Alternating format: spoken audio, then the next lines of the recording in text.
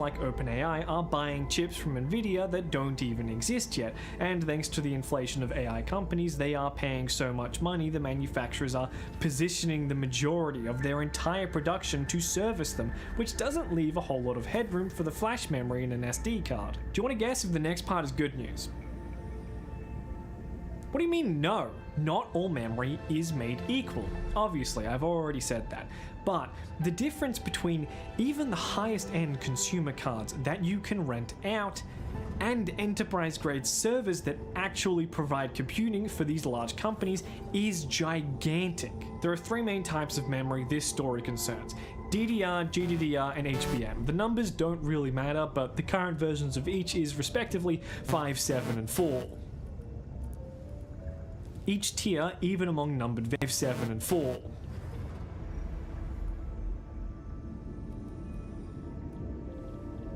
Each tier, even among numbered variants, has a higher standard than the rest, specific rates of data transfer it needs to reach. Again, the numbers don't matter, here are some of them. See? Completely pointless. I've just wasted your don't look at how long the video is. DDR and GDDR are, as you probably guessed with your advanced pattern recognition, very similar. What a good they you are. They're not interchangeable, there's a lot of specific things that make them different, but for the purposes of manufacturing they're mostly the same, except GDDR memory has to be a lot faster, more resistant to heat, and is more expensive. Both forms of memory that fail specification are subject to binning, which for some reason is the term used when you don't throw it in the bin. If a chip fails to function at its intended speed, it can be reused at a lower specification where it will function completely fine.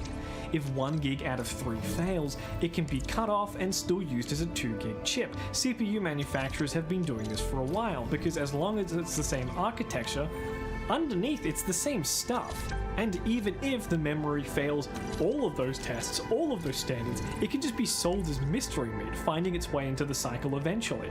This is not going to surprise you. HBM4 memory is both required by the AI sector and equivalent to the original sin. Instead of manufacturing each individual chip and combining it on a PCB, each layer of the memory wafer is stacked on top of each other, linked, and instead of a traditional PCB, there's a kind of brain that, you probably guessed, is also made out of silicon and doesn't even store memory. So this is already a less efficient use of the material. Each wafer uses more silicon to make the same size die than the types I previously mentioned, while also being full of holes. It's on purpose, I don't have time, which requires more surface area to achieve the same memory capacity, while also being more prone to failure. And I can't believe I'm saying this, if one of the 16 layers fails, it's landfill. There are hopes that one day HBM4 memory will be binned like regular RAM, but okay, that isn't what's happening. The numbers vary, but there are reported projections that place up to 70% of high-end memory into this specific supply chain. I love the optimism, guys, but how about you figure it out first? This has seen a dramatic increase in memory prices, and it should be pointed out the manufacturers are just getting started. The reason there is even memory left for consumers is because they currently don't have the capacity to produce HBM memory at the scale they want. So this is only going to get worse. If you use no technology and you are imagining this video instead of watching it on a computer, you're probably fine. Everyone else, I'm very sorry. There are justifications against this being a bubble. Many suck to the point where I just have to talk about them in the second channel video because I cannot justify another 5 to 10 minutes rambling about nothing. The best actual argument I have seen is that AI will enable entirely new processes, and that is true. However, it's a little concerning that we don't really know what those will be, and we don't know if they'll even be profitable. Most of the arguments from tech CEOs lean more towards hand-waving it like they are just so convinced that AI must exist that investing a small country's GDP into infrastructure doesn't seem to bother them. To them, this is not an insane investment because this is what it takes to deliver AI. Apparently unable to internalize that the proliferation of this garbage is not an enviable future.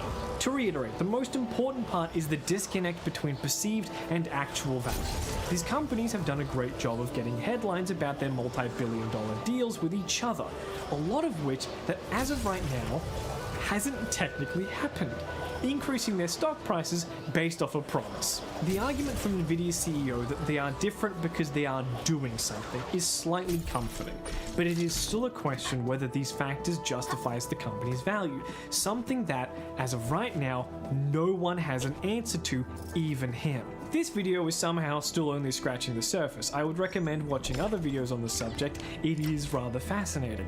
I will be discussing some of the more boring stuff on the second channel, and honestly, a lot of this is evolving so quickly, I might genuinely have to make a follow-up video in a month, but I really hope I don't, because that would mean things have gotten tangibly worse for humanity, and I really want to live. I want to make it till I'm 40.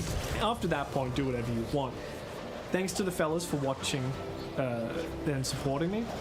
Thanks to you for getting all the way to the end. This is a very long video. I'm very sorry. The amount of times I've seen unprecedented economic stuff is very concerning. So it might be time to pay attention if you haven't so far. I know that I am. Thank you for watching. Goodbye. See you later. See you in however many weeks. Bye.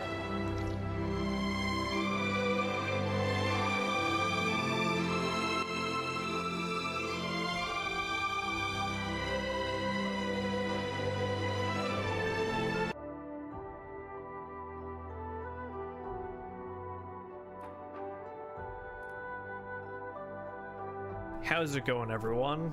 Welcome back to another awful time in our lives, in case it couldn't get worse. First point, second channel video. I don't want anyone to misconstrue the original video as some kind of financial advice or any kind of something to make you invest a certain way or do something with your money. It is everything I said in it is my genuinely held belief, and I think the evidence speaks for itself, but I see no reason to I'm not hoisting a banner or leading a movement or a charge or something. I'm sure everyone knows that, and I think I made my point clear, but just in case it wasn't obvious, the video was supposed to at one point have more of a finite ending, or more of a definitive one, where I would collate the opinions of economists and financial analysts, and pretty much the moment I started doing that for research, I realized that it wouldn't really work that way. Many economists are insular, is the best way I can put it. Financial analysts too, I don't want to leave them out. They will say things that is like not true, but is if they were speaking to another economist. Like, they will say things like, okay, so this came up with when I was researching how like what the definition of a bubble would be, what I would use the definition as for my video, and obviously I'm going to defer to an economist. They are smarter. However, unfortunately, most of their statements end up being directed at other economists. So it's not... They'll say things like, a bubble is a market being... like, investments being speculative. And that was the phrase that they used. But speculative is not a great term because it describes the entire stock market. People don't really invest in things they genuinely believe in. They invest in companies that they think will produce the most returns or have the highest valuation. So it's not like that kind of thing. When you're talking to a layman, that phrase doesn't make any sense. However, if an economist or a financial analyst reads that, it makes sense to them because a blue chip stock isn't speculative to them. It is like a surefire thing. They are talking about speculative in terms of the market itself, and I could describe it that way, but it would take a very long time, and it's context that I don't think it would drag a little bit in the video. So there's a lot of stuff like that where I would love to quote an economist, but there's so much context I need to give that it kind of makes it a little pointless. Beyond that, economists can just be wrong or prejudiced. It's something that is very obvious when I say it out loud, but it flew by me when I was researching this. I completely forgot that an economist can just get things wrong on purpose or by accident. So there was an anti-bubble argument that I had read, and I was going to kind of use it, maybe at least mention it slightly, and then the more I read about it and the more I decoded it and researched this guy's opinions and all that kind of stuff, I went from, ooh, maybe this is just not using all of the relevant data points, to I'm not entirely convinced he's being like genuine. I think that this guy might actually be lying for his own personal profit, so I can't really use it at all. But the gist of it was, he had his own graph based off data that is relevant, but it was essentially just the data we use currently, except specific to like company executives. So it was really just measuring whether or not people thought the market was bearish or bullish, except instead of measuring the entire population, it was just corporate executives. This isn't that bad of a metric, but the way that he was using it was a little disingenuous, because it assumes that corporate executives are always going to make the right financial decisions, which, if that were true, if they were the absolute authority on what is a good investment, bubbles wouldn't happen in the first place. And they do, so, you know, maybe it's not the best one-use metric. The graph that he used, which I'm not going to show, I'm not going to slander the guy, just like for no reason really, but it had multiple peaks on the graph showing like when the bubbles were happening, and like the arrows pointed to two separate or to three separate bubbles or something, and all of the peaks were the same size because he wasn't using the metric in its intended purpose. Like, it was tracking recessions, not bubbles. That's what it was doing. It was tracking essentially how much corporate executives were like dumping their stock in reality, is what it was doing. The worst part was the metric they used only spiked after the bubble popped. Like, it was in March and April of 2000, which isn't a good metric for if this is a bubble currently, because we know that it hasn't popped yet. That's very obvious. We just want to know when or if it will pop, and the metric that this person was using didn't do that. So, like, it looked very presentable, and I could maybe convince you that it is a well-researched argument, but I can't put it in my video in good faith because I'm not entirely convinced that it isn't just a lie. This person is also like very pro-trillionaire or pro-billionaire based off the fact that, like, hey, you know, the market keeps going up and there's a lot of people on the planet. Who's to say who gets all this money? Like, that was essentially the argument. I don't really like this person, and I'm not going to put their stuff in my video. But, like, just to remind you, you should listen to people that are, like, actually accredited, but you should always keep it in the back of your mind that sometimes they're just wrong. Like, it just happens sometimes. Weirdly enough, since I started making this video, this was supposed to be a video that like had legs for like a month or something as things kept happening. I wasn't expecting those things to happen while I was making it. Like, there's an article here on 404 on February the 5th talking about how vibe coding is like killing open source software. And very recently there was an argument in like the Git pull requests for FFmpeg, which is a very important piece of software. It has to do with video decoding and transcoding. My entire job is based upon it. And there was an argument based off an AMD developer, like a, you know, pretty important dude, just like maybe vibe coding some stuff, and it's not the best quality code, which is important because FFmpeg is extremely useful, and I don't think anyone wants it to be less stable.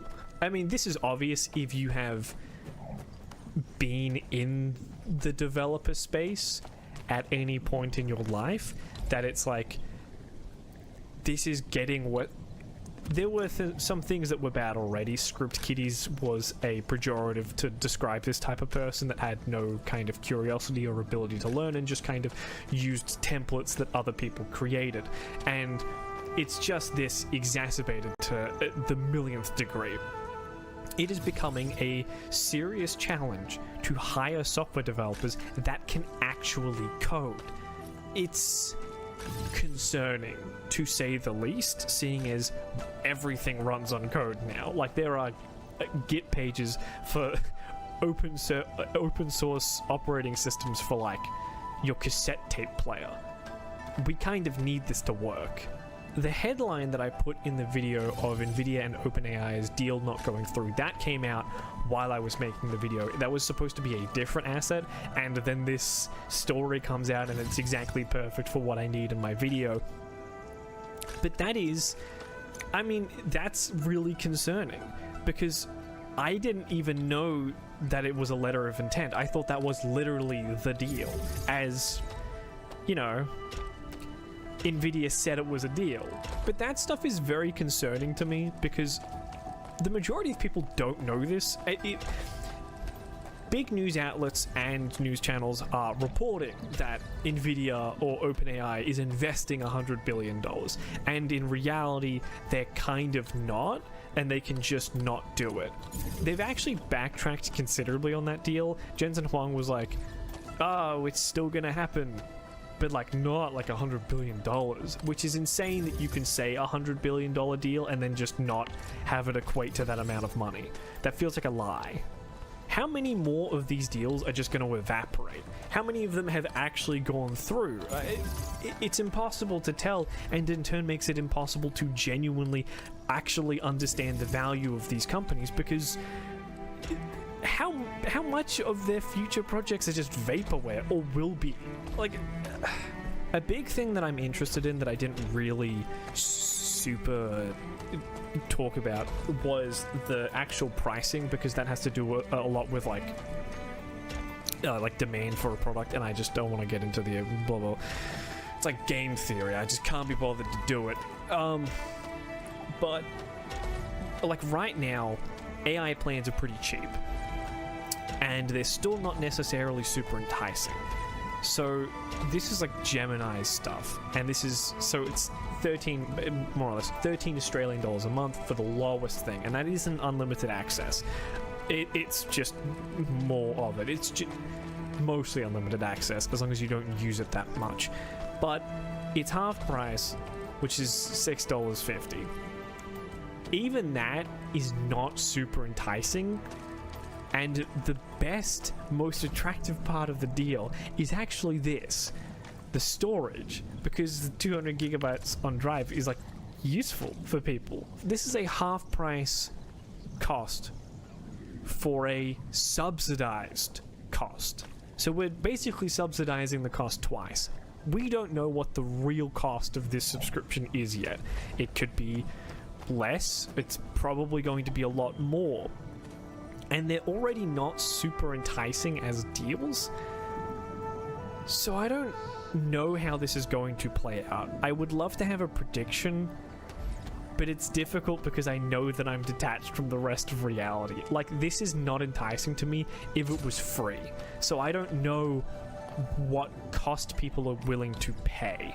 There are articles that say Gemini has 750 million active users, and that is a questionable metric because Gemini is inserted onto phones now. Like, it is the assistant that shows up, and does that count as usage? This whole thing has been going around in circles for years, not in AI, in every single field. Apple or Microsoft will say, oh god, Microsoft especially, Teams or Microsoft Office or whatever has 350 billion trillion users every single day, when in reality Teams starts up no matter what you do on your computer. It'll just show up no matter what. Or you'll open up Adobe Creative Cloud and then open up Premiere Pro, and then they can say that their suite or their creative suite or whatever the hell has this many million users. It's just a lie. Like, it's you opened the app for half a second, which could mean something else, and so that's what it is. The thing that really annoys me in all of this is the fact that none of this really matters to the companies. Like, they don't need this kind of equipment, or they don't need this kind of stuff. The only people that do is like us. I actually had an issue with my graphics card, which I mentioned in the last video, and that was very concerning because if it was broken, I don't want to pay that. I don't want to pay like more money than I paid for this card to get what is, by the standards now, worse. Like, that kind of stuff has knock-on effects. Luckily, computer hardware doesn't break that quickly, so we should be fine. Maybe? As long as we don't get hit by EMPs or something. That stuff is okay, but the idea that we essentially have to sacrifice the next 3-5 years, maybe more, of updates and progress in the consumer market because these guys are just like fiddling with their toys is extremely annoying. What? By whose right do they get to do this? It is insane. Nvidia is actively leaving behind the consumers that propped up their company to begin with. They're already rumored to have cancelled or at least pushed back the next generation of video cards, and AMD is, for some reason, despite having a gigantic opening in the market, doing the exact same thing but worse. Instead of playing to consumers, they are talking about AI systems and what they'll do to further their investment growth and stuff. Like, we may as well not even exist. It's extremely annoying. I'm not sure if you can see this, but I am exhausted. I have not slept, and I'm pretty sure I have a fractured nose. So I'm going to close off the video. But not before I steal something from Hank Green. I'm going to do connections to make myself look extremely stupid because I'm very worried that sometimes you take my word as gospel. I don't know what any of this is. Sometimes they do this where there's like, it'll be like, lingo from Southern Texas. And it's like, I live in Melbourne, dude. I don't know what any of that is. A royalty bonus, advance, and fee are all payments. Straws, loom, needle, and yarn? Is that for... Okay. It's already over. Scissors. I'll never make it. Oh, these are all types of blue jays with their letters scrambled. I hate this stupid game.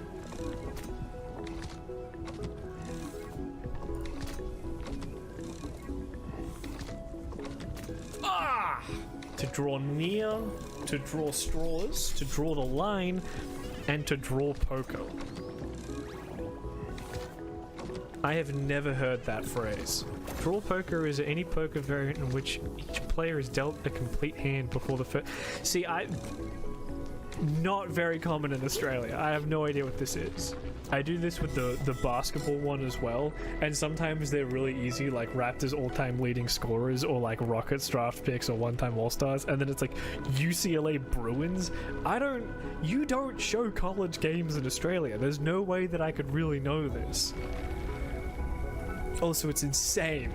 It's insane to put Kareem in that. He's like 1,000. Whatever. Alright, I'll see you guys later.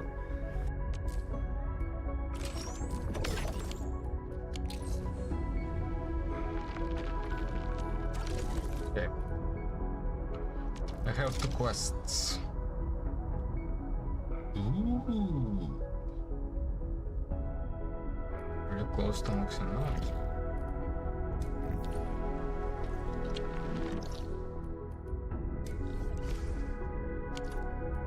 Okay, let's go there.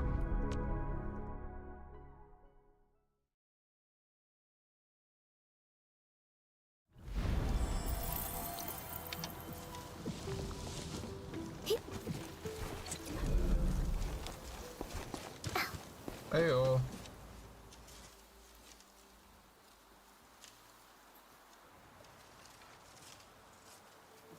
Ha! Shut the trap of yours, kiddo! Come at me with all your cronies! Nobody's getting past me today! Please, sir, cease this nonsense and kindly step out of the way. Oh? Little squirt is trying to fight me. Would you look at that? The Wulingers are stomping all over us again!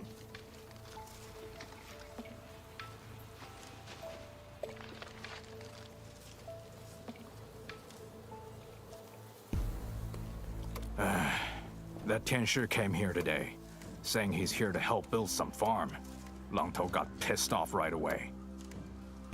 But Tong Tong agreed to let us clean and organize this place. Did you change your minds? Hey, we always honor our words, but Enfield is Enfield. Wuling is another matter entirely. You earned our trust, but they don't deserve nothing. Hey, you there! Trying to start a fight here? This is not a joke!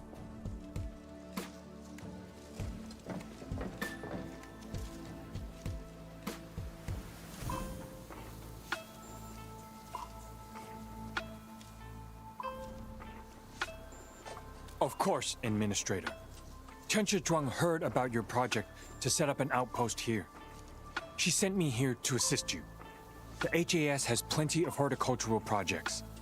She hopes that a few of them could be carried out in the farm complex. Good people.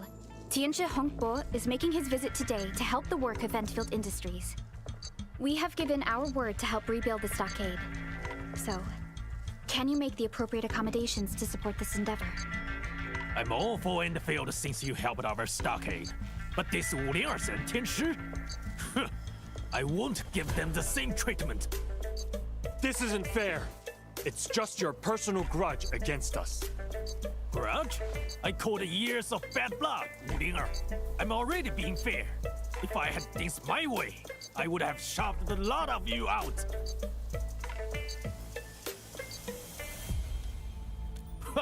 Nobody asked for no Tianshi. They didn't bother to show during the disaster or splatter attacks. But once you did your thing, they started arriving in droves. They're stealing your show and credit. This blighted their very show and on my watch.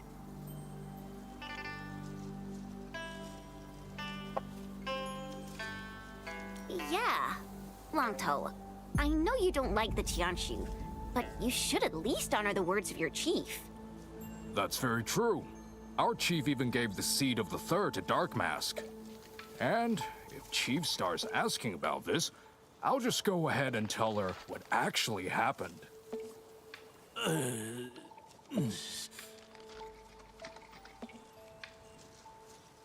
Consensus? No! This entire setup is gonna be building our stockade. You'll play by our books. Fine, He Lao. Since Dark Mask wants to protect that Tianshi, then they better beat the 3 super dares! Beat the 3 super dares? The wave really got into your head. A challenge for those who wants the entire stockade, to support them for major undertakings. It is a part of the stockade code, but we haven't used it for quite a while. Because we have absolute faith in the stockade fam. What say you, Dark Mask and Dog Nerd? Are you up to the 3 super dares? Dark Nerd? Sheesh. Fine. Bring them on. I'll take a look at your tricks. Good. Your kind finally grew a spine. We'll see what you are truly made of at the stockade. My 3 super dares are trails of strength, agility, and skills. We'll face them one at a time. All right, Dog Nerd. I suppose you know how to arm wrestle. Show me what your self-defense pushing pose can do. What? Me? Arm wrestle? What? You scared, Dog Nerd? Go on, use your flashy tricks. Consider me lost if I budge an inch. Arm wrestling it shall be. I'm not afraid.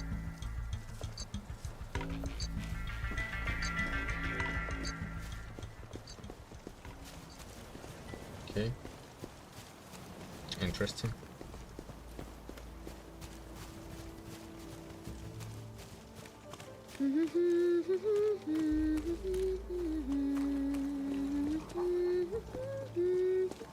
Oh, I will try it now.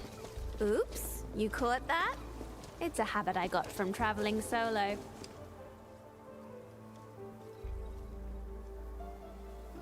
Ready, boys?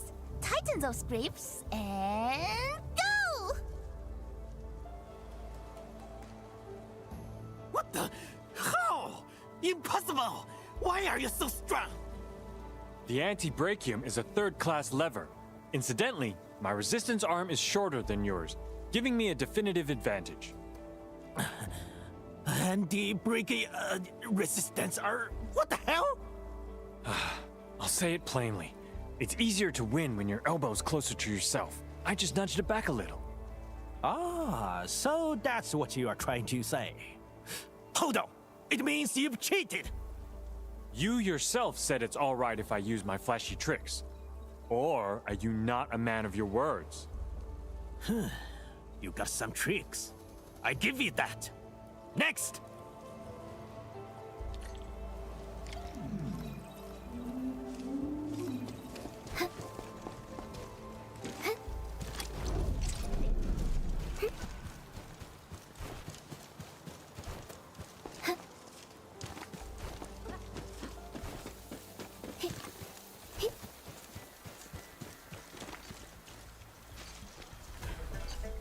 This is the trail of agility, Dark Mask. You start here.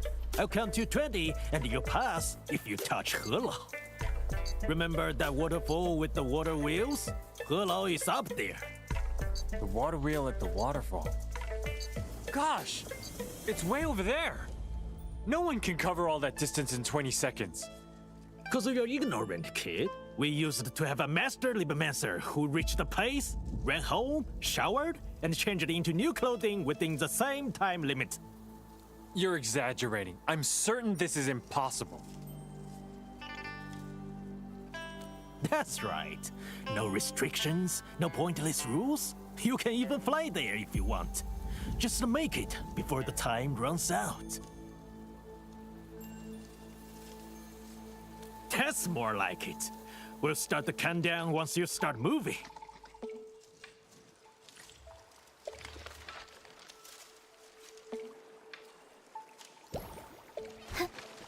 The side 20 seconds.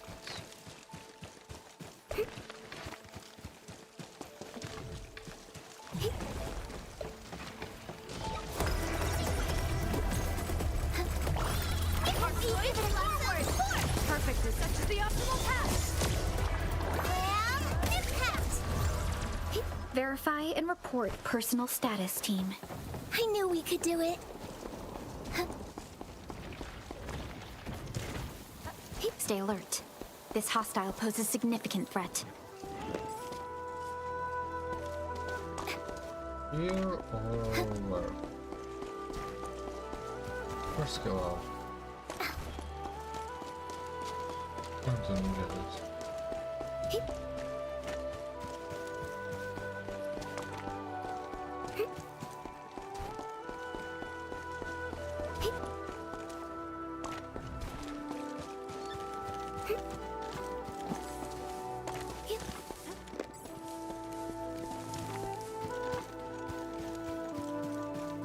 No pointless rules.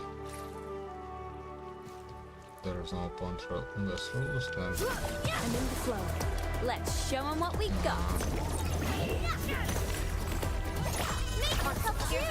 I shall sweep the rest. I spot an opening.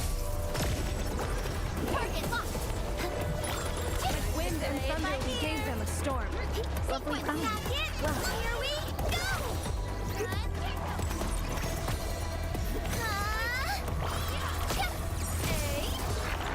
To serenity they shall return.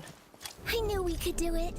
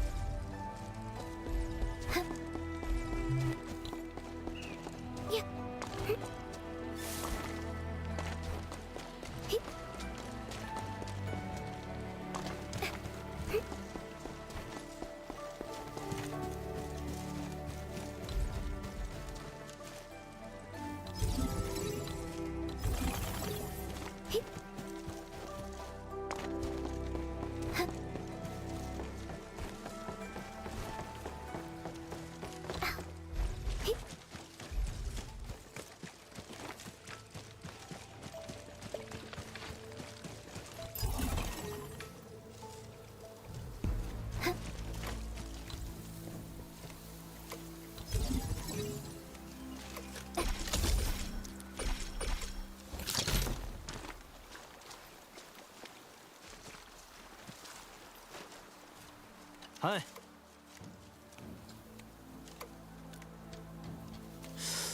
Oh.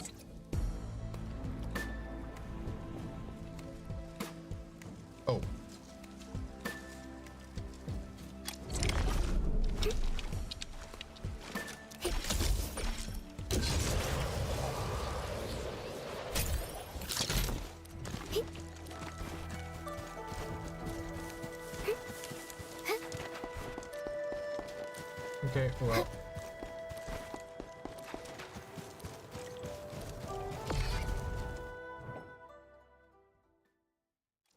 Oh, we failed again? Oh, wait! I got an idea. He never said we gotta run or jump. Why don't we zip line our way across? That's my plan.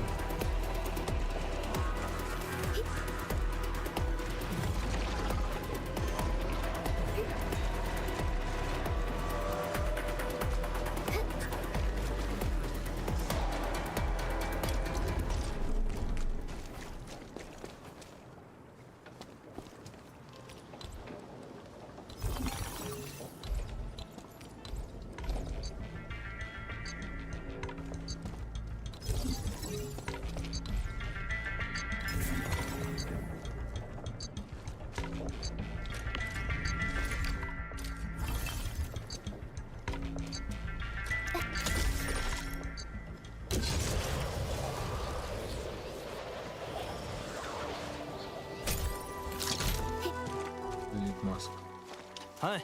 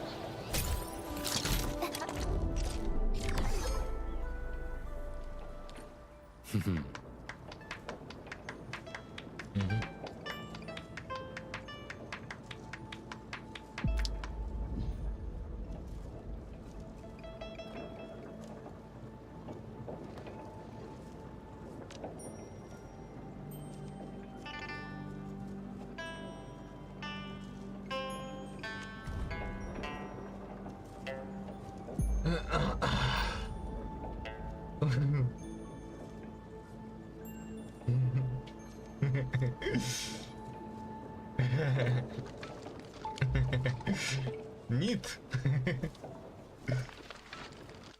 All right, sir. We got 2 victories in our pocket. Convinced now? What? Curses! I got some prep work to do. Just you wait!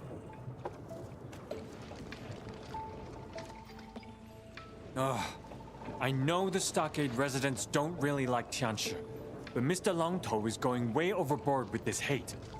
Edmund, maybe we should just start our work. He's not around to stop us anyway.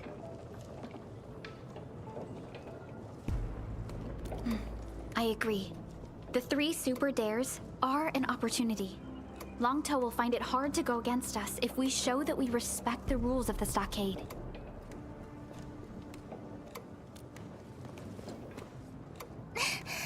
People, we got a chance! A big fat opportunity! Which What's one? happening? What opportunity? Follow me! This is our one chance to truly get Longtou convinced! Okay.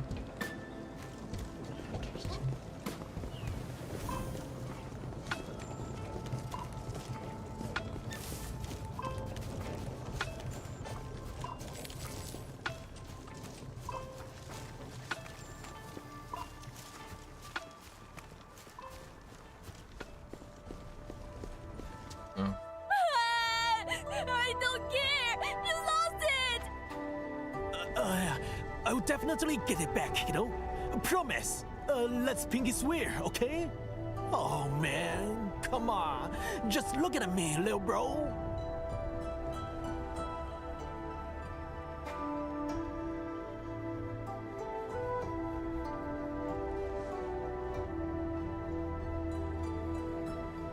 Langtou borrowed Bobo's kite, but got too hasty and snapped the string. Is this kite part of his weird super dares? Speaking of which, Bobo was really brave to let that angry dude play with his stuff. The kid frequents this place and often sneaks into the stockade to play with the others. Nothing much we can do, you know. We don't bully kids. And break it.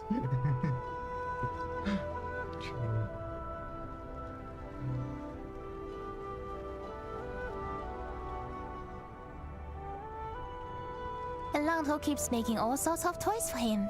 Maybe that's why Bobo agreed to let him play with the kite. Is that so? Huh. I never expected Langtou to be popular with children. Let me see where that kite floated off to. Oh, it's right there. Oh dear, this won't be easy. Surrounded by a marsh of blight. Someone needs to grow a pair of wings to grab that kite. Come on, boy. Stop crying already. I'll make something that can fly on its own. What do you say? No! I want my kite back! Okay, little bro. We'll get you that kite. Be a good boy. Let's try to take a deep breath.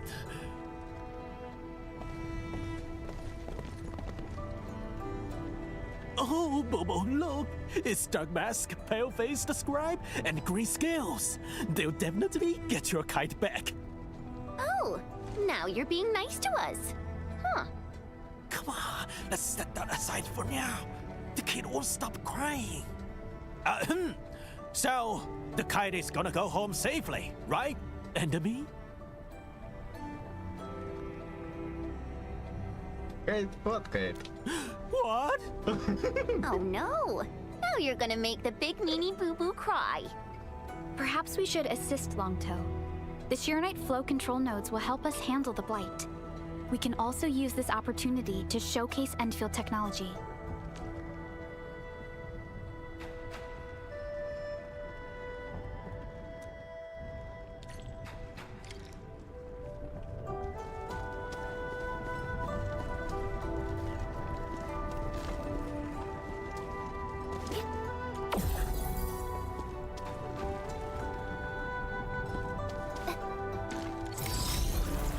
The air is dry, and the skies look good. I shall rest well tonight.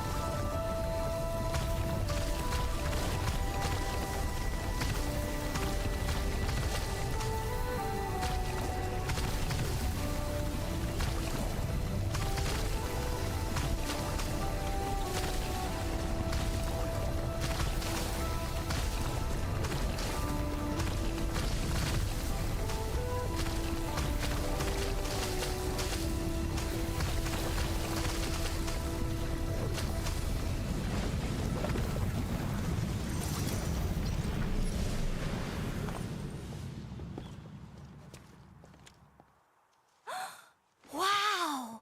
It's my kite! My kite is back! Yay! What do you think? Passed your trial of skills? No, of course not. That wasn't part of the Super Deers. I haven't told you about the challenge. You've made enough trouble already, bro. They defeated the Splatters and got rid of the Blight.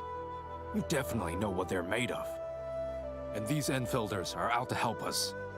I can't believe you're acting like a stiff-necked nuisance. You don't throw our friends in a cold shower like this.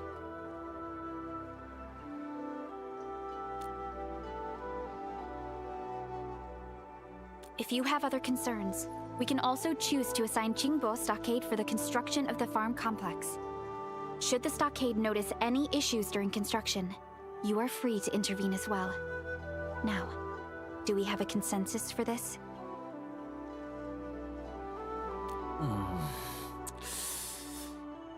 Come on, old boy, say something.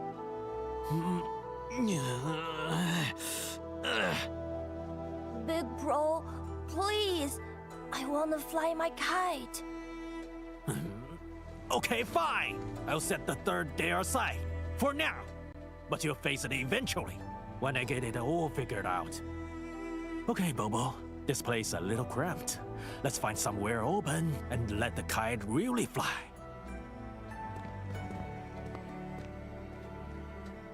I thought I had everything prepared before coming here.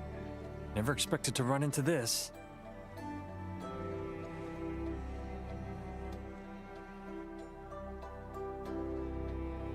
Let them bring it on, just like you said. Meanwhile, I'll try to get on Bubba's friendly side, in case all else fails.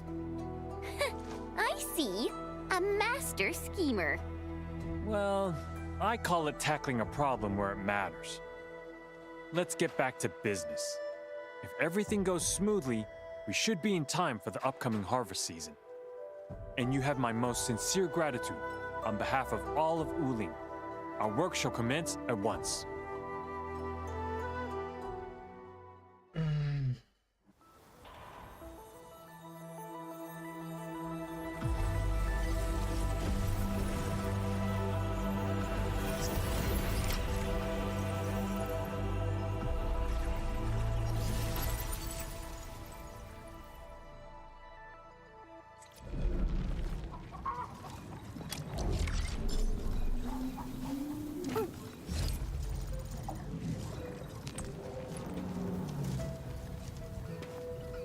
Hey.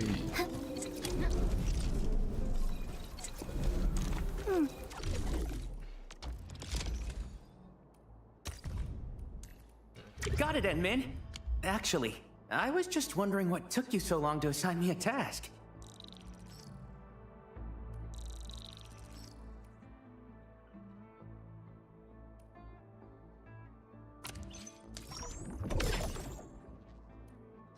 Oh. Level 2, currently max. Short on people here too.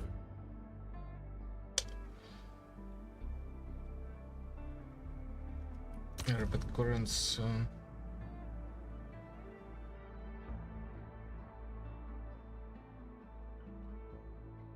Prosperity. Yeah, I don't need to change it anymore.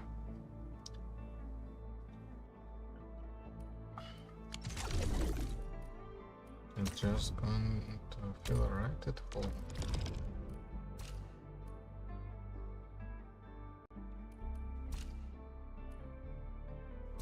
Day 16 hours before ending. Oh god. It's really unfortunate.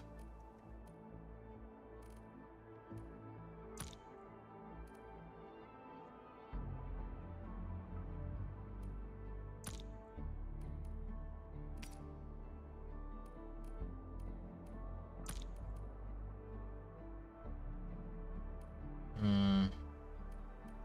16k not enough. 15k definitely not enough.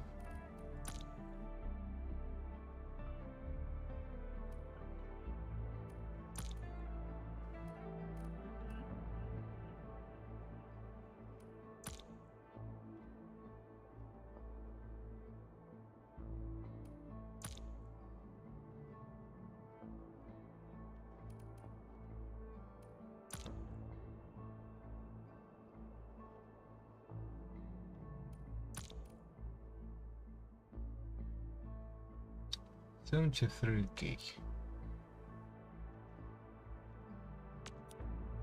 Hmm.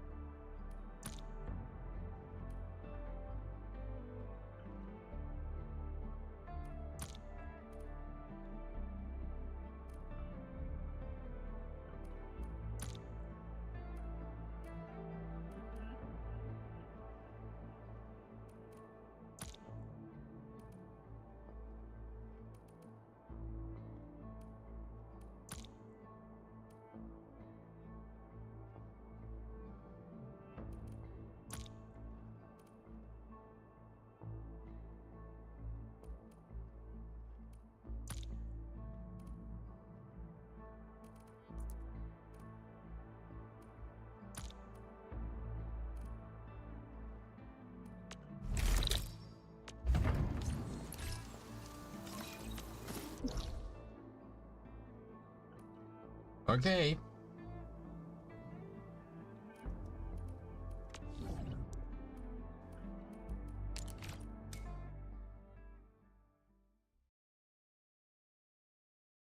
I don't know how you Did you hear what he said like yesterday or a couple days ago? He was talking about the Revolutionary War. He's like, one of the reasons why we lost the Revolutionary War, one of the problems with the Revolutionary War was they didn't have enough airports. Yeah. Have you seen that? I saw. Like what? Like, pull him. If you had any other job and you were talking like that, yeah, they would go, "Hey, you're done." Was this the video you're talking about? The same stable genius who said the biggest problem we had in the Revolutionary War is we didn't have enough airports. That's it. Whoa. What? Just for the record. Is that fake? It's not fake, but he was referencing Trump saying that. Here's what Trump's saying in 2019. Oh. Our army manned the air. It ran the ramparts. It took over the airports. It did everything it had to do. Oh, okay. Yeah. So he fucked up. Yeah, he did. But I feel like that's you can tell too. It sounds like a little different. He's like, you could tell he like messed up his words, but yeah, he was. I don't know. Took over the airports. Well, that's the thing about media these days. It's like you gotta look into it. I don't think it matters much if Biden accidentally mentioned non-existent airports in the Revolutionary War. Luckily, it's a made-up tale. It's a total fabrication. But I also don't think it's a big deal if Trump did that, which he did. Joe Rogan claims to be on the left, but somehow, even after finding out that he falsely attributed a Trump gaffe to Biden, he continues to riff on this idea that Biden is uniquely incompetent and unfit to serve. I mean, that's probably the most coherent thing Biden's ever fucked up. I mean, it's unfortunate because the guy's older and he really shouldn't be in that position. Right. I mean, if he was your dad, you would feel terrible. You'd be like, Dad, you gotta stop. These are the strangest times. Yeah. There's a guy named Terrence McKenna. Literally, he called what's happening. The level of contradiction is going to rise excruciatingly. It's not enough to say it's nuts. You have to explain why it's so nuts. However, that one gaffe doesn't prove anything.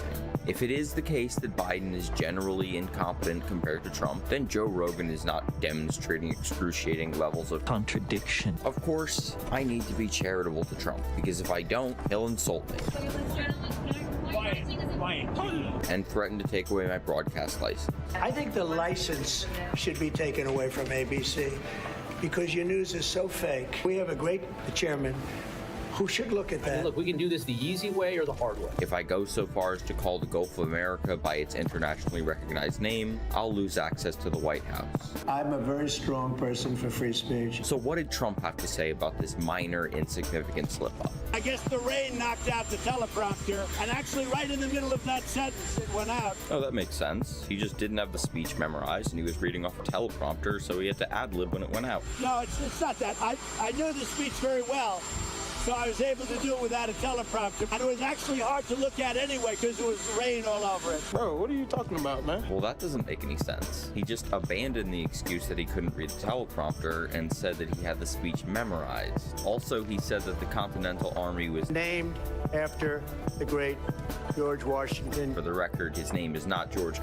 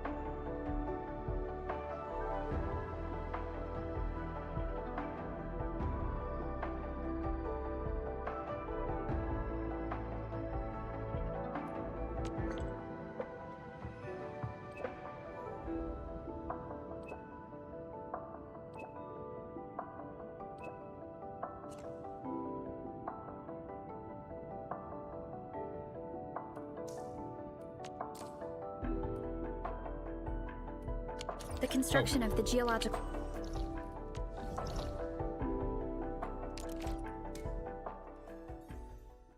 presidential Washington. He was also talking about the Battle of Yorktown. Cornwallis is not of Yorktown. He was a British general. Yorktown is in Virginia. I gotta stop saying these true things, though. Giving negative coverage to Trump makes me fake news. When you're 97% negative to Trump, and then Trump wins the election in a landslide, that means obviously your news is not credible. Let's prove that Biden was a walking corpse who had no idea what he was doing. He had bad balance, he was always stumbling on stairs and falling over, and Sleepy Joe's been falling asleep at public events since he was vice president. It seemed like he would just get lost and wander off sometimes, and he always seemed like such a creepy old man, the way he was so handsy with little girls and smelled their hair. And who wants to hug Hillary Clinton for this long? Worst of all, by the end of his term, sometimes he couldn't even get out a coherent point. Making sure that we're able to make every single solitary person eligible for what I've been able to do with the COVID. Excuse me, with dealing with everything we have to do with. Look, if we finally beat Medicare. Thank you, President Biden. Now, I'm sure some wokey, unemployed chud would say, but all those things apply to Trump. He fell on Air Force One too, and he's been falling asleep at public events, and he's even creepier around young girls. And I'm allowed to go in because I'm the owner of the pageant, and therefore I'm inspecting it. Is everyone okay? You know, they're standing there with no clue. Is everybody okay? And you see these incredible looking women, and so I sort of get away with things like that. But come on. In the great words of Trump asking Georgia to find the exact number of votes he would need to win the election in 2020 in that state. Give me a break. This is just whataboutism. Any honest person would have admitted that Biden was just too old, but all the Democrats refuse to admit it because they're in a cult. Hold up. Wait. I think I might be actually misremembering. Didn't nearly all the alternative and mainstream left-wing media figures criticize Biden's debate performance? You're gonna put on a guy who can't even talk! Who can't even sit there and look normal. New York Times op-ed page. There's a bunch of people who are saying it's time for him to go. President Biden is my friend. He must bow out of the race. Biden cannot go on like this. Top Democrats on Biden's debate. Bad to worse. Emperor has no clothes. This cannot be real life. If he could prove he wasn't too old, I think Biden would beat Trump. He didn't prove that the other night. In fact, he failed. A president who they do not necessarily believe can do this for another 4 years. He is markedly worse today than he was 4 years ago. Party strategists, elected officials, fundraisers. And they were having conversations about the president's performance, which they think was dismal. Should we go to the White House and ask the president to step aside? Should prominent Democrats go public? Didn't a bunch of Democratic lawmakers, including Obama, tell him to drop out? And then didn't he drop out? I know that clip compilation I made was irrefutable proof that Biden was too old to be president and Trump was the better candidate, but if Biden dropped out, that's not even a factor anymore.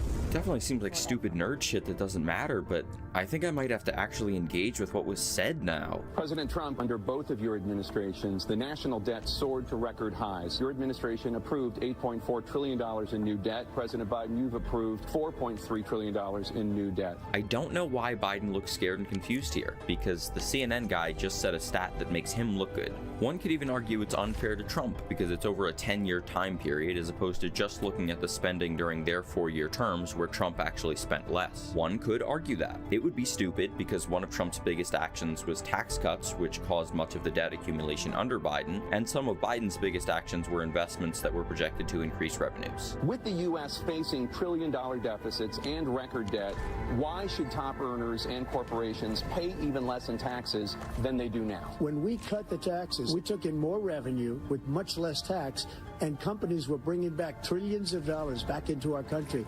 The country was going like never before. Oh, I've seen this one before. When I sign this bill into law, America will have the lowest marginal tax rates. It encourages risk-taking, innovation, and that old American spirit of enterprise. We'll be refueling the American growth economy. It's kind of counterintuitive, but I mean, that makes sense. This Reagan guy's really smart. If you just always increase taxes, that's not always going to increase revenue. I can't believe nobody thought of this before, because we have thought of this before. It's called a Laffer curve. People have been writing about and studying it for hundreds of years. I'm not an economist or historian, and economic policy is incredibly complicated, so I really don't feel comfortable giving you an oversimplified narrative about it, but I guess I have to, because slowly going through studies is not going to be as convincing as these celebrities talking with absolute conviction. Nothing bad can happen, it can only good happen. If you charge 10% tax on rich people, they like it, but you don't make enough money to fund important stuff. If you charge 90% tax on rich people,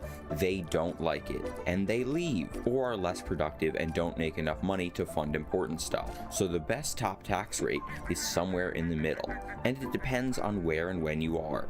During World War II, the top tax rate was 94%, but in 1964 it was cut to around 70%, and the rich people grumbled and lobbied and found loopholes like they always do. But America continued to be the world's leader in wealth and innovation. Then Reagan said, "Well, no, that's much too high. It should be less than 30%. Also, I know we aren't at war right now, but low-key, wouldn't it be kind of funny if we increased the military budget by $100 billion? And the rich people cheered as the national debt and wealth inequality started rising. Believe it or not, the leading economists actually disagree with the celebrities turned politicians who are lobbied by the ultra-wealthy, and they say the ideal tax rate for the richest people in the country right now is somewhere around 50 to 70%. Trump made it slightly lower than it was, which is worse for the debt, and Biden didn't even want to raise it to the lower threshold of what would be ideal. He only wanted to increase it to what it was before Trump cut it, while leaving the cuts for low and middle income earners alone.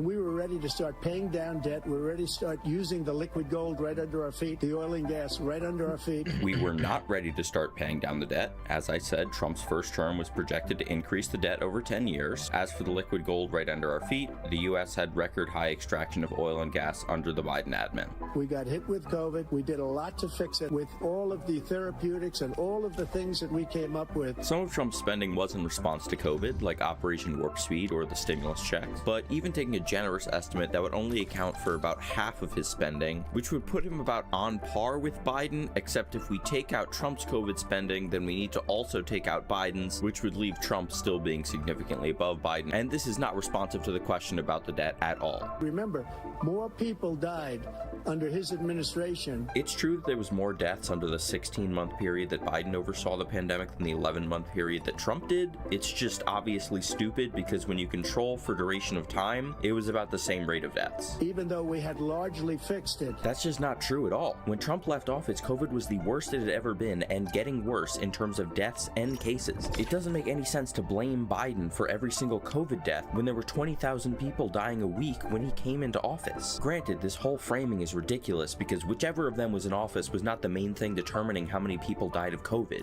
I'm only addressing it because this is apparently very relevant to the national debt and why rich people need to pay less tax. The vaccine went out. He did a mandate on the vaccine, which is the thing that people most objected to about the vaccine. All right, so Trump's attacks on Biden so far is he didn't do enough to prevent COVID deaths and he did too much to prevent COVID deaths. We're obviously not talking about the question at all anymore because it's a losing topic for Trump, but if we were still talking about the debt, I would mention that more people taking the vaccine would cause less people getting severely sick, increasing productivity and reducing the debt. As for the vaccine mandates, Trump didn't actually make a claim about a vaccine mandate being bad. He just said that people object to it. I'm not taking a stance on who, if anyone, should be required to take any particular vaccine. It is subjective value judgment dependent on many factors. I just want to establish reality. Politicians and public health officials did not say that the vaccine would be 100% effective at preventing infection or transmission, or that they would have no side effects. I have multiple family members with comorbidities, and I was paying very close attention when the vaccines were announced. On the news, Dr. Fauci and Biden made statements that I thought were somewhat vague.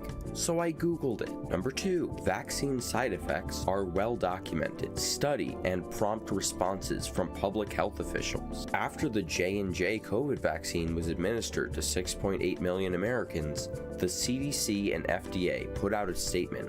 warning that it had been linked to 6 people getting severe blood clots, and 1 had died. In response, rollout of that vaccine, which was developed separately and used a different physiological mechanism than the other vaccines, was stopped. Third, and most importantly, the Pfizer and Moderna vaccines were well studied before receiving FDA emergency use authorization. They have not been shown to pose any significant risk despite ongoing scrutiny, and they were remarkably effective at reducing the rate of infection and hospitalization for the initial virus. They were much less effective at curbing the infection rate for the Delta and Omicron strains of the virus. They still reduced rates of hospitalization and deaths from those strains.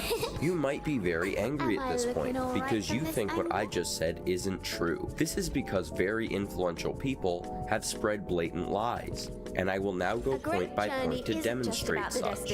I'm sorry for sounding so congested. I got sick while making this video, but I do want you to keep in mind that my ops sound like this. I think those vaccines we need to have, again, true double-blind placebo-controlled trials on that. Wow, what a pointed, specific, good faith criticism. I can't wait to hear him go into the specifics of how the trial was run and the importance of double-blind placebo-controlled trials. There's 25% of Americans who believe that they know somebody who was killed by a COVID vaccine. Oh no, we're just doing that thing again where we appeal to the fact that a lot of people believe something. We'll get back to that, but let's deal with the first one. Did we have true double-blind placebo-controlled trials? Technically no. Do we need to have those trials?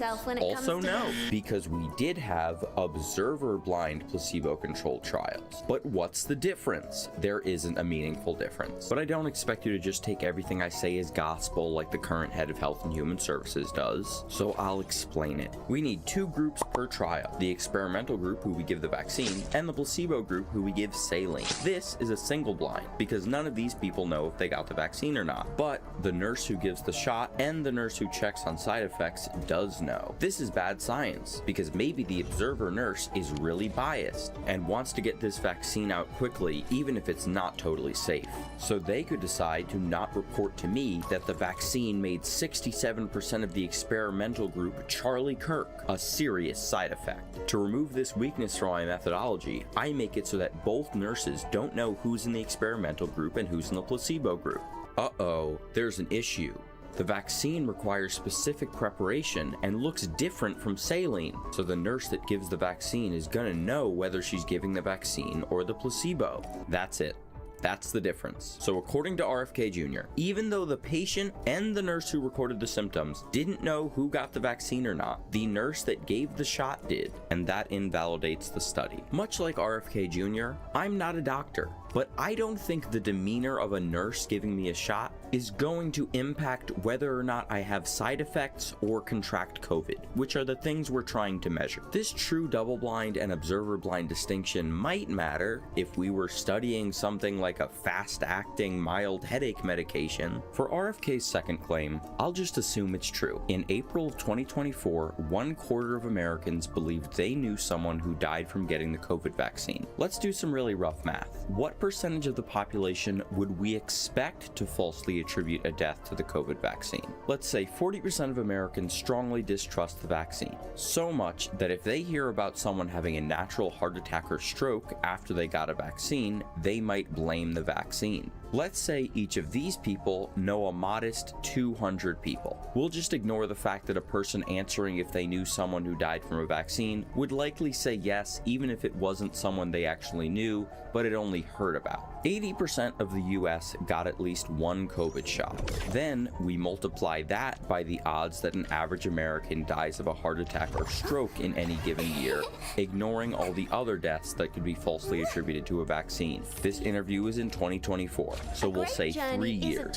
With these lowball numbers, we would expect 28.8% of Americans to falsely believe they know someone who died from a COVID vaccine, which is even higher than RFK Jr. Jr.'s 25% belief figure. But hold on a minute. The first number in our math was an estimate that 40% of Americans strongly distrust the vaccine. If it's not dangerous, then why would people even believe that? If you look at the Pfizer vaccine, there were 22,000 people in the placebo group, 22,000 people who got the actual vaccine. People who got the vaccine had a 23% higher death rate from all causes at the end of that study. I'm going to prove this is wrong, but can we just take a second to acknowledge how ridiculous this claim is at face value? He's saying that Pfizer's own data that they put out and got approved by the FDA showed that the vaccine made participants 22% more likely to die. Here's the study. It has the number of participants he said. 2 people in the vaccine group died. The fact that some of them died is not surprising.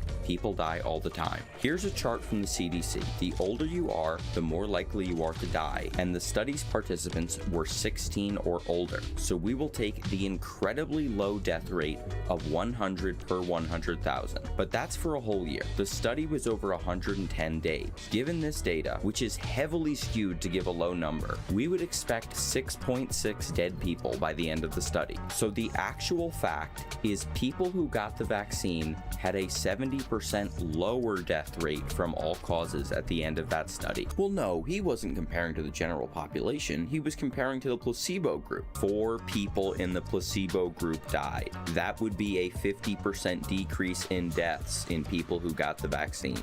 Except actually none of the deaths in the study were linked to the vaccine or COVID, and it would be incredibly stupid to be focused on all-cause mortality in a vaccine study. But the issue here is not even that he's bad at interpreting the data. He's just making up complete bullshit because most people aren't going to check what he's saying. Okay, sure, but what about myocarditis? The COVID vaccine gives people myocarditis. Myocarditis is an acute inflammation of the heart and typically lasts less than a month. It can sometimes be serious and in rare cases leads to ongoing heart issues. How does anyone find that funny? I looked to try to find the scariest, most cherry-picked data possible, and in one Hong Kong study that used active surveillance, so it would have detected a myocarditis case, even if it were so mild that the person would have recovered without even knowing they had it, they found odds of 0.037%. You, American male between the ages of 18 and 34, you are more likely to die in the next 4 months than an adolescent male in Hong Kong was to have myocarditis after the second COVID shot in this study. All of that to say, the COVID vaccine was safe and effective. Does that mean the COVID vaccine should have been mandated for the American public to reduce the strain on the healthcare system, allow schools to open quicker, prevent COVID deaths and injuries, and help the economy in debt? It wasn't though. For the vast majority of the population affected by this mandate, it wasn't actually a vaccine mandate because frequent testing was given as an option. If you worked at Walmart or Disney or Tyson and they told you Biden was making you take the vaccine, they were lying. The company was forcing you to take the vaccine. The federal government required about 8.5% of people to take the vaccine, and the vast majority of this 8.5% was healthcare workers and the military, 2 groups that were already required to get very many vaccines.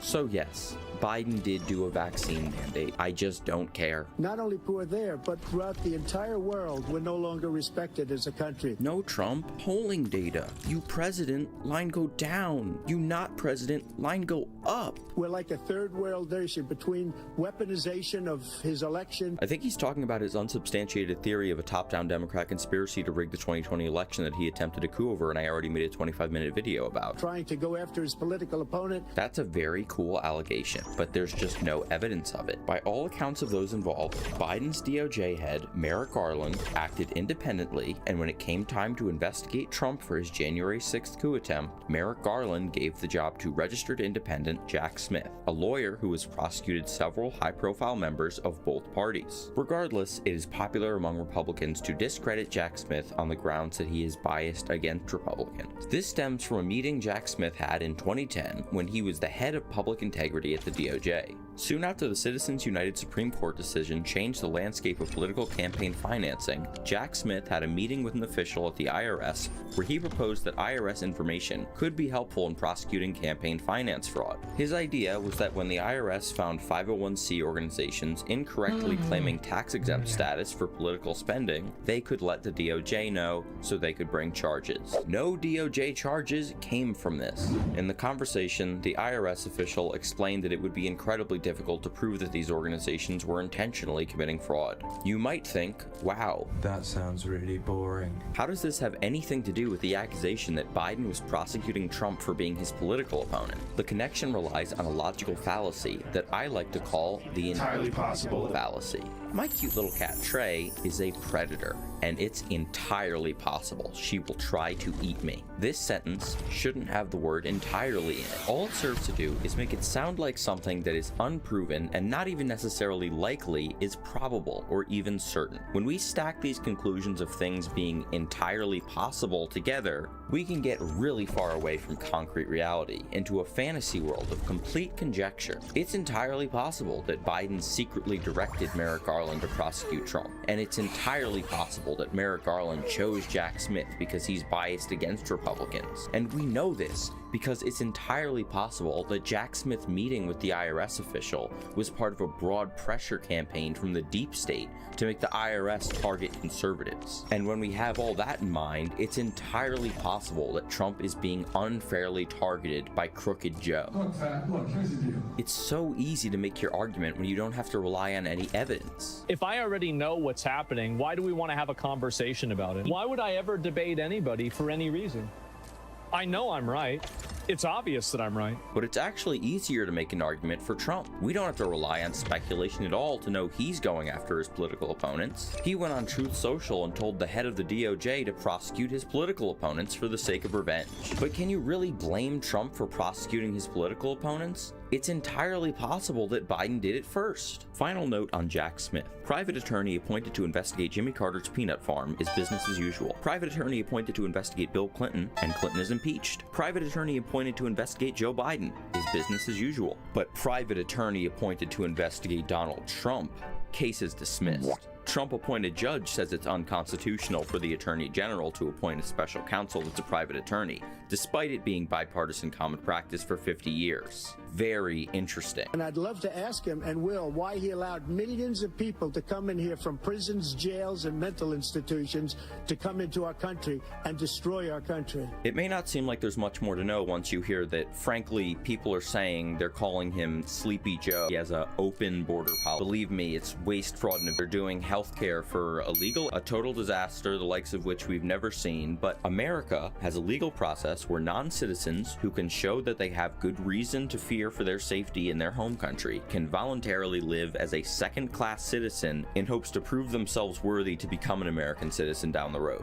These people are called asylum seekers, and even under Biden's supposed open border policy, the vast majority of applicants were denied in pre-trial, and even those that reached trial were denied more than half the time, leading to a deportation. I'm oversimplifying. The not reaching trial stat could mean that they got a marriage visa or died, but I'm not going to try and give you a bulletproof understanding of a topic when I'm countering blatant liars. If I have to, but it wasn't just a meme, create stories. Sorry, you just said that you're creating the story. What's that, Dana?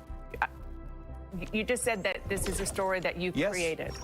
So the eating dogs and cats thing is not. We are creating, The issue is, judges can only process claims so fast. During the COVID pandemic, the Trump administration invoked Title 42 of the Public Health Service Act of 1944. This is starting to get a bit complicated, and you might not have even heard of it before, because Democrats don't care about illegal immigration and Republicans don't care about facts, but I'll try and keep it simple. When Trump first ran for president, he promised to end illegal immigration using a border wall, but a border wall doesn't solve illegal immigration, and he makes no distinction between actual illegal immigrants and legal asylum seekers. Instead of trying to make legislation to curb illegal immigration or change asylum-seeking laws, he followed the advice of Stephen Miller and used a pre-existing temporary public health measure, not actually for the sake of public health, but just as a way to keep people out without having to work with Congress. This turned the border into a revolving door of illegal immigrants who could no longer be punished for crossing the border repeatedly, and prevented actual refugees from seeking asylum. Usually, if you're found in the US after getting deported or denied asylum, we charge you with a felony, which makes people not want to do it. But because Trump invoked Title 42, border officers couldn't legally punish anyone for illegal entry. It didn't do much initially because there was a pandemic going on, but as travel ramped back up, it massively inflated the border encounters. In one case, border officers had to deport the same illegal immigrant 30 times, but because of Trump,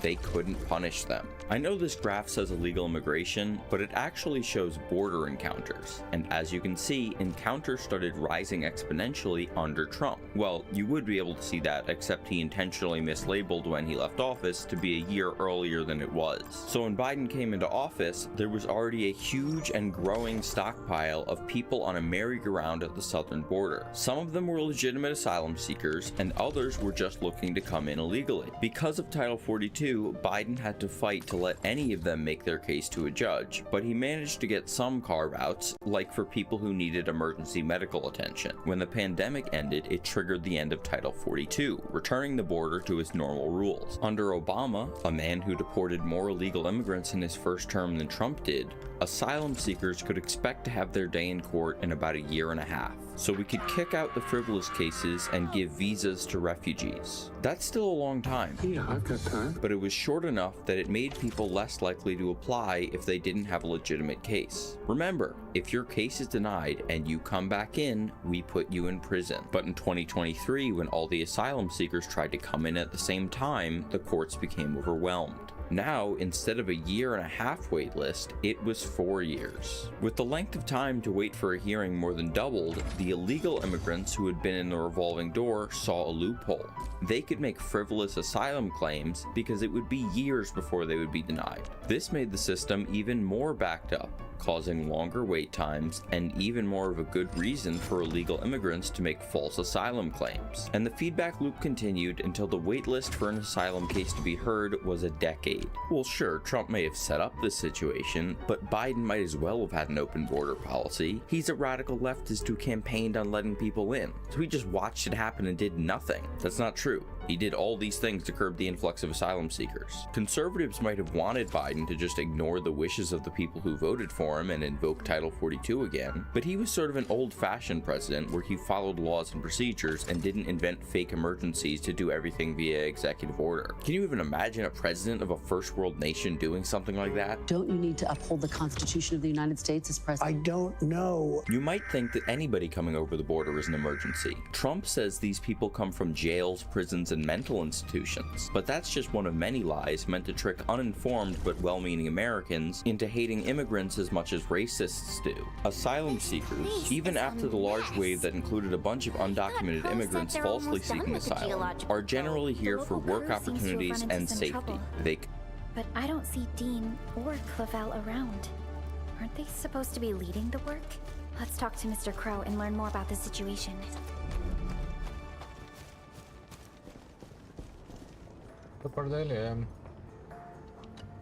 Ah, my friends from Endfield.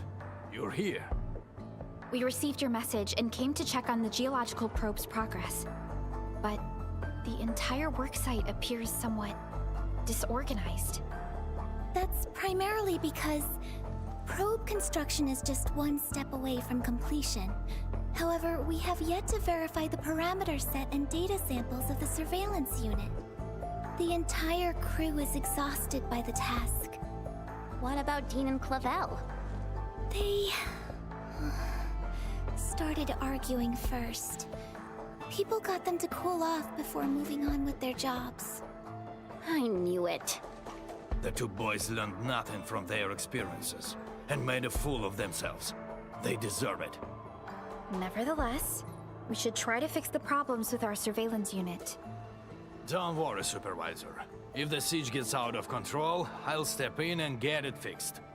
But now, I don't intend to interfere or help them out of their mess.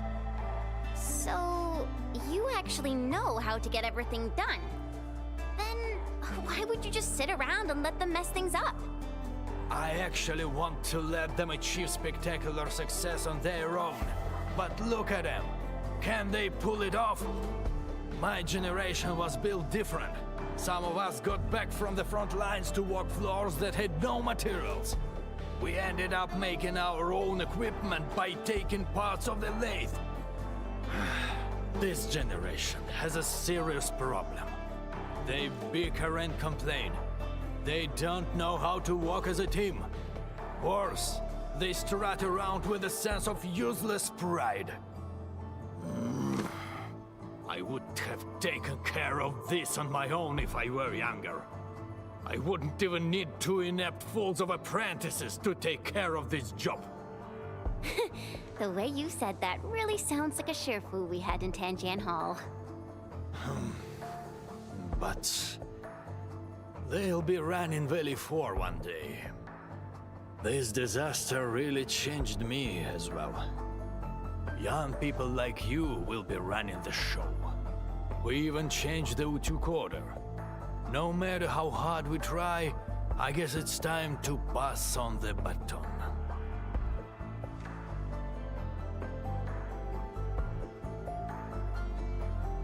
Oh, what I meant by young people doesn't include you, Enmin. You're a legend. However, the UWST needs promising youths to shoulder the burden of the United Syndicates. I hope they will appreciate all the work you've put in for them. Them? Appreciate my work? Well, just sit around. They'll be crying for help soon enough. They neglected too many details. The first activation of the probe will involve a certain degree of danger. But I didn't remind them this time. Aren't you worried about accidents? Don't worry. I won't risk this if human safety is involved. Since the admin is with us, we can afford to wait before giving them help. Let them have a taste of their mistakes and learn from it. Fine. I understand what you're trying to do.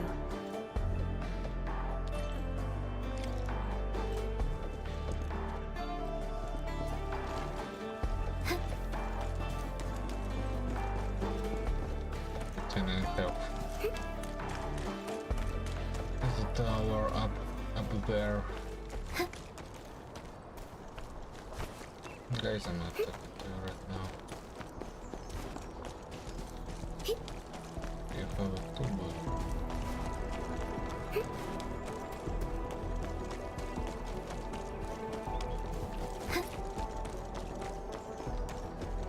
Alright, guys.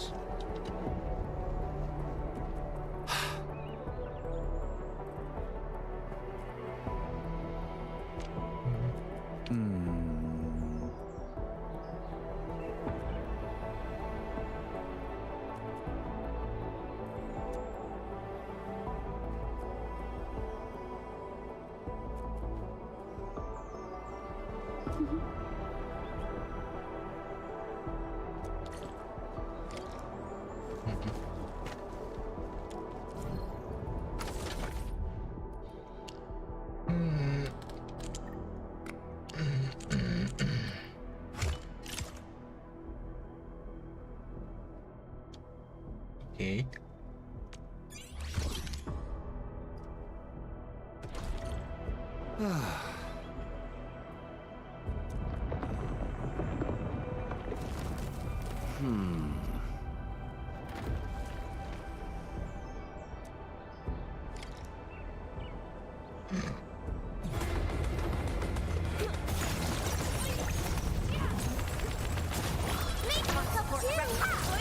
I shall sweep the rest.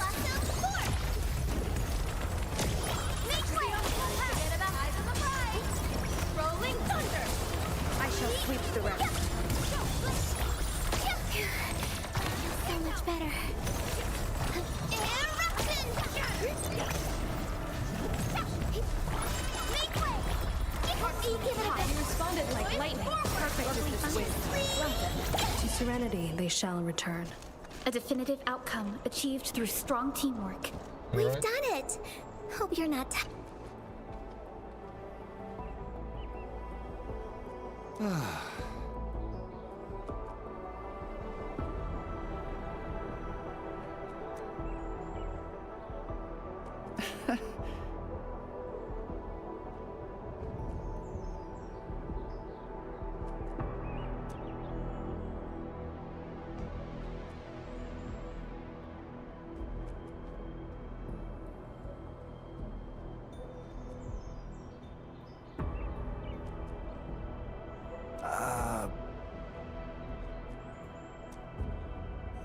I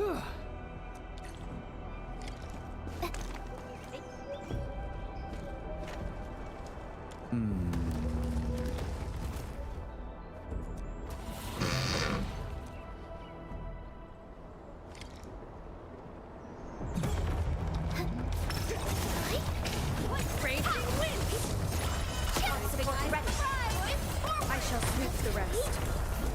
I spot an opening. Make way!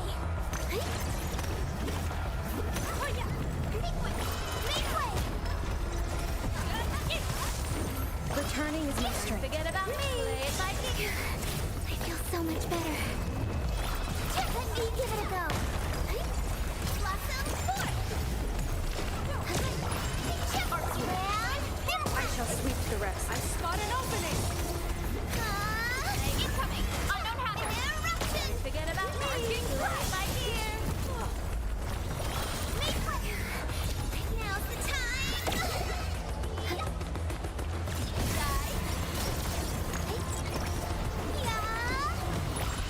I pray that the land accepts you all. Right.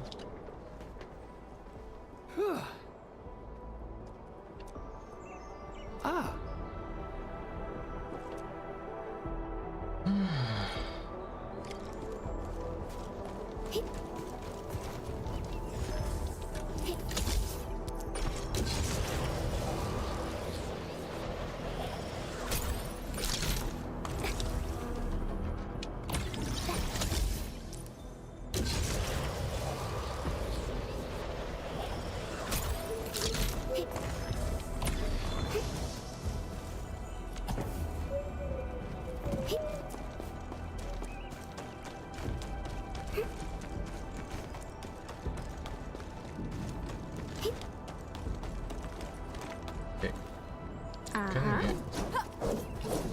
Don't blink! Not this branch is indestructible. Ah!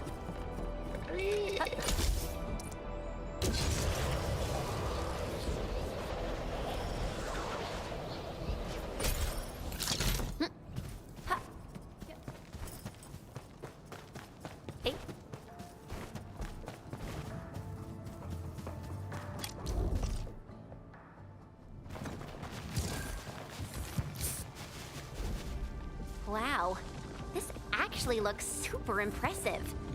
You two turned out to be pretty professional at this. We wouldn't have been in that mess if we'd had proper samples. What? You're the one who messed up the parameters. I reminded you that the testing environment of the samples might change, and I could totally fix the parameter issues on my own. And you're blaming me?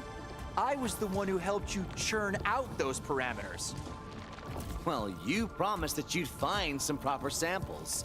In the end, it was my replacements that solved the crisis. Why are you... Hold on, what's happening?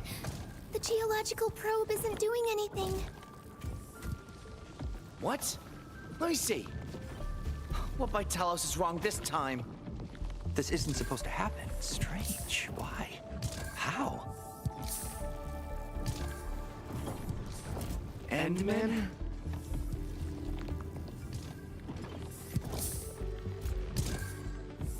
Enough! Both of you! Can't believe you're still asking others to take care of your problems! Professor Crow, it wasn't like that. Done explaining already, Dean? It's been years, and you never bothered changing that unruly personality of yours. You're always rushing straight into things without thinking about the consequences. True, you might get rewarded and things work, but the losses are just as great. Consider yourself lucky if you only take property damage, because the way you do things has a chance of inflicting serious injuries. You can't bear the losses. No one can. You gotta learn how to smash the brakes before you actually hurt somebody. You're right, Professor. And you, don't just stand there and go. I'm sorry. There are times when Dean is actually right. You gotta take a bold step forward in scientific research. You can't make a progress by dancing around in circles. No one can predict what we'll be looking at in the future, and no one can solve everything with the same old ways. Be cautious when you need it, but when you need to be bold, do not hesitate. Windows of opportunity can disappear in an instant. I've learned my lesson. I appointed the two of you to lead the geological probe construction project because I want you to help each other out. You two should be covering for each other's deficiencies. Alone, you might slip, but together, you should be able to figure it out. I thought you learned something from the disaster, but what did I see? Boys who won't stop bickering, who go running off to the Endfield for help.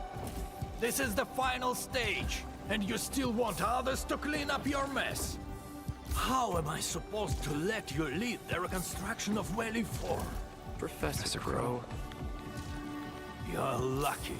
You still got me and the admin around to sort out your bloodied mistakes. But what about next time? If you run into another disaster of the scale, who are you going to turn to? I've submitted applications to assign you to the Originium power plant. You'll be taking over my job and that of old Daniels. No one will be around to help you, and you won't be getting any lessons from anyone. Wait! Professor Crow!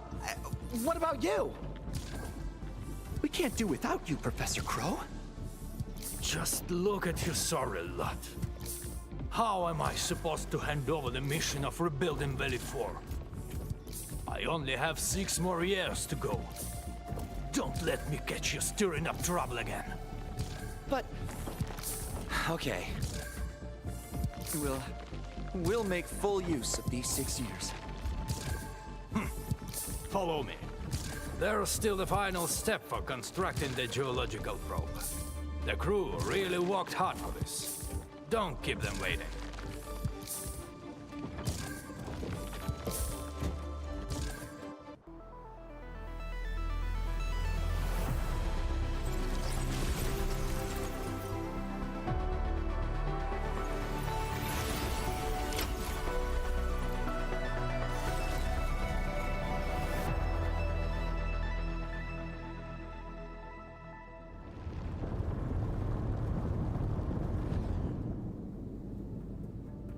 Wow, it's moving! The geological probe will constantly release various isotopes, sound waves, and penetrants underground. The data we gather will help scientists speed up the healing of the local ecology. I'm really looking forward to seeing this place restored to its former glory. When we first arrived at the power plateau, the place was already in ruins. That's a real shame. The plateau used to be a scenic location. Don't worry. We'll do our best and make the plateau more beautiful than ever before. With time, the land will slowly rejuvenate and remediate itself.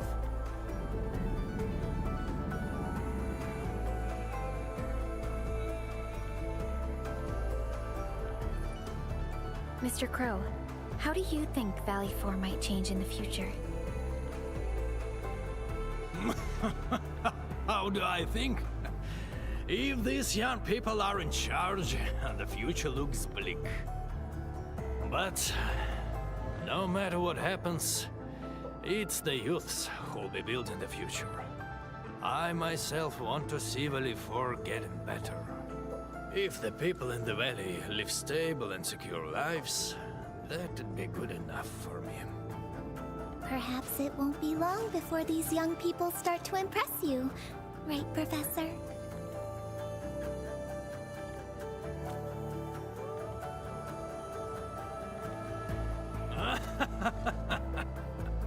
I sure hope so. But the future of Telestum... now that will be decided by you, Enfielders.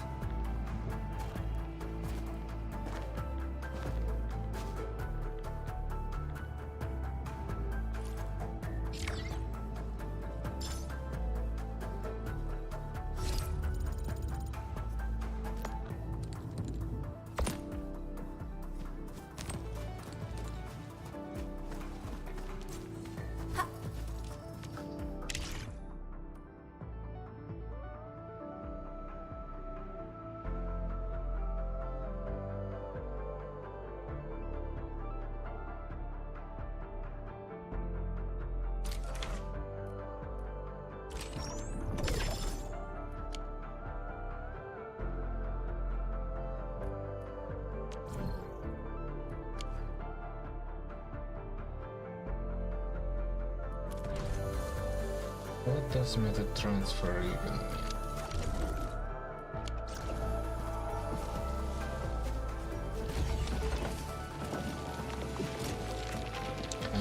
Where's the...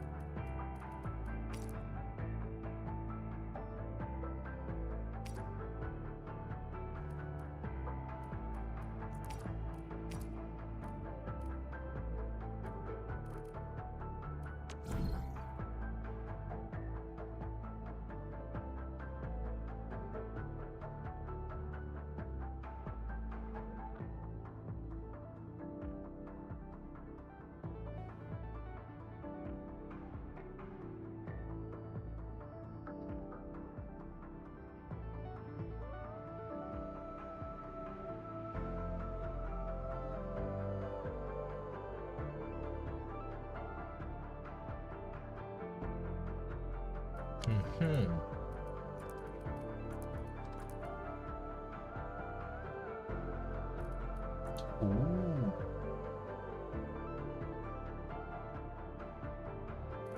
Wait, so I can just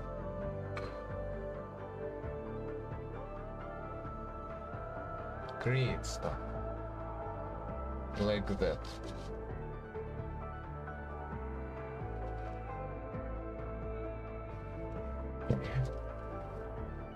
Interesting.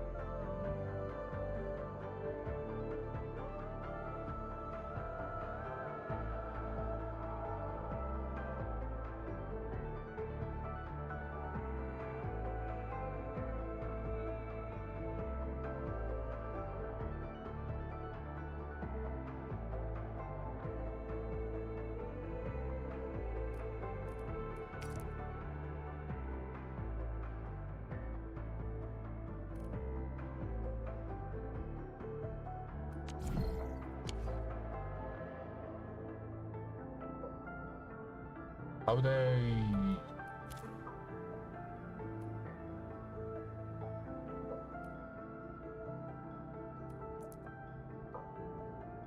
And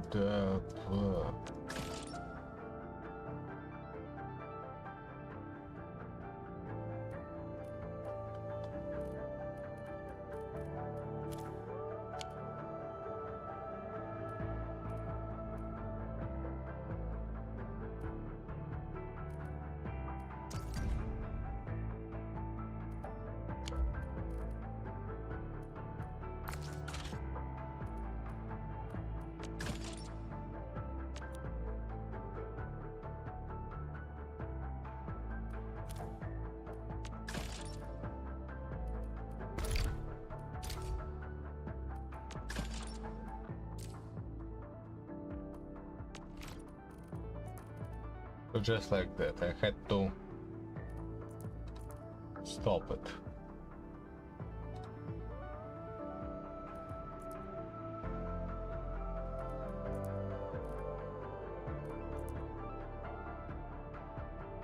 What?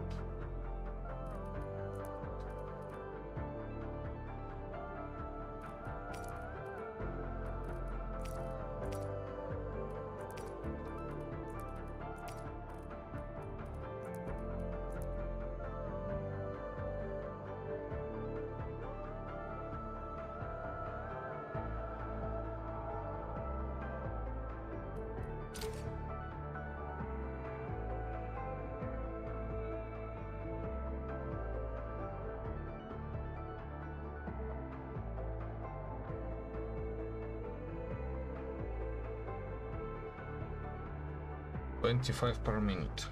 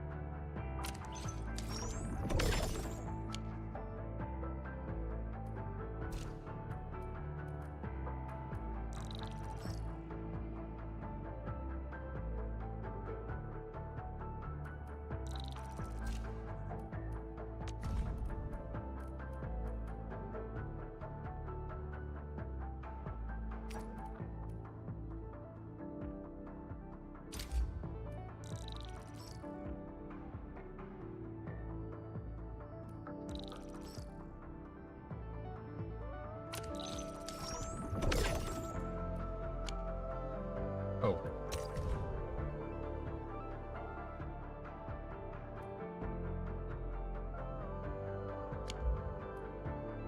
Well, my bad.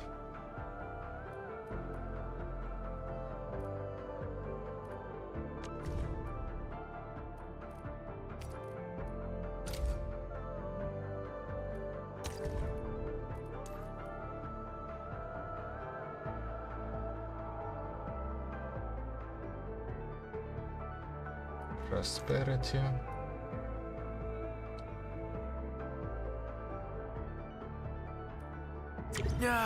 The moment you say work, all my energy just evaporates. I vote nap before task handling. Yes.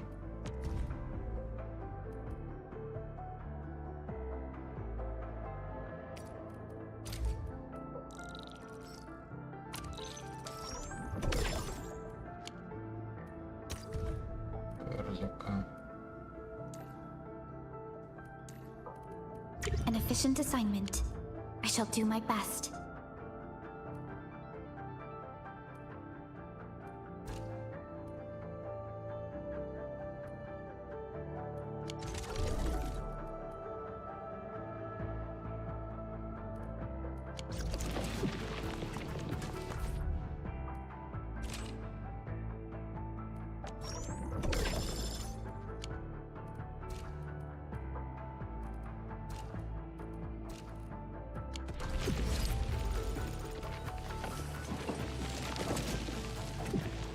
Where are we headed?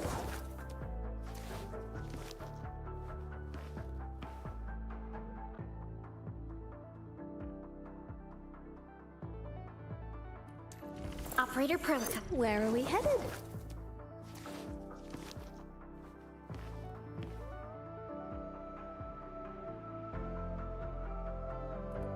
She moves as if she glides.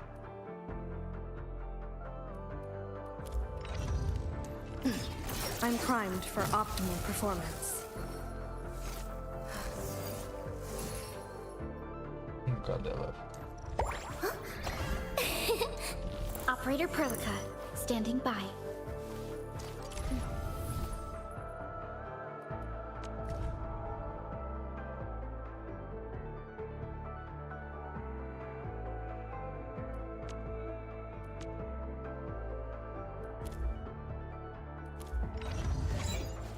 The path ahead has been revealed.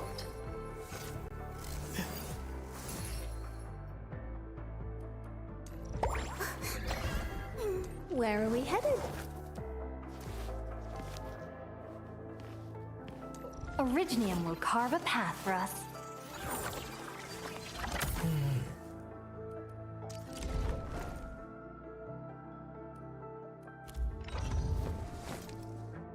Commit crimes at half the rate of citizens. They also pay federal taxes while not consuming many resources. I have another video breaking down the lie that illegal immigrants are significantly consuming federal healthcare funding. Conservatives like to pretend that some states not requiring you to show ID means illegal immigrants will sway the outcome of elections. There's only 2 swing states that don't have voter ID. Nevada isn't gonna work because they have signature matching. So to impact an election outcome, a non-citizen immigrant would specifically need to be in Pennsylvania. ID is required the first time you vote there, so they would need to somehow get the name and address of a registered voter who had voted at least once before but wasn't voting in the current election, because if the person they were impersonating voted before or after them, it would be revealed that they were committing a felony. And sure, Republicans won Pennsylvania in 2024, but hey, it's entirely possible that a significant number of activist illegal immigrants would risk their life in America by trying to commit voter fraud in Pennsylvania. So am I saying the millions of asylum seekers aren't a problem? No.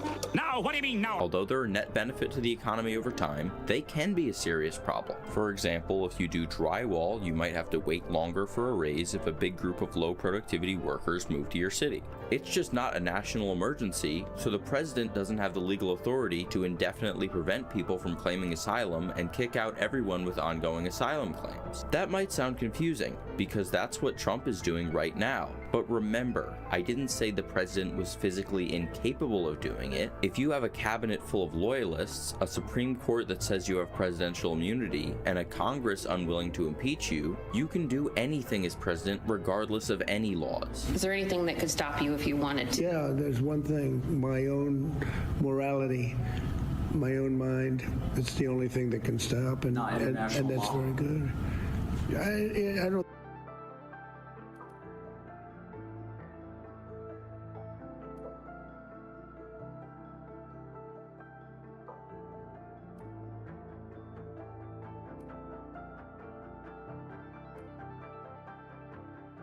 Need international law. I'd like to take that same question and apply it here in the U.S. Is there anything that limits your power, your movement, your action here other than your own morality? Well, I talk about morality.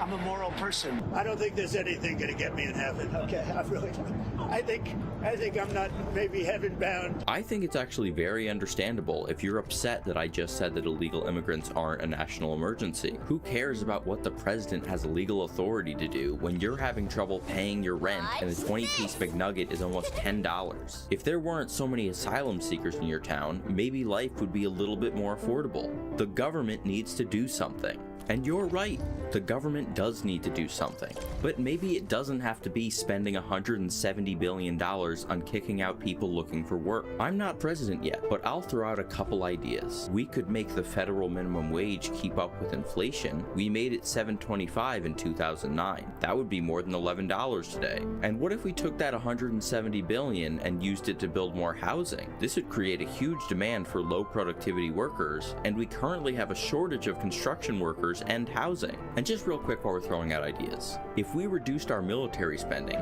to just match China, Russia, and Germany's combined, we'd have another $400 billion to subsidize housing construction. Sure, this would have serious negative side effects, but not nearly as much as mass deportation does, and it would do way more to help the average American, but I digress. We must stay focused, brothers. Republicans in Congress started working on border legislation immediately after Title 42 expired, but it wasn't until 10 months after that Congress drafted a bill that had bipartisan support. It included two things to help fix the border. Biden asked for the bill to add 375 new asylum judges to get through the massive backlog. It also would have quintupled the number of asylum officers.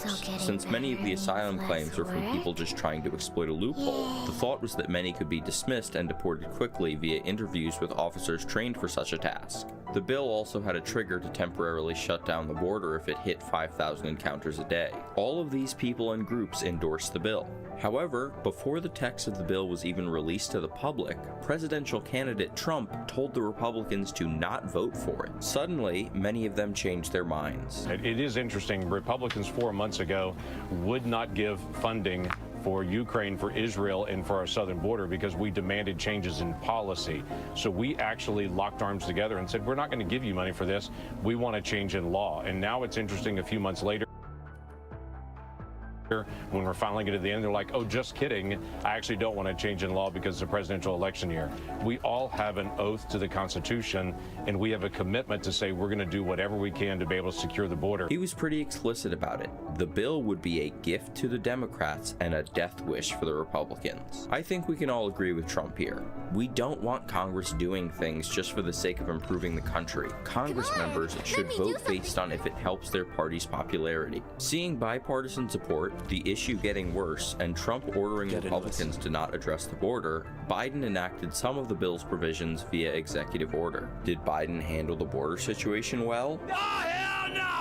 His bureaucratic centrist response was unpopular with people on the right for taking too long and not doing enough. It was unpopular with people on the left for restricting asylum seekers' rights. And it was unpopular with uninformed moderates who don't know how the branches of government are meant to work together. But the situation was created by Donald Trump, and he stopped Congress from improving it. A lot of the senators are trying to say respectfully they're blaming it on me. I said, that's okay, please blame it on me.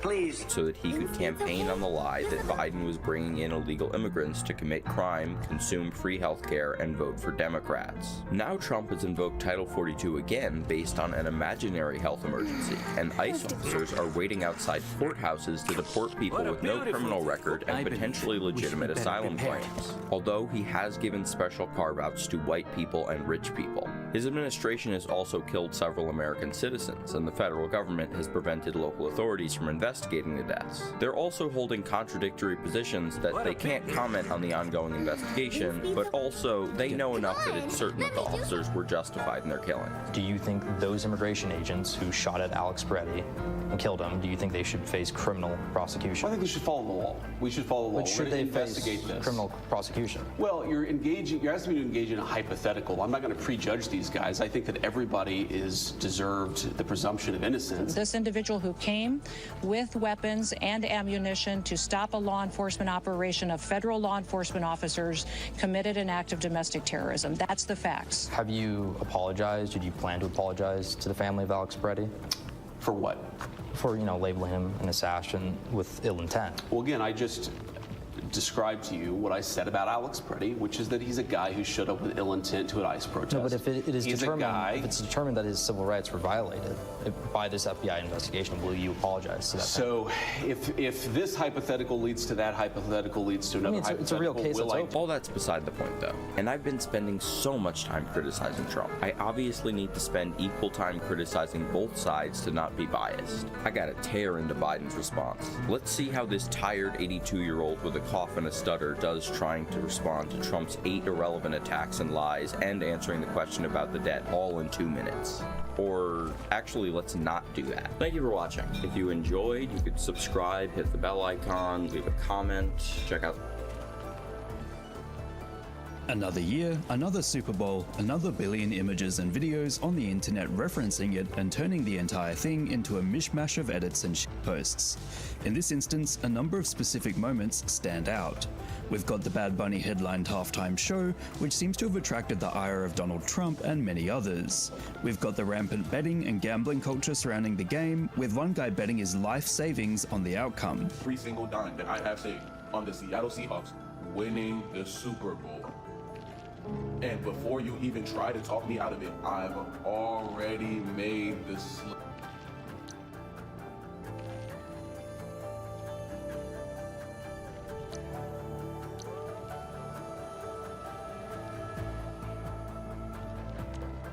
He actually won though, which is perhaps even more insane. And finally, we have all the edits referencing the many insufferable people who make a big deal of going out of their way to not watch the Super Bowl, calling it Sports Bowl, and somehow making the game all about themselves. It seems like every year the same 3 issues pop up, and this year was absolutely no different. In fact, the discussion around the halftime show seems to place more importance on who's performing instead of who's actually playing. The same thing happened last year with Kendrick, which instantly became a shitpost in itself.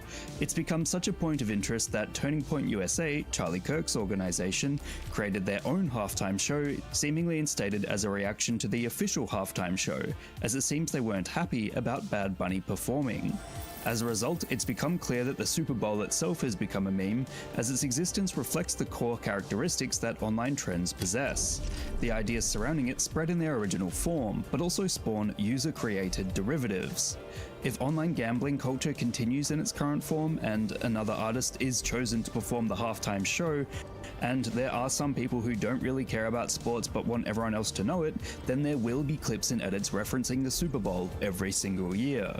It could be argued that next year this channel will cover it yet again, simply due to the fact that the sheer deluge of discourse and clickbait and shitposting spawned from the biggest football event will come flooding into the digital ecosystem. I mean, a couple even got legitimately married during this year's halftime show, so it seems like the event organizers are constantly thinking of ways to build up and push it to greater heights.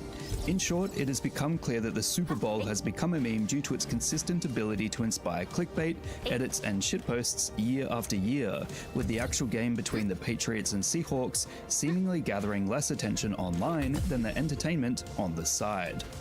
What meme would you guys like me to give a lesson in next? Let me know in the comments below.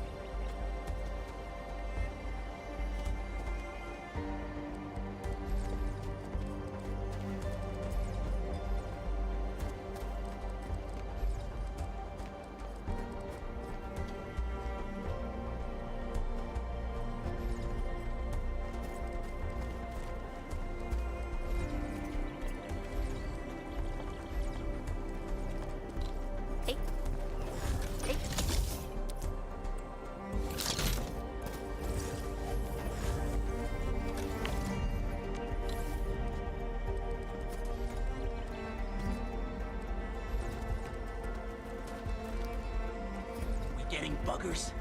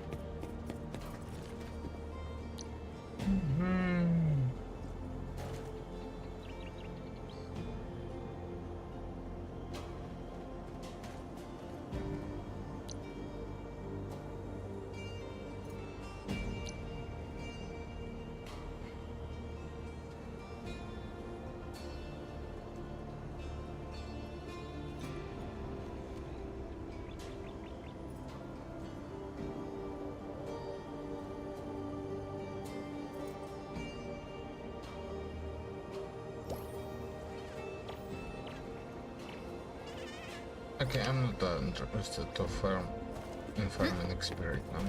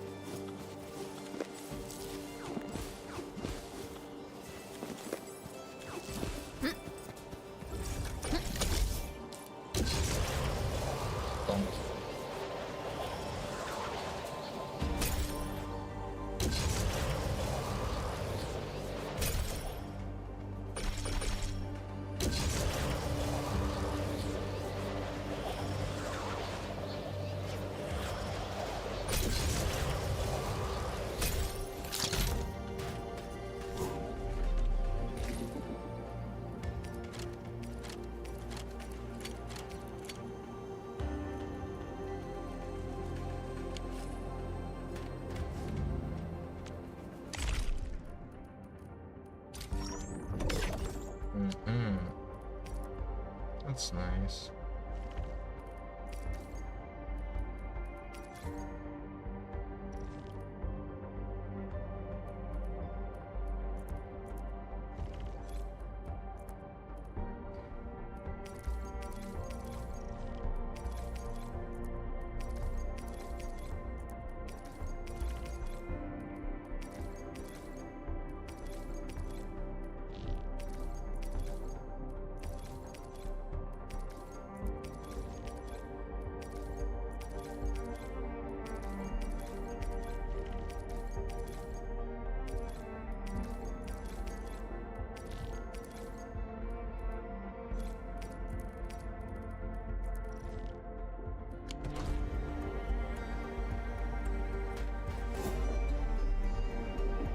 Многим из нас знакома проблема, стабильно возникающая раз в год. Связана она с новогодними праздниками. Чё б такого пожелать родным и близким, чтобы не звучало банально? Здоровья, счастья в личной жизни, материального благополучия. Да, это пожелания хорошие, но совсем не оригинальные и предсказуемые. То ли дело новогоднее поздравление от одного из российских политиков. В декабре 2025 года он написал пост с добрыми пожеланиями для россиян, где были такие слова: тряпичный уродец, ублюдок, зеленый гомункул, чье заспиртованное тело должно быть выставлено в кунсткамере. Автор текста также отметил, что курс рубля укрепился, а украинский язык — это малотуканское наречие. Думаю, вы угадали авторство. Это экс-президент Российской Федерации Дмитрий Анатольевич Медведев. На днях его спросили, откуда он черпает вдохновение для своего телеграм-канала. Медведев ответил: источник вдохновения — это, безусловно, окружающий мир и русская классическая литература. И если бы я ее в детстве не читал в большом количестве, и моего любимого Чехова, да и, конечно, и Толстого, и Достоевского, и Тургенева, то, наверное, мне бы какие-то вещи было бы труднее писать. Ну, действительно, кто же не помнит роман Достоевского «Зоологические выродки» и пьесы Чехова про хрюкающих подсвинков? В нашей стране установился некий консенсус, будто деятельность Медведева носит сугубо развлекательный характер, и не стоит обращать на этого персонажа особого внимания.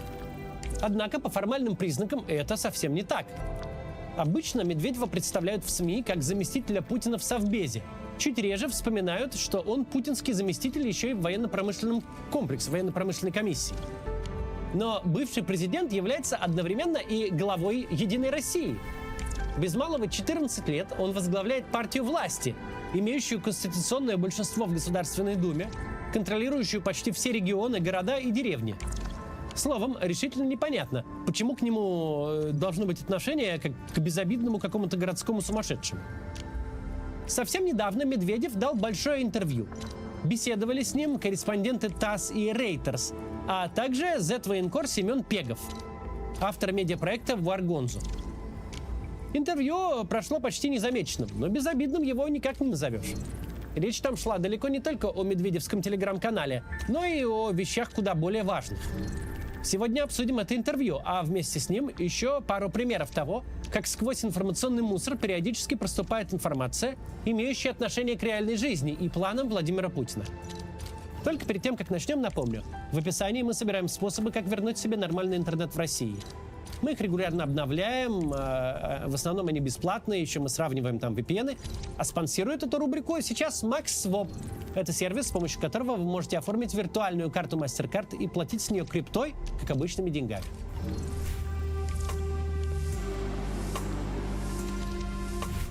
Начнем сразу с главного. Корреспондент Рейтер Гай Фолконбридж задает Медведеву прямой вопрос, на каких условиях Кремль готов прекратить боевые действия. И получает прямой ответ. А что касается условий, так они носят публичный характер. Они же были впервые сформулированы президентом Российской Федерации, когда он выступал на коллегии в МИДе. Естественно, эти условия были ретранслированы американским коллегам во время встречи в Анкоридже, и они остаются неизменными. Часто говорят, вот там согласовано 95% или там 90%. Здесь арифметического счета никакого быть не может. Итак, Медведев заявил, что условия прекращения огня были озвучены Владимиром Путиным в его выступлении на коллегии в Министерстве иностранных дел. Ранее на то же выступление ссылался глава МИДа Сергей Лавров. И Медведев, и Лавров в данном случае играют с открытыми картами. Единственное, что нужно сделать зрителю, найти запись той самой коллегии, где Путин озвучил свои требования. Причем, что для Путина не очень-то характерно, проговорил он все прямым текстом. Это было 14 июня 2024 года. Условия очень простые. Украинские войска должны быть полностью выведены из Донецкой, Луганской народных республик, Херсонской и Запорожской областей. Причем, обращаю внимание, именно со всей территории этих регионов в пределах их административных границ, которые существовали на момент их вхождения в Украину. Как только в Киеве заявят о том, что готовы к такому решению и начнут реальный вывод войск из этих регионов, а также официально уведомят об отказе от планов вступления в НАТО, с нашей стороны незамедлительно, буквально в ту же минуту, последует приказ прекратить огонь и начать переговоры. К началу 26 года общим местом стала убежденность многих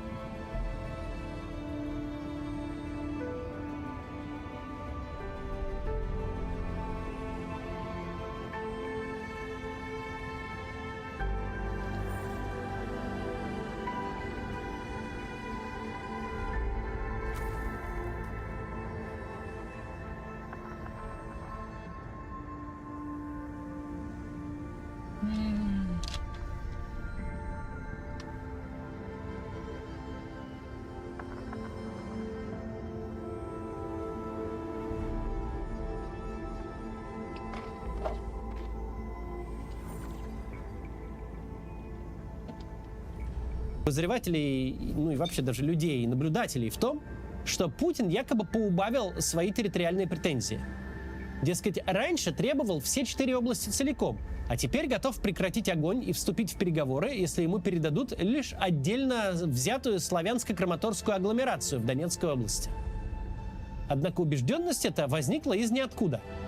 Позиция, озвученная Путиным в июне 2024 года, никогда не была дезавуирована. Более того, на протяжении последних 1,5 лет она только подтверждалась, в том числе и самим Путиным.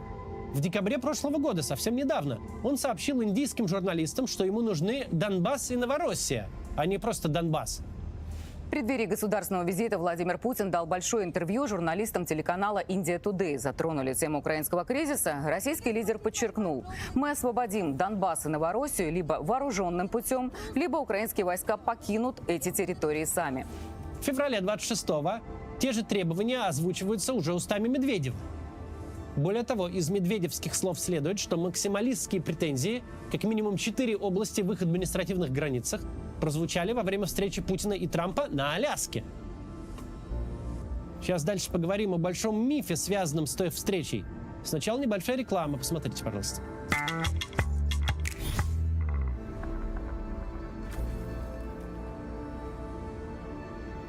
Сейчас у пропагандистов стало модным словосочетание «дух анкориджа».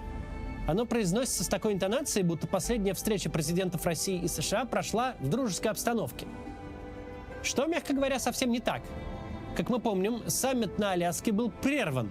Запланированные переговоры 5 на 5 даже не начались.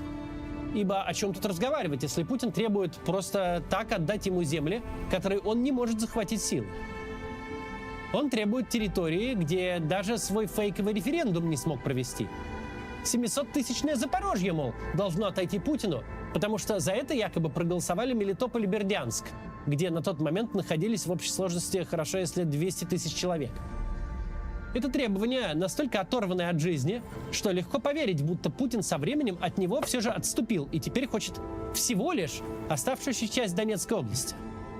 Кому-то хочется думать, если Зеленский, мол, пожертвует 500 000 жителей Краматорско-славянской агломерации, это принесет мир десяткам миллионов людей. Но здесь такой случай, когда нужно просто-напросто послушать то, что говорят и Путин, и Лавров, и Медведев в своем вот свежем интервью. Из этой же беседы следует, что передача 4 областей плюс гарантии невступления в НАТО – это минимальные условия, которых для хоть сколько-нибудь долгосрочного мира вообще-то может и не хватить.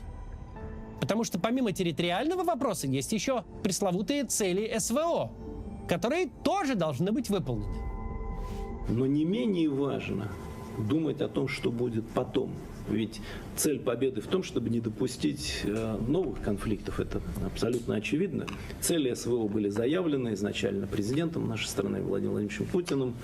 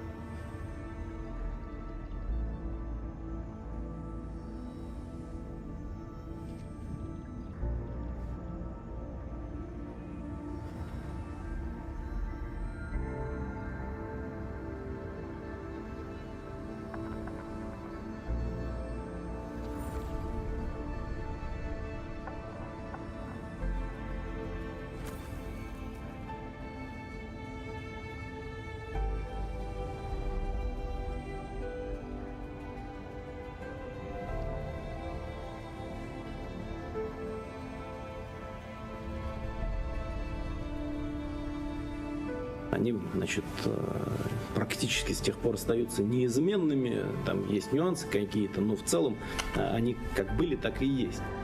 Медведев говорит об изначальных целях, озвученных Путиным, то есть вот об этом.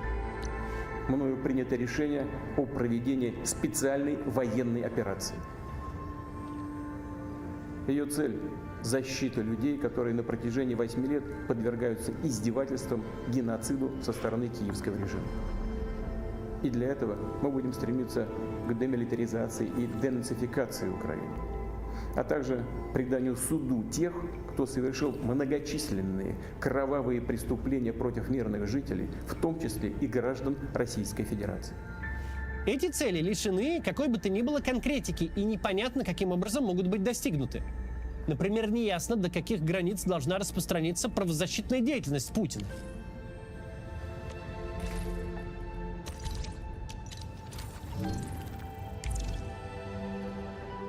По его собственным словам, и Одесса — это русский город, а значит, права русского человека там тоже следует защищать. Точно так же, как это удалось, значит, сделать ему в Марьинке, а также в Бахмуте и во многих других городах.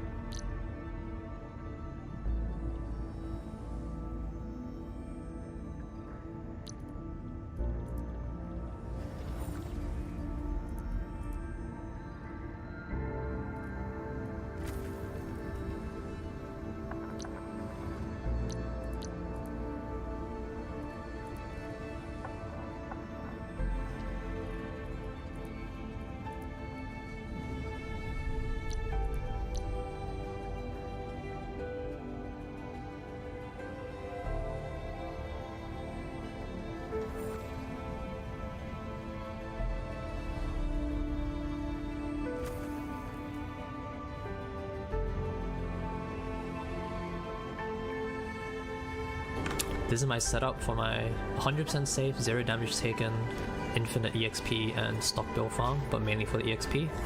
The reason why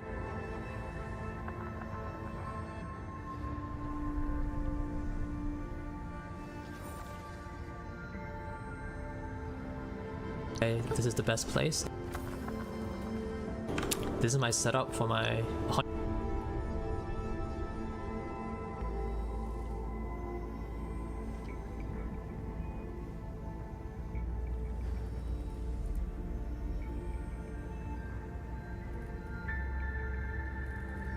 100% safe, 0 damage taken, infinite. This is my setup for my 100% safe, 0 damage taken, infinite EXP and stock bill farm, but mainly for the EXP. The reason why this is the best place is because it spawns the most enemies, which equals more XP, so 30 XP per enemy, which also equals to longer AFK times, so you have to come to your computer less to restart, and also because there's a hidden god spot in this location where the enemies can never hit you. So this location is the energy alluvium in the origin load spring location, the bottom left area.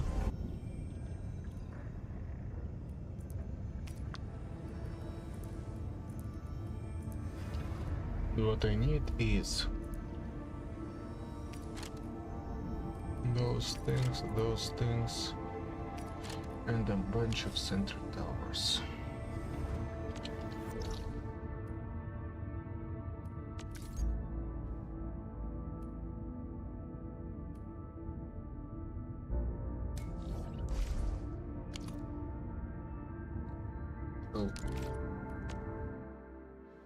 For my setup, I like having a marsh gas to slow any enemies right when they spawn. Then a HE grenade tower for some AoE damage, and the rest is full sentry towers because they have the longest range and they have the second highest single DPS. I have a helper over here, but if I didn't have it, I'd just move this one to this location. And the reason why you want to put everything closer to this location is because this is where we're going to hide. And sometimes some enemies may be able to make it towards this fence, and having all those long range sentry towers being able to cover this location is nice. So let me show you what a run would look like. First of all, you should have a team of under level 60s because operators can't get any more XP after level 60. And also, this is my starting XP to show you how much you get, 1950 here. So let's get started. And once you start, you should immediately run for the gate. And you can just tuck into like the corner right here, doesn't really matter, you can just AFK here. And watch the towers kill the enemies. So you can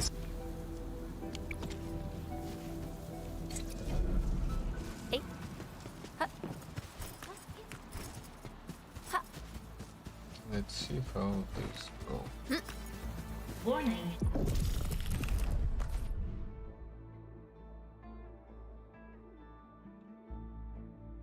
Ooh.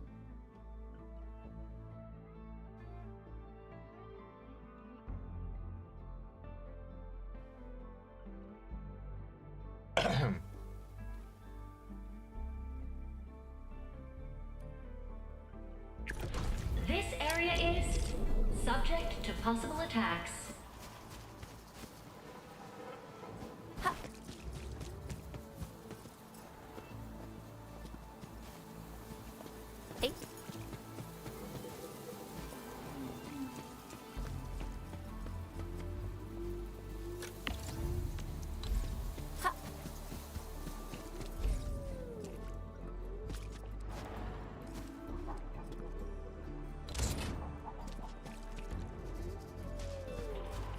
No, actually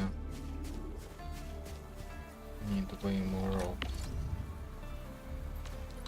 those here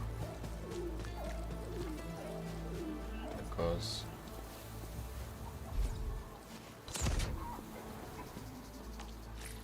as mentioned,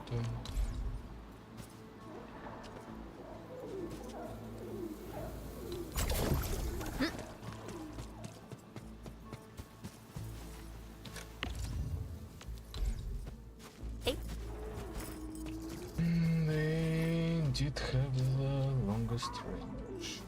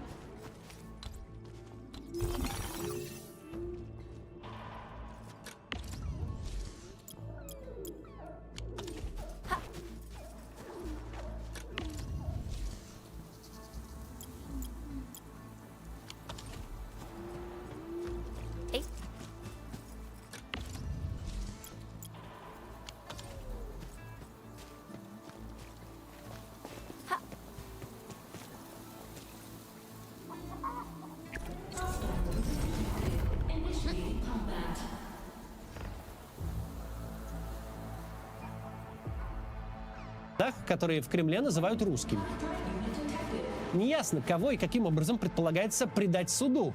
А это ведь одна из главных целей спецопераций, названных Путиным изначально. Вряд ли речь тогда шла про заочные суды. Для них не нужно было бы военного вторжения. Значит, каким-то образом некие украинские граждане должны быть физически схвачены российскими властями. Каким образом, никто не уточняет. Ничего не понятно и про демилитаризацию. Но зато в интервью с Медведевым зашла речь о денацификации. В Украине, по его словам, должен быть демонтирован действующий политический режим. Можно было бы так-то подумать, что речь о том, чтобы Владимир Зеленский перестал быть президентом, а его партия «Слуга народа» перестала заседать в Верховной Раде. Казалось бы, как иначе понять слова Медведева? Но нет, и он имел в виду не это. Я думаю, что для устойчивости международных отношений исключительно важно, чтобы политический режим, подчеркиваю, не государство, а политический режим, который в настоящий момент существует на Украине, даже не персонифицирован в каком-то там из людей, он просто исчез. Потому что этот режим носит антирусский, антироссийский характер. Значит, он использовал целый ряд абсолютно неприемлемых фашистских моделей для того, чтобы создать внутреннее единство. Медведев вроде бы признает право Украины на существование как государства, но уточняет, простой смены власти, мол, недостаточно. Режим, в словах Медведева, это не лидер государства и не партия, а непонятно что. А с непонятно чем и бороться можно непонятно сколько, то есть бесконечно долго. Следующая реплика добавляет еще больше неопределенности. Так Медведев отвечает на вопрос о будущем Украины и отношений с ней. Вне зависимости от размеров того украинского государства, которое останется после завершения военных действий, об этом говорить рано, нужно, чтобы оттуда больше никогда не исходила угроза. Угроза реванша. Поэтому демонтаж вот такого политического режима, на мой взгляд, исключительно важная задача. Но все остальное покажет будущее. Здесь перед нами не телеграммный Медведев, а та его версия, которая довольно трезво подбирает формулировки. Ремарка о том, что, мол, еще неизвестно, какими будут послевоенные границы Украины, это прямое продолжение политической линии Путина, предполагающей, что территориальные претензии к Украине могут быть произвольным образом расширены, чего, собственно, официоз никогда и не скрывал. Именно об этом шла речь во время российско-украинских переговоров в Стамбуле в мае прошлого года. Что касается заявлений, которые следовали внутри от сторон, от нашей стороны, мы знаем, что было утверждение, последовавшего от одного из наших переговорщиков, о том, что если прямо сейчас, в ближайшее время, не будут признаны 4 новых российских региона, то в следующий раз будет уже 6 регионов. Эта фраза внутри звучала, можем это подтвердить. А в конце 24-го на эту тему высказался сам Медведев. Не в Телеграме, не в Твиттере, но на 22-м съезде «Единой России». Кстати, этот опыт может быть востребован и дальше. В случае, если в составе нашей страны еще появятся новые, но очень близкие нам регионы. Ведь это возможно. Характерно, что данный 15-секундный фрагмент Медведев сам распространил по соцсетям. То есть хотел, чтобы именно эта реплика была замечена.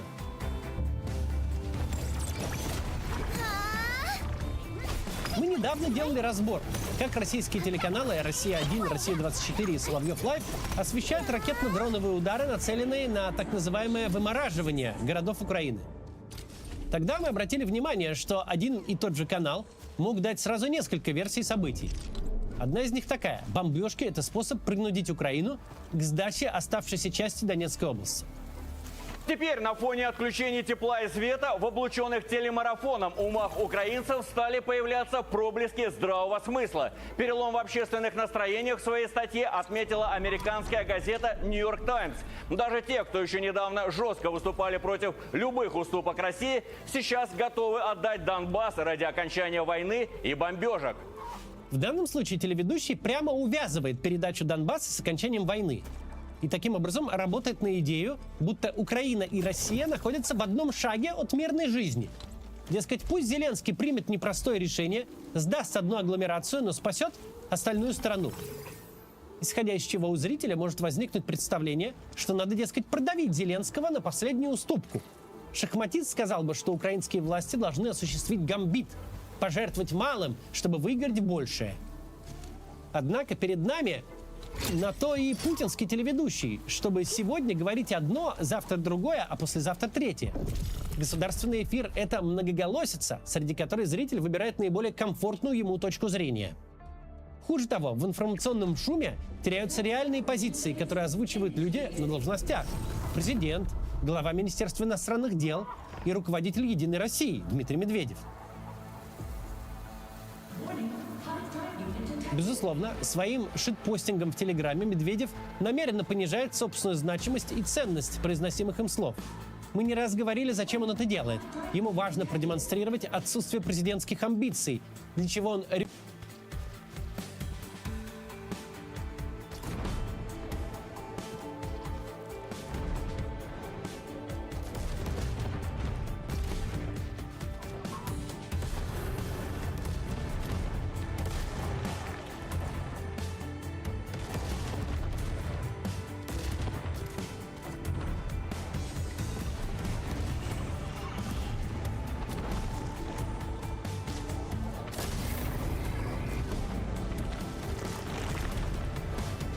регулярно косит под дурака. Но по вопросам принципиальным он, тем не менее, изъясняется внятно и в унисон с начальством. Способности к человеческой речи Медведев, конечно, демонстрирует не очень часто. Но в такие редкие моменты есть смысл послушать, чтобы не заплутать среди информационных вбросов и нащупать генеральную линию, которую Медведев озвучивает. И линия эта не предполагает окончания войны когда-либо.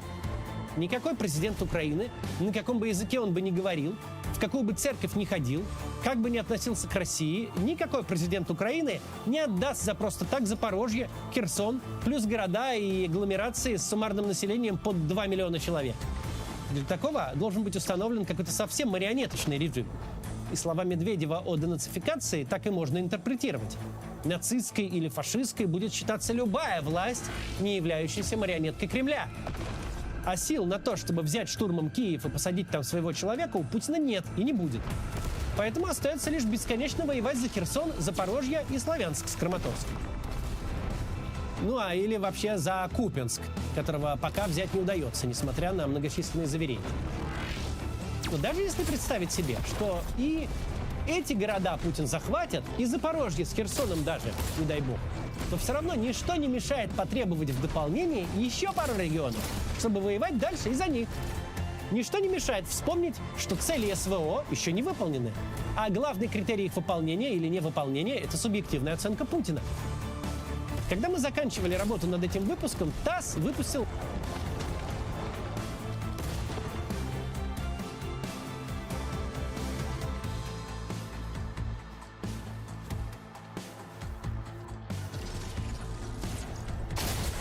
характерную новость.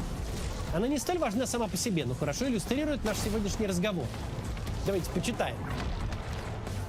Владимир Зеленский не заинтересован в завершении конфликта на Украине, потому что в таком случае не сможет продолжать заниматься личным обогащением. Цитата, понятное дело. Такое мнение в разговоре с корреспондентом ТАСС выразил, значит, бывший солдат ВСУ родом из Киевской области с позывным «Сова». Дальше ниже приписка. Зеленский на это не пойдет, потому что он боится за свою шкуру и за власть, естественно. Деньги еще не все украл, ответил Сова на вопрос ТАСС. Почему, по его мнению, Зеленский в ходе переговоров не соглашается признать Донбасс, Новороссию и Крым российскими и таким образом приблизить завершение конфликта? И еще ниже еще одна. 7 февраля Зеленский по итогам переговоров в Абу-Даби вновь заявил о несогласии на выход из Донбасса. ТАСС в рамках одной публикации обрушивает на читателя поток тезисов. Вначале говорится о личном обогащении Зеленского, в конце все опять сводится к одному лишь Донбассу, но из середины можно вычленить главное. Дескать, Зеленский должен признать российскими и Крым, и Донбасс, и Новороссию, потому что такое признание приблизит завершение конфликта. Не завершит, а только приблизит его завершение. Ну а сколько украинских регионов входит в недавно реанимированное понятие Новороссия, ТАСС не уточняет. Это прерогатива Путина, который сам себе дал право виртуально отрезать от Украины все новые и новые регионы в зависимости от развития событий. Отдай ему Запорожье с Херсоном, так сразу вспомнится, что в Новороссийский край Российской империи когда-то входили еще и Одесса с Николаевым. Автор цитаты «Границы России нигде не заканчиваются» сам себе никаких рамок не ставит. А главное, в этом нет никакого секрета. Как говорится, все по официальным источникам. Все говорится абсолютно прямо. Понятно, почему многим людям, в том числе даже базово антивоенных взглядов, хочется верить в иллюзию, будто между войной и миром стоят лишь несколько городов Донецкой области в районе Краматорска. Таким образом, возникает ощущение, что конец войны уже на горизонте. Будто до установления мира остается всего один щелчок. А сделать этот щелчок в любой момент может Владимир Зеленский. И давно бы, мол, все закончилось, если бы не его гордыня и упрямство. В этой картине мира все инструменты для прекращения войны в руках у Зеленского. Это он управляет ситуацией, и у него есть типа понятный алгоритм действий. Нужно отселить своих граждан и отдать Путину несколько малых и средних по размеру городов. Не такая уж типа большая цена, могут сказать тут некоторые, за мирное небо над головой. Да, эвакуация нескольких сотен тысяч человек из славянско-краматорской агломерации задача для Украины сложная, но выполнимая, кто-то тут может сказать. Ранее страна справилась с миллионами внутренних беженцев. Если же Зеленский не хочет сделать столь, типа, немногое ради столь многого, так это, получается, его ответственность, а не Путина. Путин как будто вообще ни при чем. Груз ответственности за смерть и разрушение ложится на украинского президента. Сейчас многие так говорят. Только вот сам Путин говорит совершенно иное. Он говорит, что минимальная такса за прекращение огня, не за прекращение войны, а только лишь за прекращение огня, 4 региона Украины целиком. Да, Путин сказал в цитате в начале этого ролика, что отдаст приказ остановить стрельбу, если получит их. Только не сказал, на какой срок стрельба остановится. 1 недели вполне достаточно, чтобы выяснилось, что цели СВО не выполнены. Первопричины войны не устранены, а границы исторической Новороссии не достигнуты. И надо, мол, продолжать движуху. Только с более удобных рубежей. Не надо штурмовать линию укреплений под Краматорском. Описанное мною не фантазия какая-то, не сочинение на свободную тему. Это буквально позиция Путина, добросовестно повторяемая его ближайшими соратниками. Фантазийной является идея, будто войной управляет сторона, находящаяся в обороне.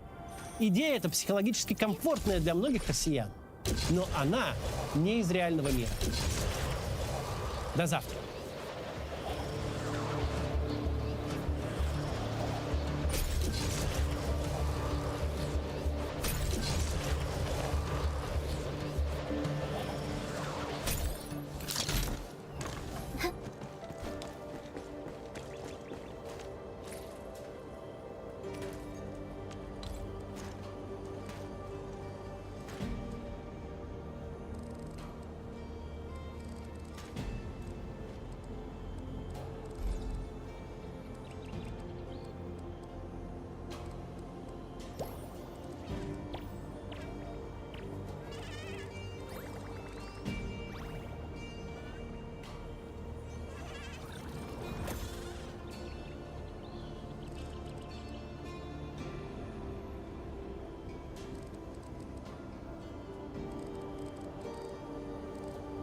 This is me exploring the void in Enfield and getting forcefully evicted by the devs.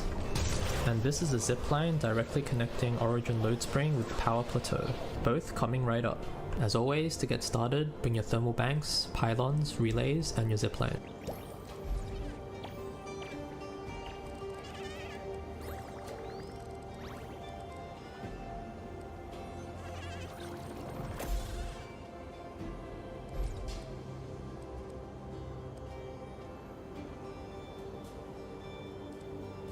The best place is because it spawns.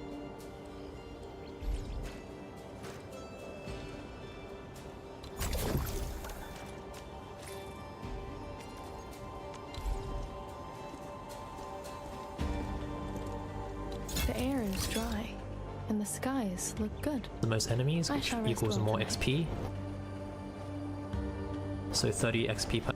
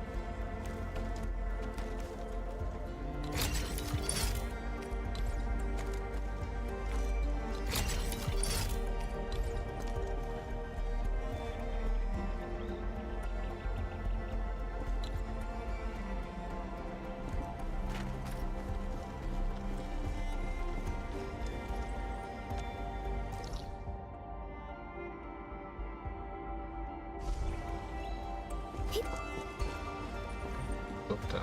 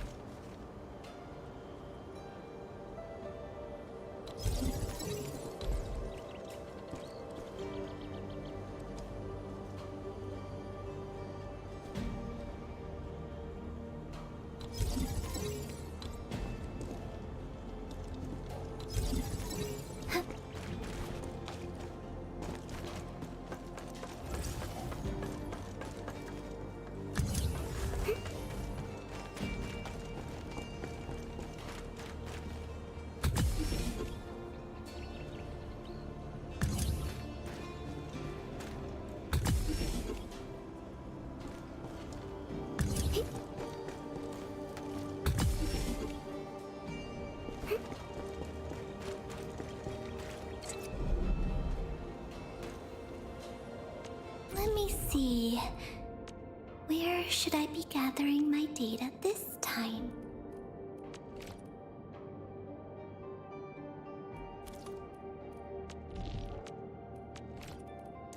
We're about to leave? Oh, just wait for me a sec.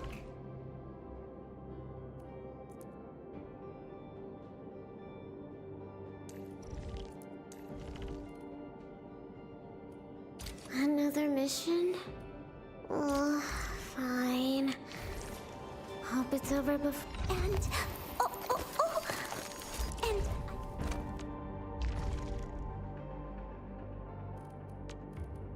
I will continue fighting in my own way.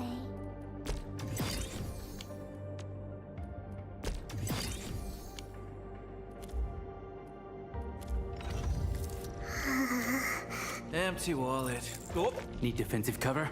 I shall give you.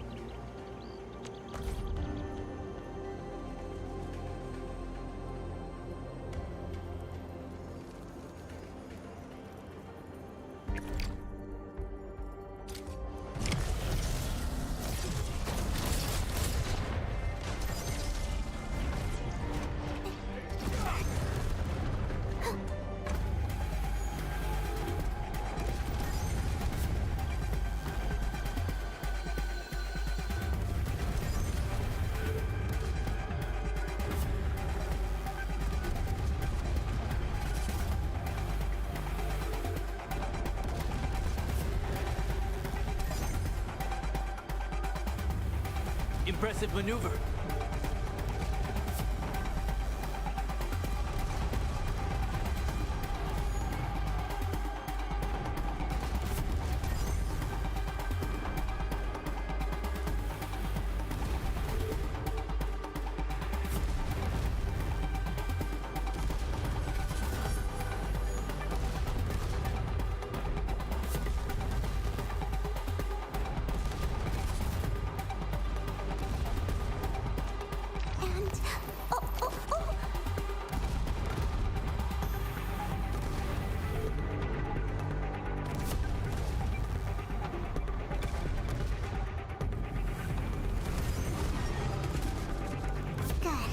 Teamwork is what we need.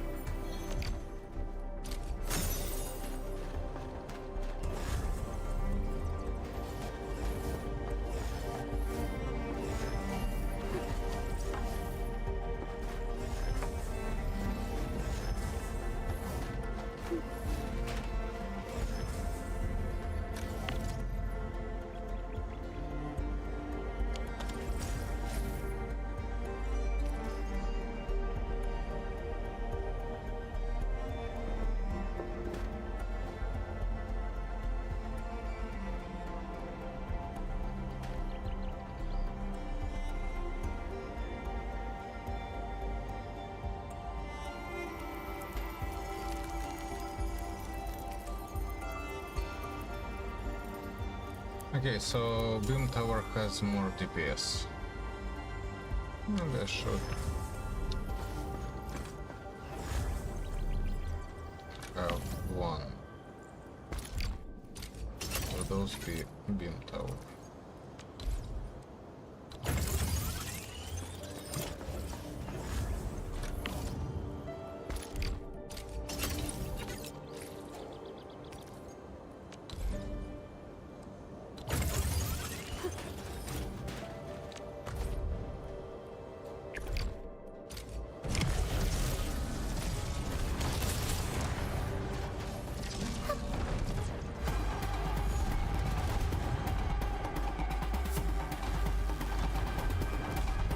Impressive maneuver.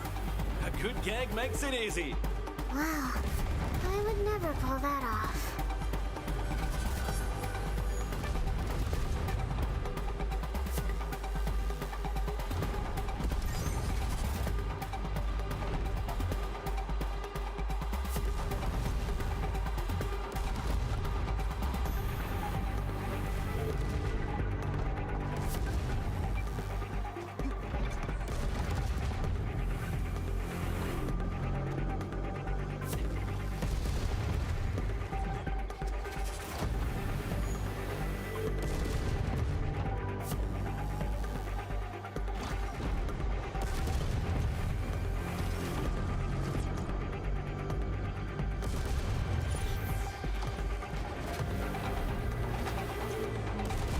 My turn.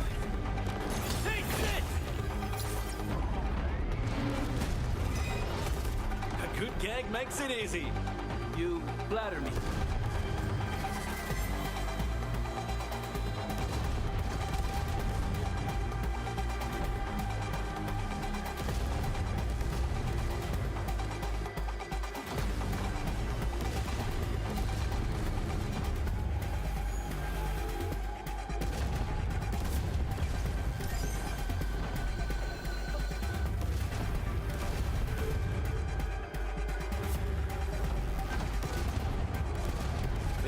today, huh?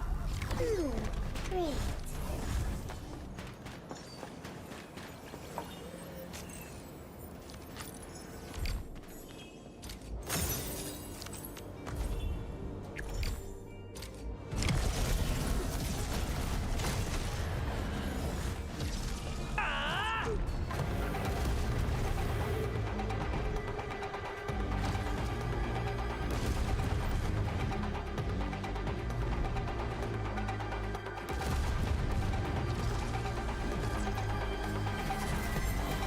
Such teamwork deserves a feast. The gang made it happen.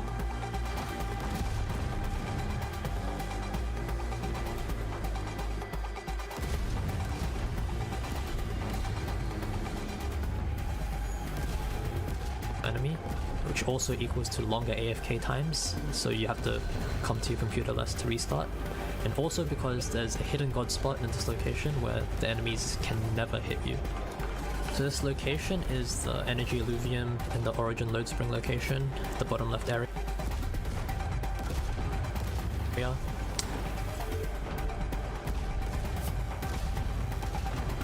If you decided to choose Pork Granichnik as your 6-star selector option, don't feel bad. He's an absolutely amazing choice, and the only one who comes close in this pack is Last Ride. But I would argue that he is the best choice in the pack because he has a lot of future potential where he has made himself into a stable in the physical team unit. Now, the difference is the fact that you don't want to use him as your sole consumer. You actually want someone who also crushes. Because in a physical team, you stack vulnerabilities and then you want someone who consumes these stacks.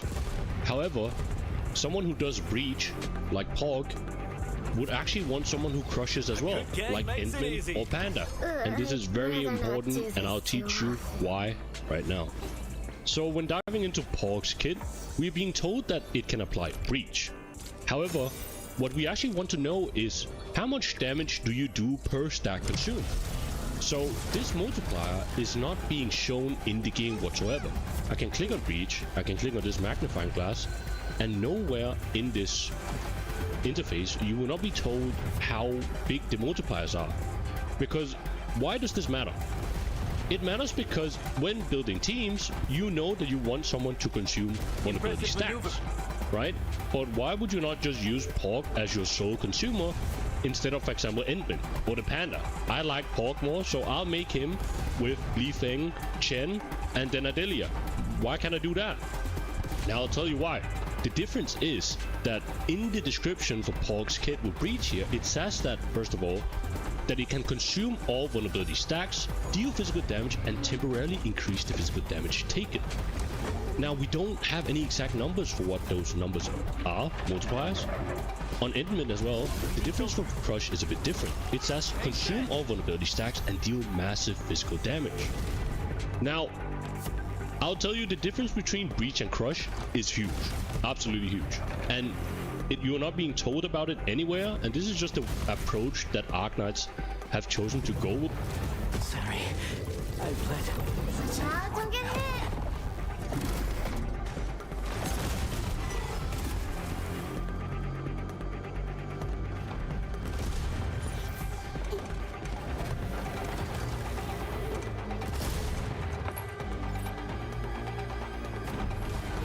With when it comes to skill descriptions, but the difference is huge, and the only way to access this by digging around is to find the exact reaction or skill on the Wikipedia, and I'll be diving into that right now.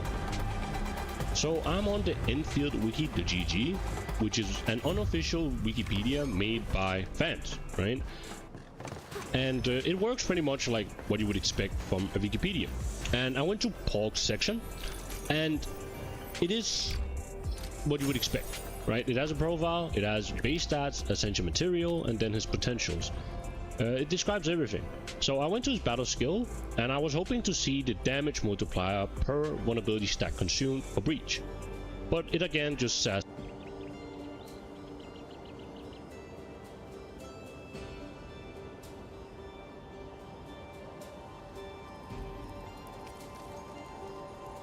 it's a 2-sequence slash. The multiplier for each slash but there's no multiplier for the breach reaction, right? Even if you go to the physical status here, it doesn't tell you. So what I actually tried doing was to search up the reaction breach, and it is described here. You have breach is a physical status in Arknight's Endfield, and it actually shows me the initial damage multiplier and how it increases per vulnerability stack consumed. So at 4 stacks consumed, you deal 250% physical damage, and you will also increase the amount of damage that the enemy takes by 20%, and the duration also gets increased. Now, with this being shown to us, we can actually optimize our combo for Pog, Li Feng, and whatnot, right? And I thought, okay, I still want to use Pog as my main physical damage dealer. I want to consume stacks with him. Like, the difference between Breach and Crush can't be that big, right? So I search up Crush, and I see that it's a whopping 500% bigger multiplier than Breach, right? At 4 stacks consumed, you're dealing 750% damage multiplier, which is an insane difference. Now, having a team with Pog as my main consumer is not ideal. You can do it, but you're missing out on so much damage that Crush can do. And on top of that, when you use Breach, you will increase the damage taken from the enemy, right? So what you actually want to do is have this damage multiplier where they take increased damage.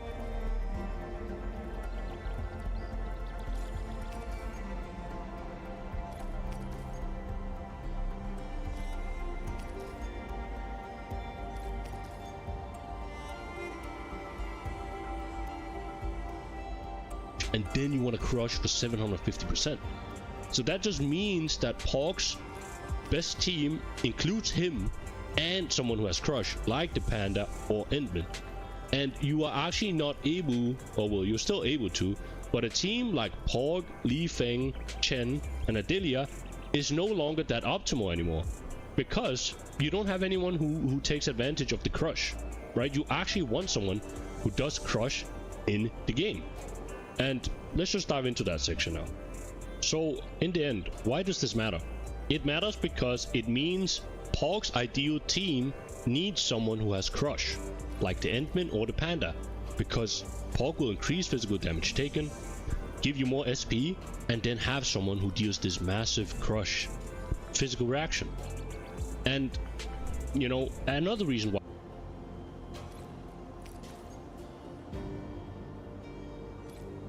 it matters is because there's been recommendations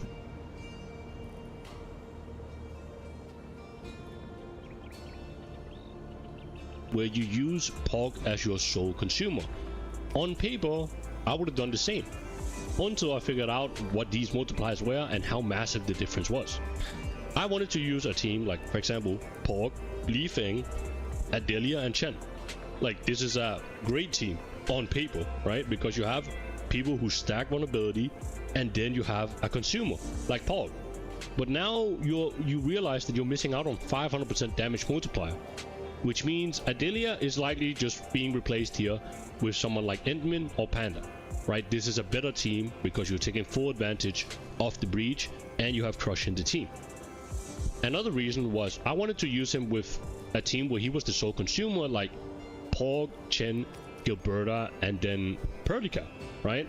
I made a past guide where Gilberta, her kid, pretty much, she gets an increased art susceptibility with her ultimate based on the vulnerability stacks, right? So if you got 4 stacks of vulnerability for Gilberta and then you pop the ultimate, she's gonna get the maximum amount of art susceptibility. And I just figured a team that had a consumer and a stacker and then Gilberta and then someone who deals arts damage, that's perfect. That is how you take full advantage of Gilberta's kit. But, you know, Pog is not doing his the max damage. I'd be better off using Endman instead of Pog, right? Because he also increases physical damage dealt, and the only one dealing physical damage would be Chen in this case. So you're kind of like missing out here, and what it just tells you in the end is that, you know, he's better off being used in a full physical team. And I also considered some other units because first,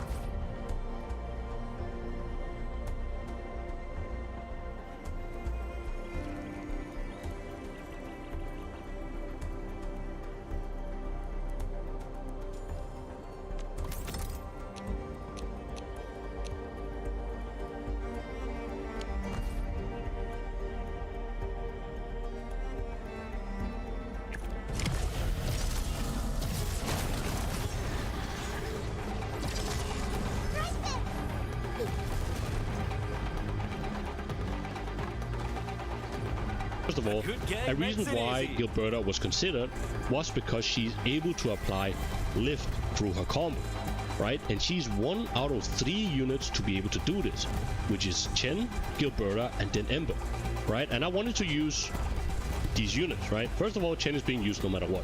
She's a stable for all physical teams because she's able to do this vulnerability through her combo. It's very valuable to be able to save SP in this game.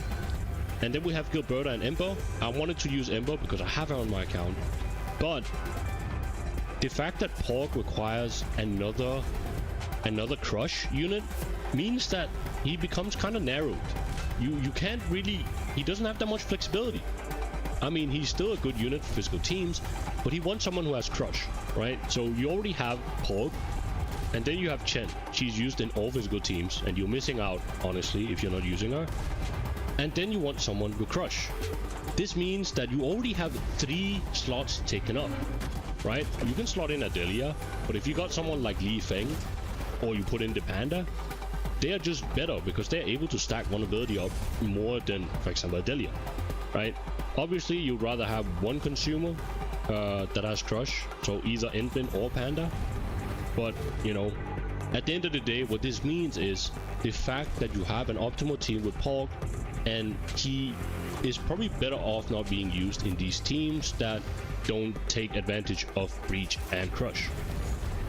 But yeah. With that, I think we can move on to a final conclusion.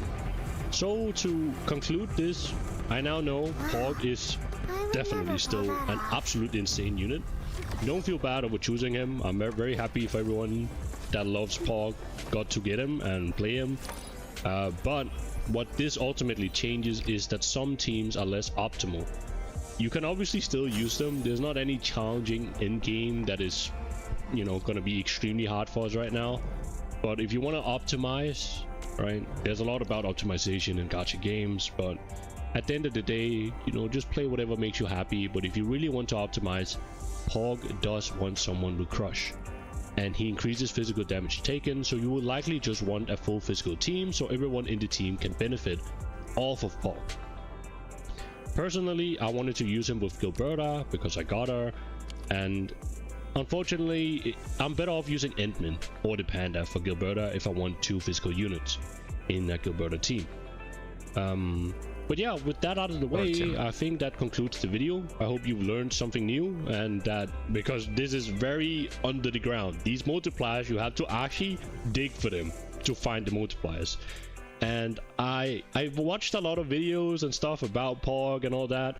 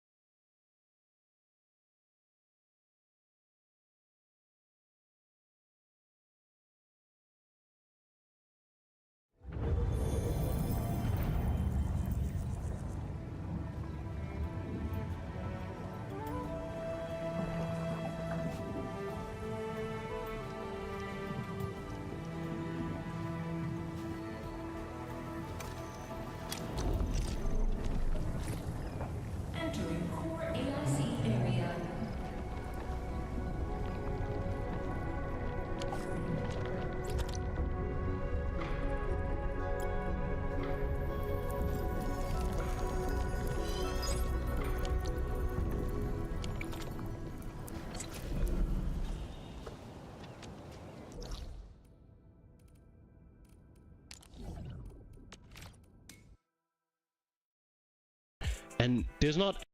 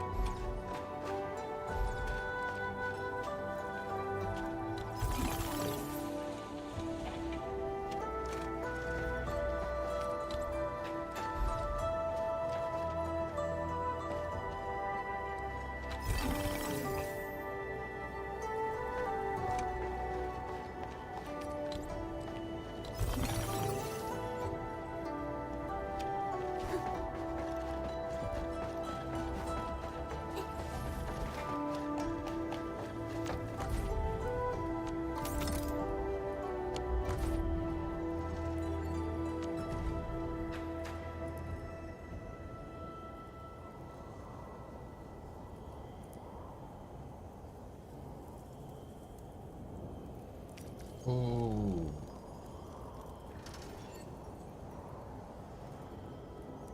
Intellect fracture.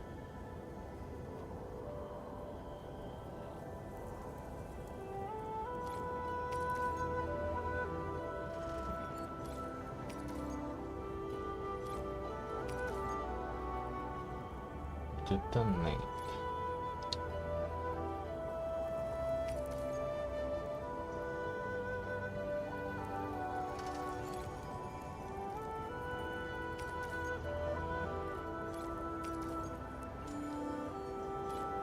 Retreat, and here it's attack.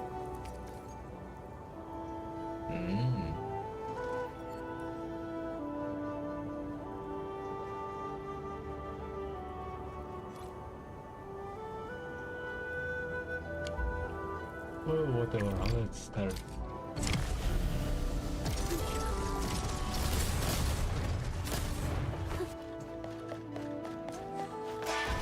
Feeling great today, huh? Asombroso.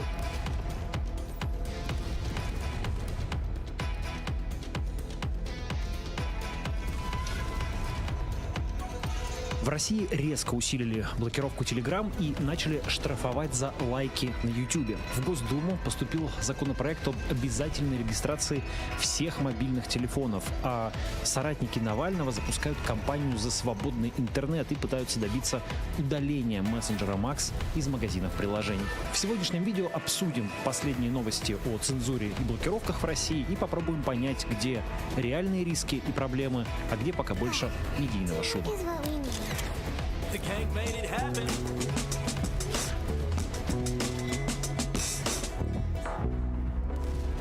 Роскомнадзор, похоже, резко усилил блокировку Телеграма в России. Последние 2 дня пользователи жаловались на постоянные сбои в работе мессенджера. И вот во вторник РБК со ссылкой на 3 источника в индустрии и в профильных ведомствах сообщил, что РКН начинает принимать меры по частичному ограничению работы сервиса с 10 февраля, то есть с сегодняшнего дня. Напомню, впрочем, что аудио и видеозвонки в Телеграме и так уже блокируются с конца лета прошлого года, так что это частичное ограничение уже происходит. Видимо, теперь оно будет происходить в других частях. И, видимо, Роскомнадзор взялся блокировать и обычную работу мессенджера, то есть пересылку сообщений и чтение каналов. Отмечу, на момент записи этого ролика еще не было официального сообщения Роскомнадзора. Возможно, они опровергнут новую блокировку. В предыдущие разы так уже бывало, и выяснялось, что это еще не настоящая блокировка, а просто какие-то тесты. Но то, что у многих в России Telegram сейчас работает плохо, это факт. Если полномасштабная блокировка действительно началась, то, помимо прочего, это, скорее всего, значит, что Telegram не стал в полной мере сотрудничать с российскими властями и давать им возможность читать переписку людей или блокировать неугодные каналы. И это хорошая новость, но теперь хотелось бы надеяться, что Павел Дуров, как и в прежние времена, начнет технологическими методами бороться с блокировками своего приложения и цензурой в России. Потому что в последние годы он как будто замечает цензуру в европейских странах, но абсолютно игнорирует эту проблему в России, где она намного актуальнее. Блокировка Telegram вписывается в стратегию российских властей по запрету неподцензурных мессенджеров и принудительному переводу людей в мессенджер Max. А последний, естественно, будет для ФСБ и других органов контроля открытой книгой, включая и личные переписки пользователей. Дела у Max шли не то чтобы очень хорошо. Несмотря на все усилия властей, различные административные меры и несмотря на формальный рост аудитории до 70 миллионов человек, это по данным Медиаскоп, а для сравнения у WhatsApp и Telegram там по 94 миллиона. Так вот, несмотря на все эти успехи, люди не очень активно пользуются государственным мессенджером. Например, по данным, которые недавно публиковала газета «Коммерсант», аудитория каналов в Max была примерно в 60 раз меньше, чем аудитория аналогичных каналов в Telegram. Кстати, как раз сегодня Max включил возможность создания каналов не только для одобренных администрацией пользователей, как было раньше, но и для кого угодно. Правда, эти кто угодно могут создавать каналы пока только не публичные, куда можно попасть лишь по специальной ссылке. По сути, власть создала ситуацию замкнутого круга. Они планировали Max как альтернативу Telegram и хотели сначала насытить мессенджер аудиторией контентом, чтобы к моменту блокировки Телеграма у людей была внятная альтернатива. Смотрите, мы Телеграм заблокировали, но все это уже есть в Макс, переходите туда. Но эта экосистема плохо развивалась, как раз потому, что у людей оставалась более свободная и эффективная альтернатива. Привычный Телеграм, где не надо получать никаких разрешений на запуск каналов, и можно надеяться, ну, хотя бы на относительную анонимность. Блокировать Телеграм при недоразвитом Максе, видимо, не хотелось, а развить Макс без блокировки Телеграм не получалось. Видимо, теперь этот круг наконец решили разорвать и начать блокировку Телеги, считая, что люди, хочешь не хочешь, пойдут в Макс. И можно предположить, что как минимум частично это сработает. Те, кто не очень беспокоен своей безопасностью, будут вынуждены использовать государственный мессенджер. Ну, надо ведь как общаться друг с другом, с родственниками и так далее. А более озабоченные своей безопасностью и желающие получать свободную информацию граждане скорее будут стараться использовать разные способы обхода блокировок. Я напоминаю, что с хорошим платным VPN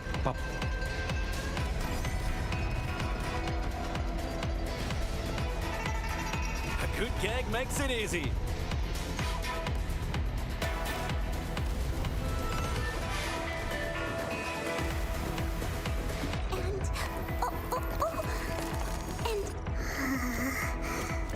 Empty wallet. Need defensive cover? Am I looking up? Need defensive cover? I shall keep empty wallet. you're dead.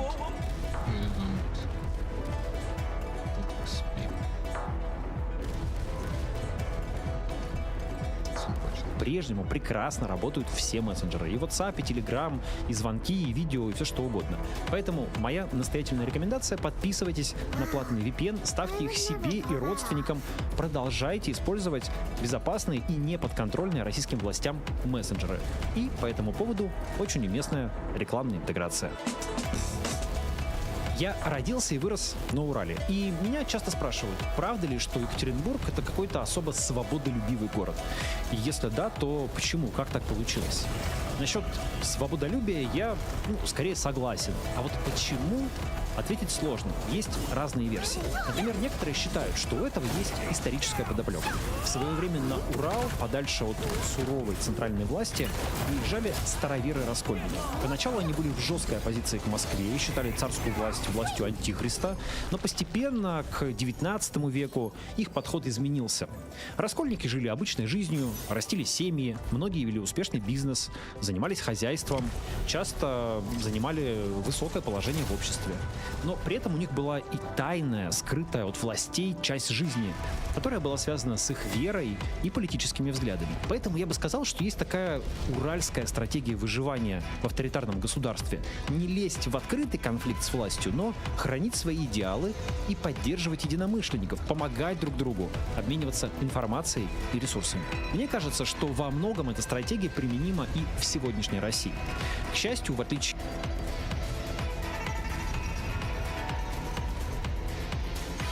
Первый штраф за лайки на YouTube. Такой заголовок разлетелся по российским СМИ после публикации в издании «Верстка». В чем суть истории? В Мурманской области суд оштрафовал пенсионера Василия Йовдия по делу о дискредитации армии за лайки на YouTube. В решении суда сказано, что Йовдий, находясь по своему месту жительства, оставлял под роликами одобрительные комментарии.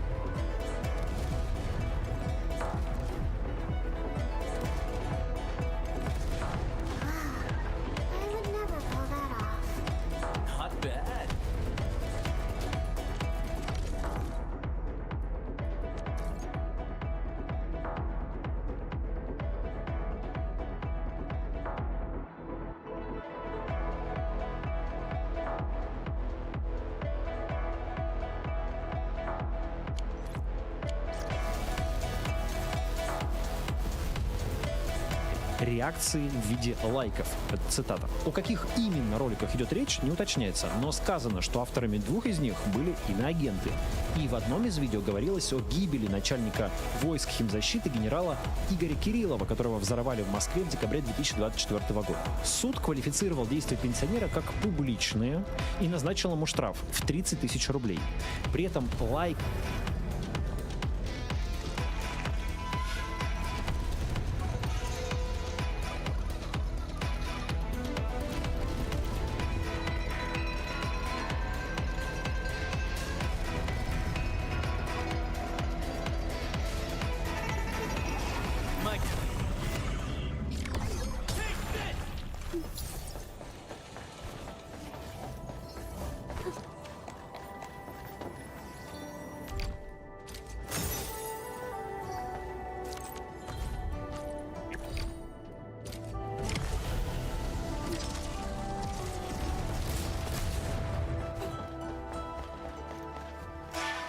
лайки под видео на YouTube видны только владельцу аккаунта и не отображаются у других пользователей, так что публичность этого действия под большим вопросом. Верстка пишет, что это, видимо, первый известный штраф именно за лайки на YouTube. Естественно, эта новость обеспокоила очень многих. Получается, теперь и лайки на YouTube ставить опасно. И самое главное, как власти узнали про эти лайки, если их не видит никто, кроме владельца аккаунта? Ответ, я бы сказал, немного успокаивающий, кроется в нюансах решения суда. Его анализ у себя в телеграм-канале публикует журналист Андрей Захаров. Я лишь вам перескажу. Во-первых, дело против Йовдия возбудило пограничное управление ФСБ в селе Аллакурти.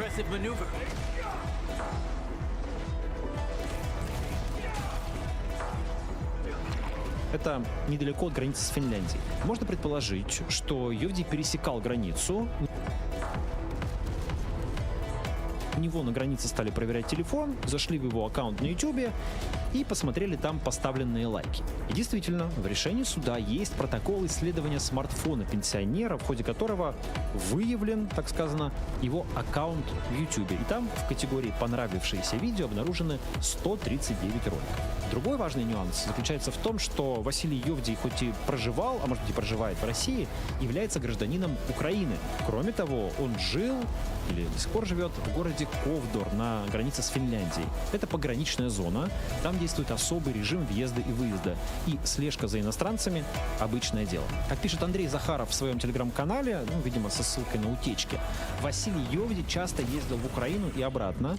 Перед самым началом войны вернулся в Российскую Федерацию через Брянскую область, а потом в 23 году выезжал через Финляндию. Его родственники живут в Закарпатье, в Украине. Скорее всего, такой человек в приграничной зоне был бельмом на глазу ФСБ, и они искали, за что бы его привлечь. Дальше цитирую Андрея Захарова. Таким образом, тут прямо совпадение нескольких факторов. Украинец в окружении чекистов, либо при пересечении границы, либо живет в пограничном городе, физический доступ к телефону. Вопрос только в том, сам ли он лайкал, или за него это делал товарищ майор. В любом случае, штраф – хороший исход в этих обстоятельствах. Поэтому можно сказать, что пока этот риск для большинства граждан остается низким. Но если вы ездите в Россию или в Беларусь через границу, то не лишним будет во время чистки телефона почистить и лайки на YouTube, а также историю просмотра. Для этого нужно зайти в приложение на YouTube, в раздел «Понравившиеся» и там вручную удалить полайканные видео. Да, к сожалению, у YouTube в интерфейсе, насколько я знаю и насколько я поискал в интернете, нет возможности удалить все понравившиеся видео сразу. Придется это делать вручную. А еще вы можете зайти в настройки, управление историей, и там удалить историю своих просмотров на YouTube за определенный период или даже за... Еще есть вариант. The best way to log out of everything on your phone. Because you can easily log back in.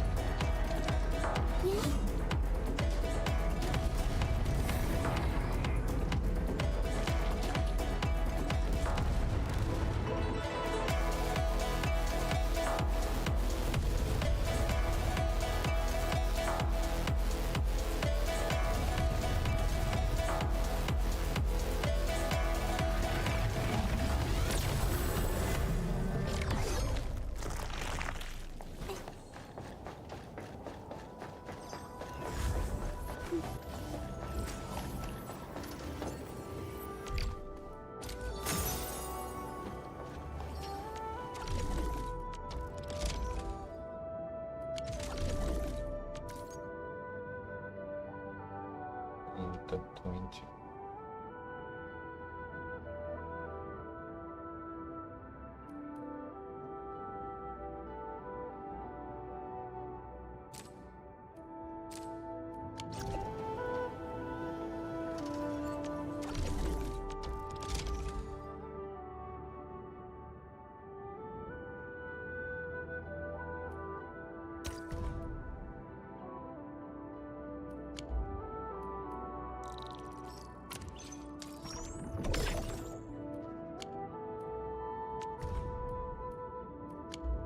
Just like that. God, Bogart.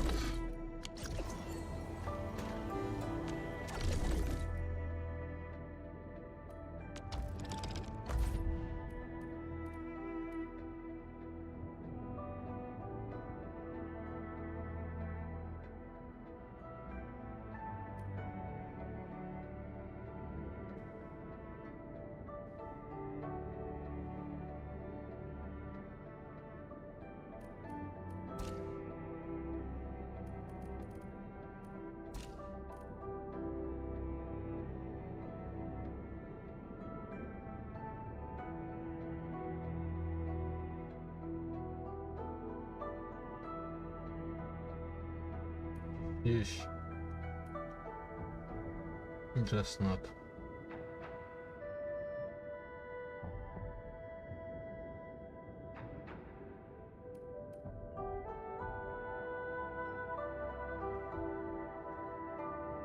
By the way,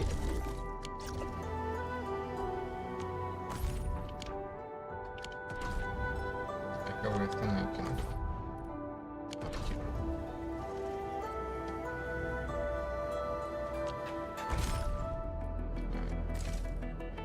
Here we go. 19. And I can buy even more.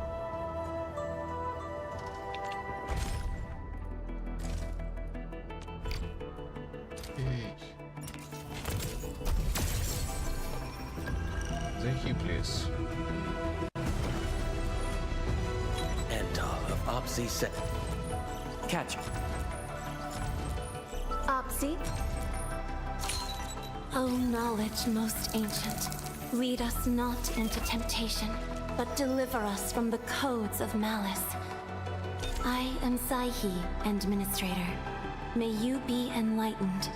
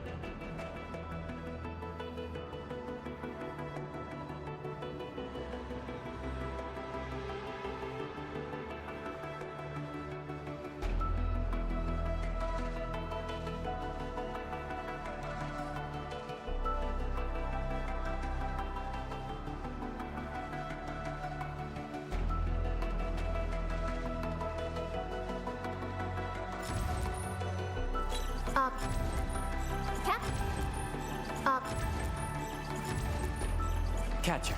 Op Team Z7. My role is giving the team cover and logistic support. I specialize in defensive operations and I'm good with the blade. And I hope I'll be an effective addition to your team.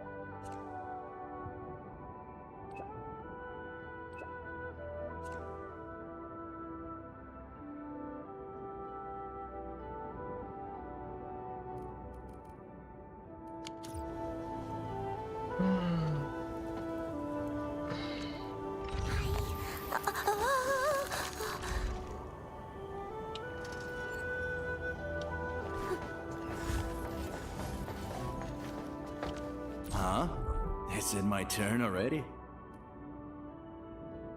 I am ready to go. I shall pray for you, Administrator.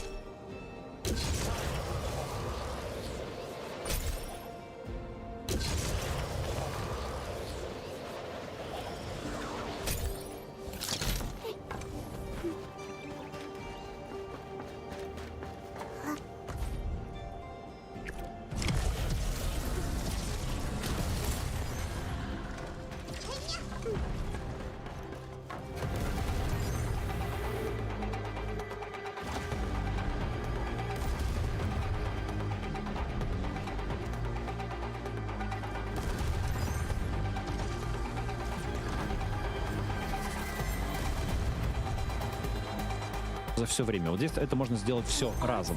Но это именно просмотры, а лайки придется почистить вручную. Но еще раз скажу, что это актуально только для тех, кто пересекает границу и опасается, что его телефон может попасть в руки к пограничникам или к любым другим силовикам.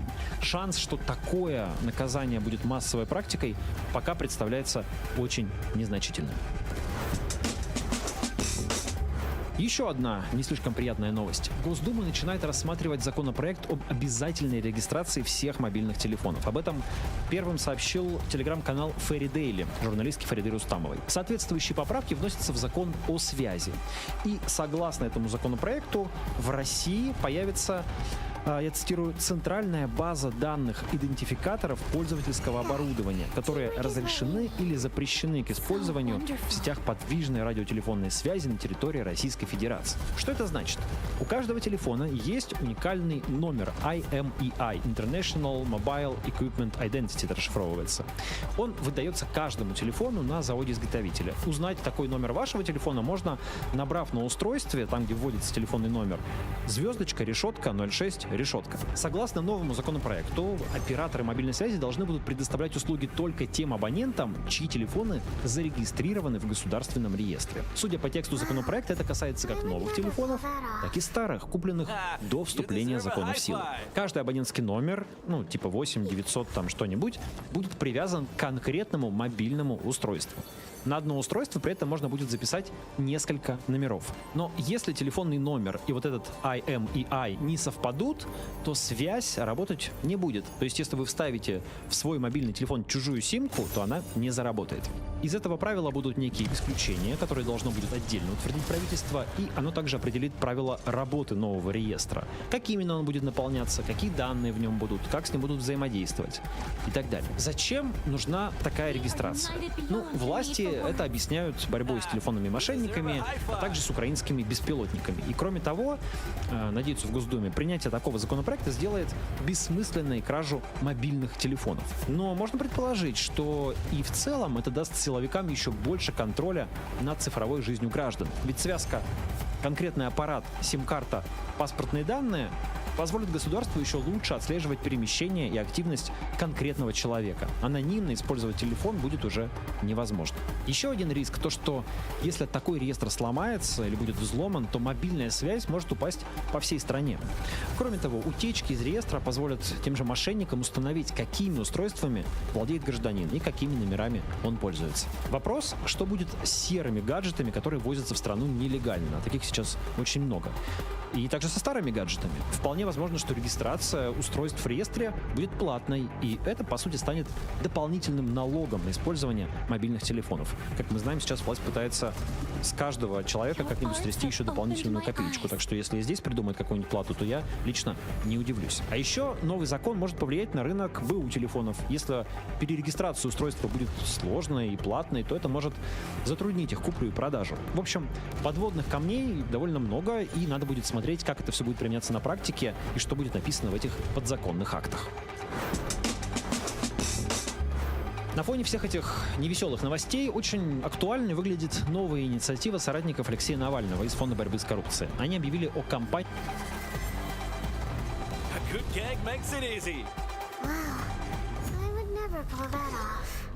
We are united beyond the need for words.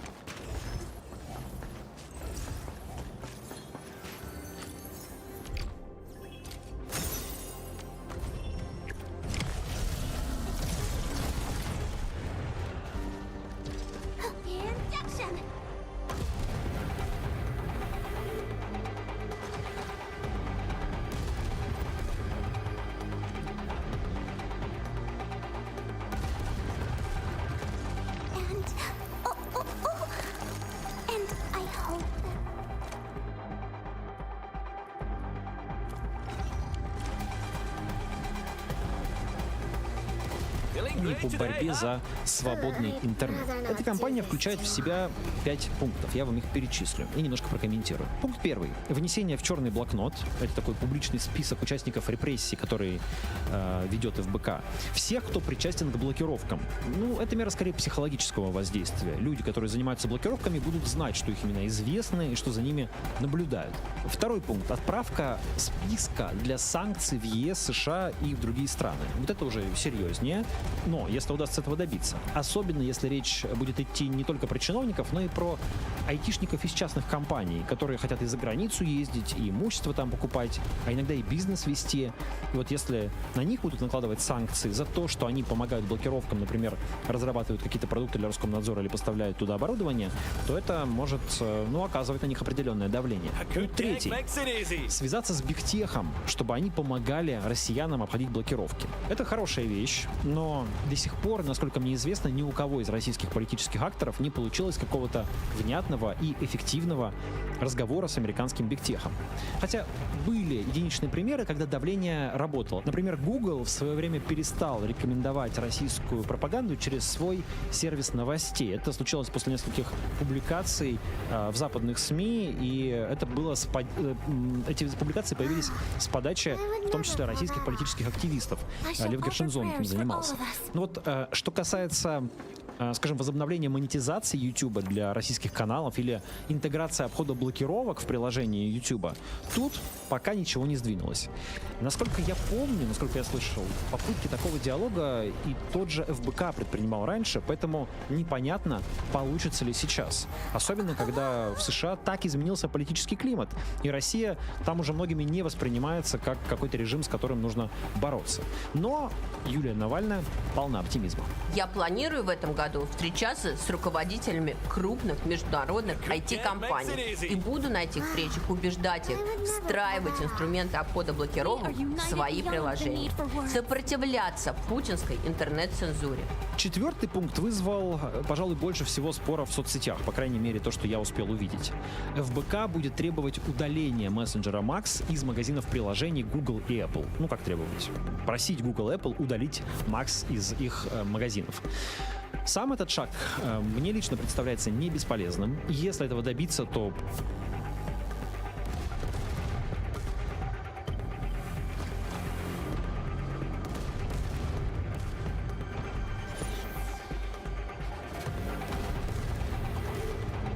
продвигать Макс станет значительно сложнее, а значит и основания для блокировки Телеграма станут слабее. Если у людей не будет альтернативы, власть теоретически может отказаться от блокировки Телеграма. Но мессенджер Макс уже установлен у десятков миллионов россиян.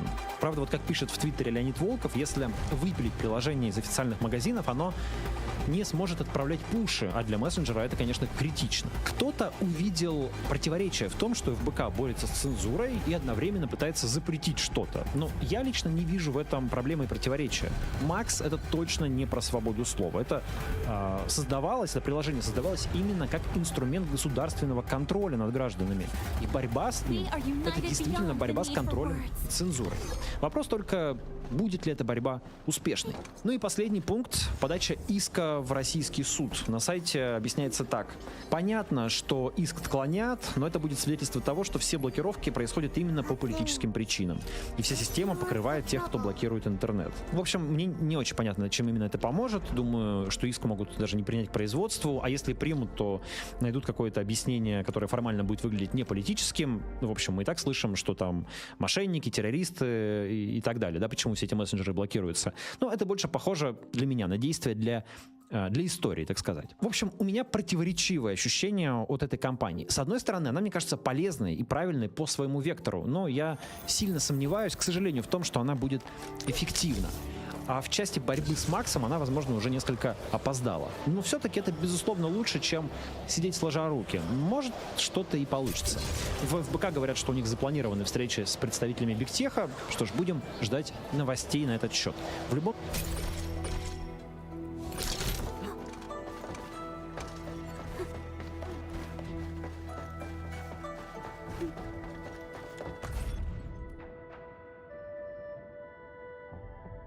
В любом случае, чем больше людей доносит до больших технологических компаний проблемы россиян, тем лучше.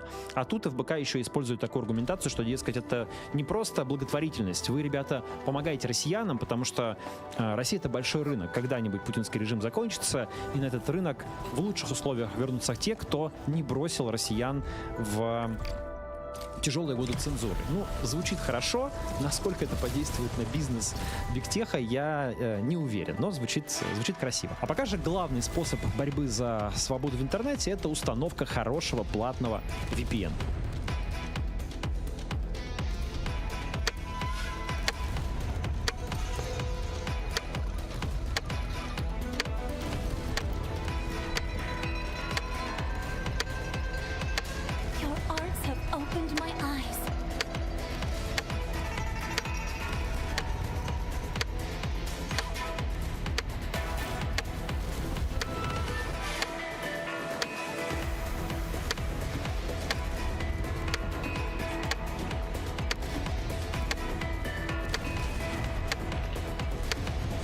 Друзья, здравствуйте. В Москве 19:05. Это канал «Живой гвоздь». Меня зовут Евгения Родионова. Андрей Меликов, наш режиссер, сегодня сопровождает трансляцию. И с особым мнением для вас сегодня должен выступить политик Максим Кац. Я вижу в чате, что вы его очень ждете, но его пока нет. Поэтому, друзья, давайте немножечко повременим, потерпим. А пока что я вам, во-первых, хотела вас поздравить с Международным днем безопасности интернета. И, видимо, сегодня власти Российской Федерации нас тоже решили поздравить с этим праздником и усилить блокировки Telegram. Поэтому напишите, как у вас сейчас работает Telegram, где вы находитесь, в каком городе и какая у вас ситуация с этим мессенджером. Поскольку сегодня, когда эта новость появилась в первой половине дня, она оказалась проходной, поскольку нас периодически балуют подобными новостями. И это все казалось какой-то декларацией о намерениях, но, тем не менее, пользователи столкнулись, правда, с проблемами с работой Телеграма. И если, например, сегодня в конце дня, более того, выяснилось, что даже госмессенджер Макс рухнул после начала блокировки Телеграм, и Роскомнадзор, сайт Роскомнадзора тоже обвалился. Видимо, перестарались власти с блокировками. В общем, это не шутки. Но что меня больше больше всего испугало, это то, что Ксения Собчак призвала подписываться на ее каналы в Макс. А это уже, друзья, не шутки. Все серьезно. Сразу видно. Напишите, пожалуйста, как у вас грузит. Москва пишет. Не грузит файлы с сообщениями проблемы. Москва утром телеграм-канал подвисал. И тоже зрители жаловались на то, что трансляции наши «Живого гвоздя» в телеграме зависают. Долго грузится видео. Европа работает. Дорогая Европа. Во-первых, вам привет. Во-вторых, мы вам завидуем по белому. Так, друзья, я сделаю небольшую паузу, пока что мы ждем Максима Каца. И для наших зрителей расскажу, если вы хотите поддержать канал «Живой гвоздь», работу нашей редакции, то заходите на сайт diletant.ru.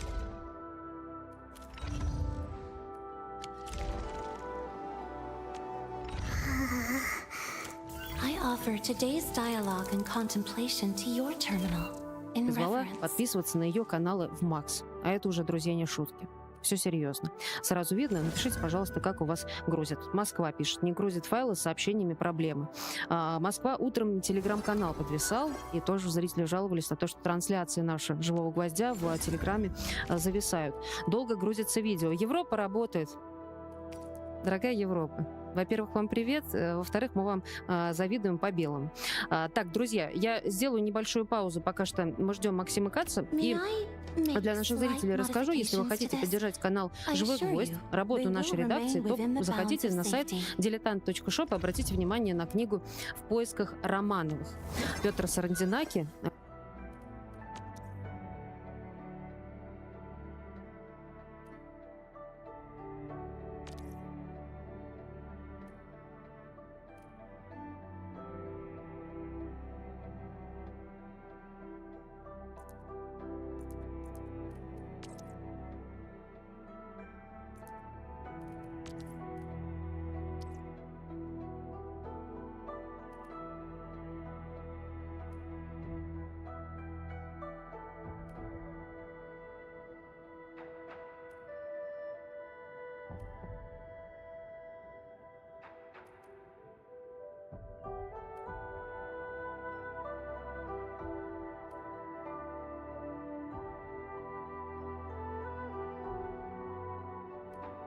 What a beautiful day. Whoop, whoop, whoop.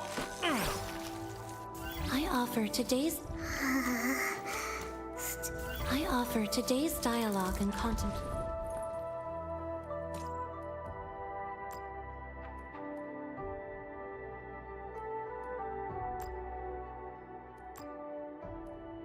And with my prayers, I shall also lift up those who have gone astray.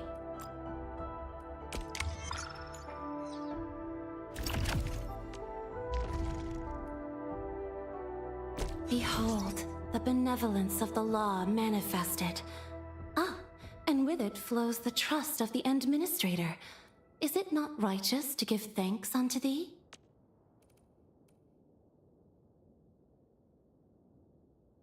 Once we are connected, wisdom shall springeth forth.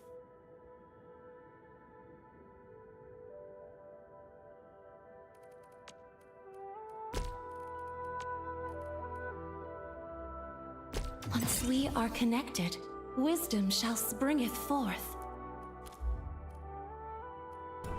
This is the highest road in Valley 4 Power Plateau. I'm going to show you exactly how to get here. So before we get started, you want to bring out your thermal banks, your zip lines, your relay towers, and your pylons. Then come over to this TP point at the bottom of Power Plateau. And then you want to place one of your zipline towers and relay towers around this location so that the zipline can see over this wall over here. Once you have everything connected, we can get started. Start by dragging out the wire from your relay tower that you just placed. Follow this path up to this location. Drop another relay tower here and connect it to the power. Start transmission, start dragging the wire on this one again, and place a thermal bank in this location with the thick part jutting out this way. I think you have to rotate it once to get this orientation. Get onto the corner and do a W run jump onto this corner right here. Run up to the end of this broken road until you get to the end, jump down, and this is where you can drop another relay tower somewhere up here and drop another zip line here, so you can easily come back here if you ever fall down. After you've dropped your backup zipline, just start transmission from the new relay tower. Find this patch, dark patch over here, shadowy patch. As long as your 2 feet are somewhere in this area, it should be okay, like this. And note that there's a gap in between this small building over here and this taller one over here. You're gonna put your character's head in between the gap and right in the middle, but then move it a bit to the right like this, a little bit more like that. Then you can start pressing W and running. And when you're about to reach the edge, just do a jump. And you should slide all the way across like this. If this lineup on the shadow and the head on the gap isn't really working for you, you can try a different lineup that I found. You just come up to the edge of this place, come as far right as you can, then aim for this thin beam over here and just do a walking jump towards it and land on top of it. Sometimes you might land a bit further up, like here. In that case, go back a little bit, just like tap W a few times. You're gonna slowly manage to crawl back until you're in this right half of this line. So imagine this line, there's like a half here. As long as you're on the right side, you should be okay. Go a bit down, just be a little bit more safe. When you're in the right half, you can just directly aim for this part and just do a running jump and you'll make it easily. When you get across, drag the wire across and then drop another relay tower and connect it to the relay tower. So now that we dropped this relay tower, there's 2 really cool zip lines we can go for. The one up there that I showed at the start, and there's one over here as well. So let's start with the easier one. This is way easier. So start transmission, run towards this.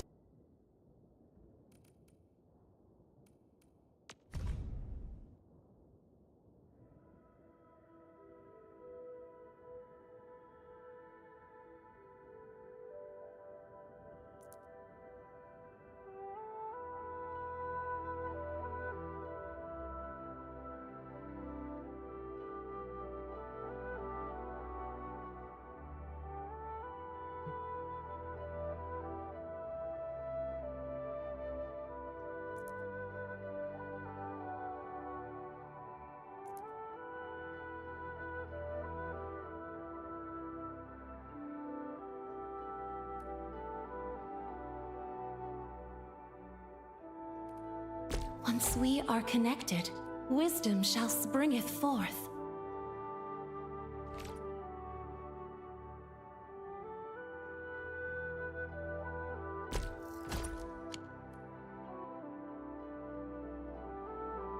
I need to be full HP.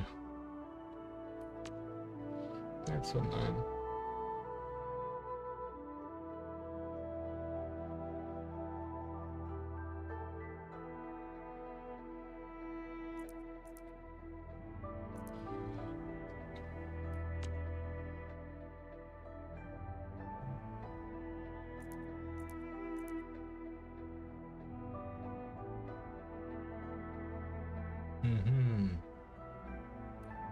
So she needs lots of intellect.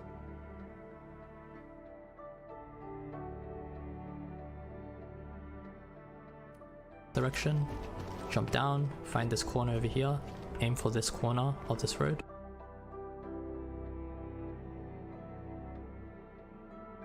You have never had a job, you've never accomplished anything, no reason to believe you have any merit or qualification. Your failures could fill a public school library. Who was leading the state? Gotta ride the subway. I'm gonna be doing it for 24 hours. That's why I created the Guardian Angels. You sexually harassed. Who went out there dressed to be in government. Corrupt politicians and the billionaires that fund them. Let our words ring out so loud tonight that This election has been a whirlwind so far. The June Democratic primary was a major upset in which Zoran Mamdani entered the race polling at 1% and ended up blowing out disgraced former Governor Cuomo by double digits. And my resignation will be effective in 14 days. Zoran's meteoric rise through the spring and summer exposed major cracks in the Democratic coalition as his own party leaders held back on endorsing him, even after he clinched the nomination by a wide margin. As I've said, I will have more to say about the mayor's race when I have more to say about the mayor's race. And the calamity didn't stop after the primary. The general election became a 4-horse race between current mayor and Turkish puppet Eric Adams, former Governor Andrew Cuomo, Zoran Mamdani, and Curtis Sliwa. Zoran was able to maintain a large lead through the general, even after Adams dropped out, who then endorsed Cuomo, Mamdani's main opposition, and somehow, through the Democratic establishment dragging their feet, through the Trump administration interfering, through the billionaire-funded attack campaigns, through the accusations of anti-Semitism,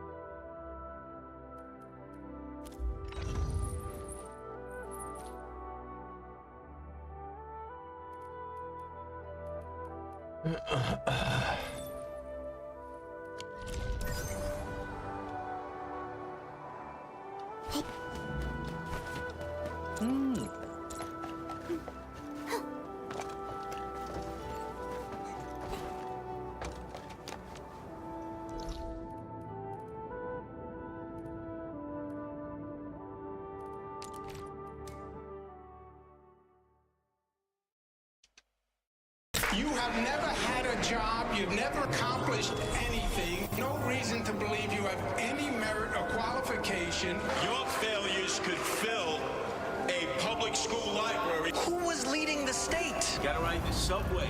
I'm gonna be doing it for 24 hours. That's why I created the Guardian Angel. You sexually harassed. If you want to be in government, I'm gonna keep my ideas. I wish you the best of fortune.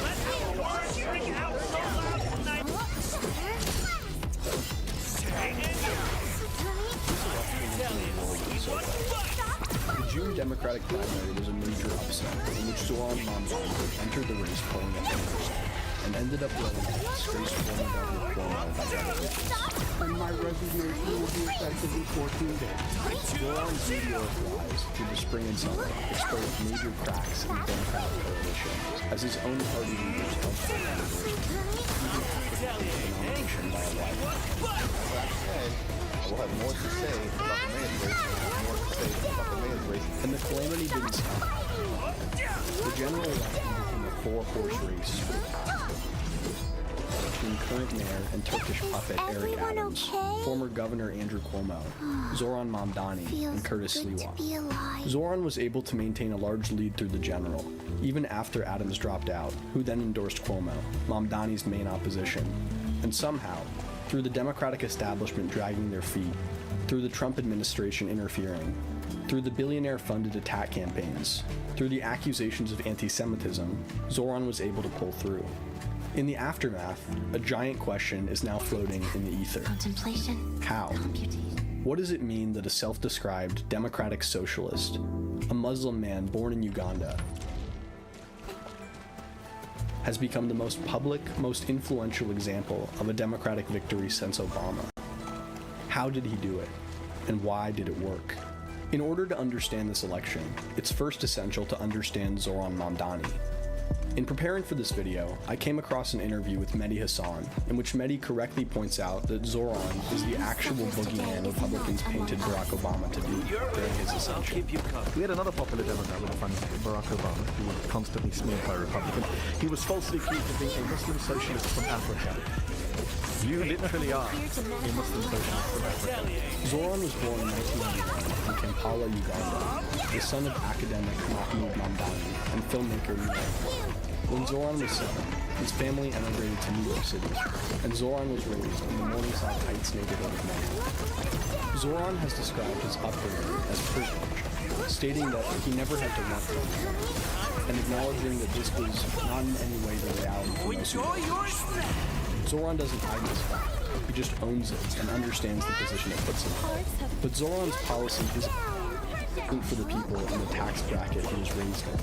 This makes him politically authentic.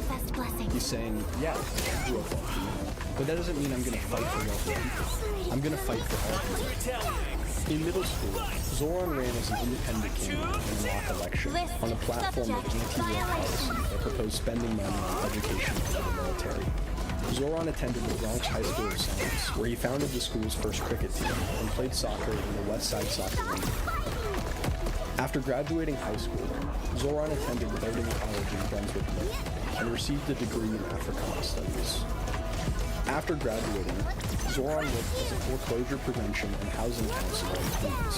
But what's far cooler is his moonlighting as a hip-hop artist under the name of Young Cardinal. In 2019, Zoran entered electoral politics as a state assembly candidate for New York State's 36th district, running on a platform of housing reform, policing reform, and public ownership of utilities. In this race, Zoran successfully dominated four-term incumbent Democrat Arabella Simonis and breezed through the general election facing no Republican opposition. After serving 3 terms in the state assembly, Zoran announced his candidacy for mayor of New York City. Thousands of commentators, journalists, and political actors have attempted to summarize Zoran's campaign, identifying key policies and themes, breaking down the demographic composition of his coalition. And while Zoran's platform is comprehensive and the noise around him is deafening, ultimately, all of it can be reduced to one goal: affordability. In one of Zoran's earliest campaign videos, you can see this in action. A chance to vote on Tuesday? I didn't vote. And why did you not vote? Because I don't believe in the system anymore. And did you get a chance to vote on Tuesday? Yes! Trump. Trump. Donald Trump. Well, actually, early voted. I voted for Trump. People want lower prices. They probably believe that Trump could give them that. Most of these people are working families. Rent is expensive. Zoran has referenced these moments time and time again on the campaign trail, going into the neighborhoods of New York that saw the largest swings from blue to red in the last election, and just straight up asking people why. And time again, these New Yorkers cite affordability. The rising prices of food and gas, rent increasing, utility bills increasing. New York is simply becoming too expensive to live in. So this became Zoran's theme. Of all the things you can say about the issues he's brought up during the campaign, the ideas that have been dissected, celebrated, demonized, say what you will about the merits of the policy, but it's undeniable that they are aimed at making New York more affordable. There's his rent freeze proposal that he outlines in this really digestible video. I'm freezing your rent. Eric Adams' board has raised the rent every year he's been in office. Currently, 8 of Adams' 9 appointees' terms are up and could be replaced tomorrow. And that's exactly what I would do. Only appointing those who understand that landlords are doing just fine. The median income for a rent-stabilized household is $60,000 a year. Any rent hike could push them out of this city. For those landlords who need a little extra help, there's a city fund they can apply to. So here's to a new year, a new mayor, and the same rent. There's his plan to introduce a city-owned and operated grocery store in each borough with set prices. There's his universal childcare proposal. There's his plan to eliminate bus fares on New York public transit, which he already created a pilot program for on 5 bus lines during his time in the state assembly. While from an outside perspective, you may think this race is a referendum on anti-Semitism or an esoteric debate over socialism, it is much more about a candidate proposing policies that very well may work and tackle the biggest issue that his potential constituents have: the unaffordability of New York. There's a ton of analysis on these specific policies and plenty of examples to look at. Kansas and Wisconsin have already piloted their versions of city-owned grocery stores that have seen some serious success. In previous case studies, making citywide busing free has not only increased ridership, but has also made riding buses more safe. Eliminating the payment interactions between drivers and passengers reduces overall friction. I think these policies are good ideas. And now we actually get the chance to see if they solve the problems millions of people throughout the country have. But what's fundamentally new and refreshing about this is not just the policies themselves, but how Zoran talks about them. In doing research for this video, I came across an interview Zoran did on The Breakfast Club, where he describes his busing policy clearly and succinctly. So as a state assembly member, I won the first of its kind fare-free bus pilot. We made one bus route free in every borough of New York City. And it showed that ridership went up by up to 38%. Assaults on bus drivers went down by 38.9%. It's not just about economic access, it's also about public safety. It's also even about environmentalism. And the cost of doing all of this is about $700 million a year. Now, that sounds significant, which it is, but just want to put it into context. We're talking about that in the context of a city budget that's about $113 billion a year. State budget about $252 billion a year. There is money. The question is what we spend it on. And we will do so in 2 key ways. The first is to match the state's top corporate tax rate to that of New Jersey. We are at 7.25%. They're at 11.5%. Corporations can pay it over there. They can pay it over here. Wherever you are headquartered, as long as you do business in the state of New York, you are taxable for that corporate tax. And the second is taxing the top 1% of New Yorkers. We're talking about people who make $1 million a year or more, taxing them just by a flat 2% tax increase. And all of these things together, they make every New Yorker's life better, including those who are actually getting taxed. That was like 60 seconds. And in just that time, Zoran is able to explain the policy he wants, present 3 clear pros to the policy, safety, access, and environmentalism, demonstrate that the policy has already worked on a small scale, anticipate and openly acknowledge the main criticism towards the policy, funding, and deal with it by explaining his funding mechanism.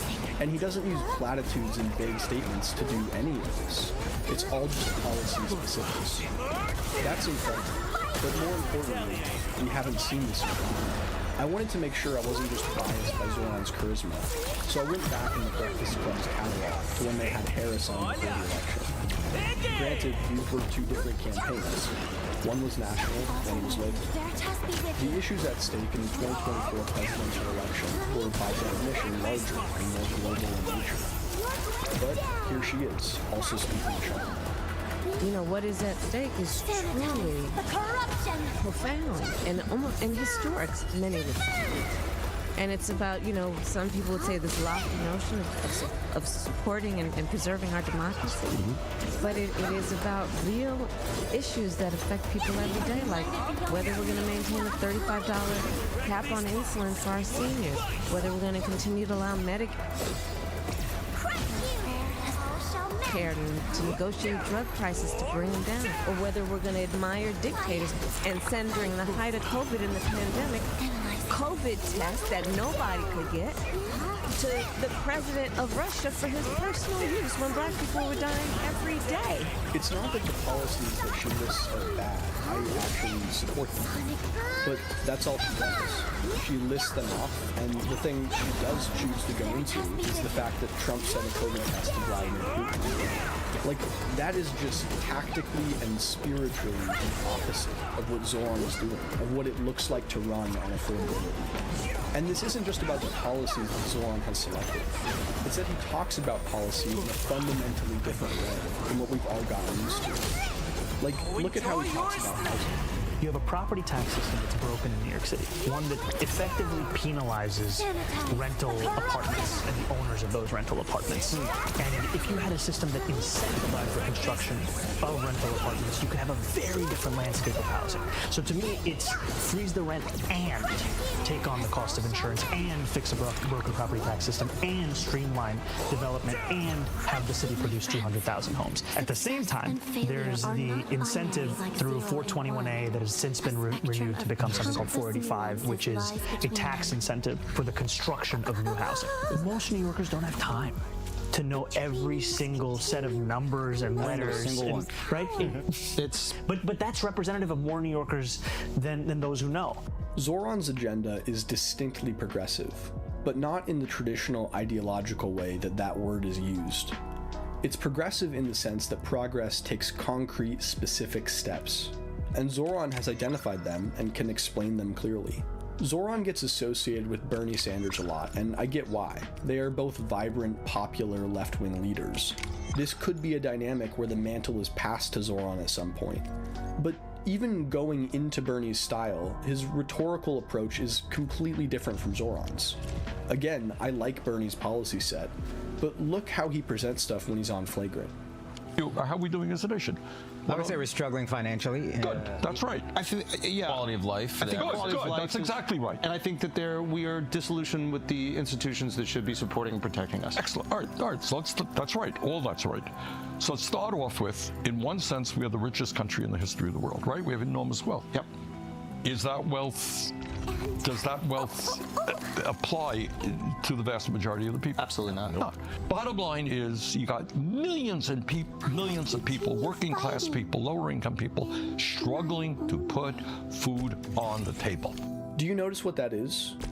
I've watched hundreds of hours of Bernie interviews, and Bernie's way of presenting his policies is basically like this. He asks an open-ended question that he wants a specific answer to. If you nail the question, he says, good, and goes on to the next point.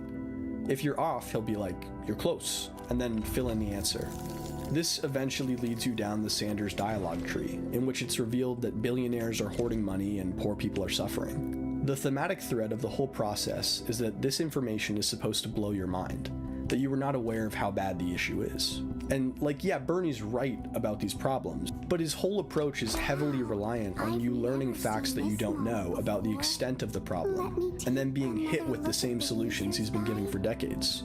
And that's cool, I guess. But one thing I have noticed is that as Bernie has had more airtime in the last 10 years, people have become aware of what he's talking about. So it's not as effective at actually talking to people. And it doesn't evolve. He's not actually asking questions about the new ways these eternal inequalities manifest. One thing Zoran points out early in his flagrant interview is the classic line that Democrats have been doing too much lecturing to voters. There's been a lot of lecturing and not much listening. This is a pretty agreed upon concept, but Zoran's approach is the first I've actually seen that transfigures this issue into something new. Sanders and Harris have differing politics, and they are both national figures. But they do have a kind of similarity in their rhetoric. It's about raising the stakes of everything to such an epic proportion that it's almost inaccessible to touch. Whether it's Harris's fears of democracy dying in some sort of existential way, supporting and preserving our democracy, or Sanders' diagnosis of the billionaires having too much power and wealth and needing to pay more in taxes. We are the richest country in the history of the world. It's not specific, it's not accessible, it's not relatable.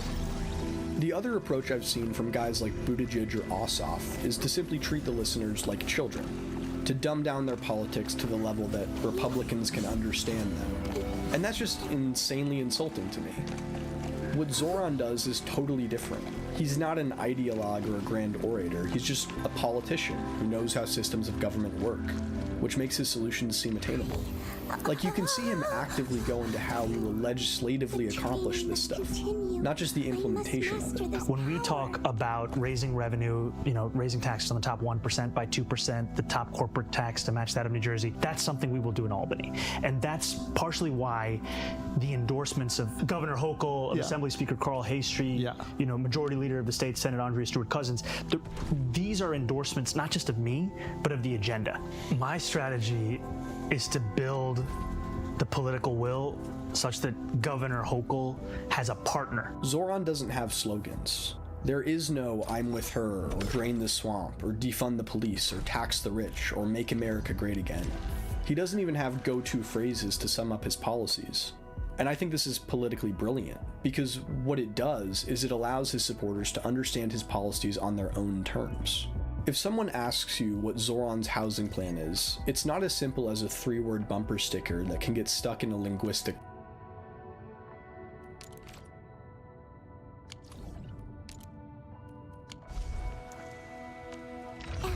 web. You have to actually talk about it, which opens a conversation, which opens people's minds. This approach is refreshing and respectful, and it's just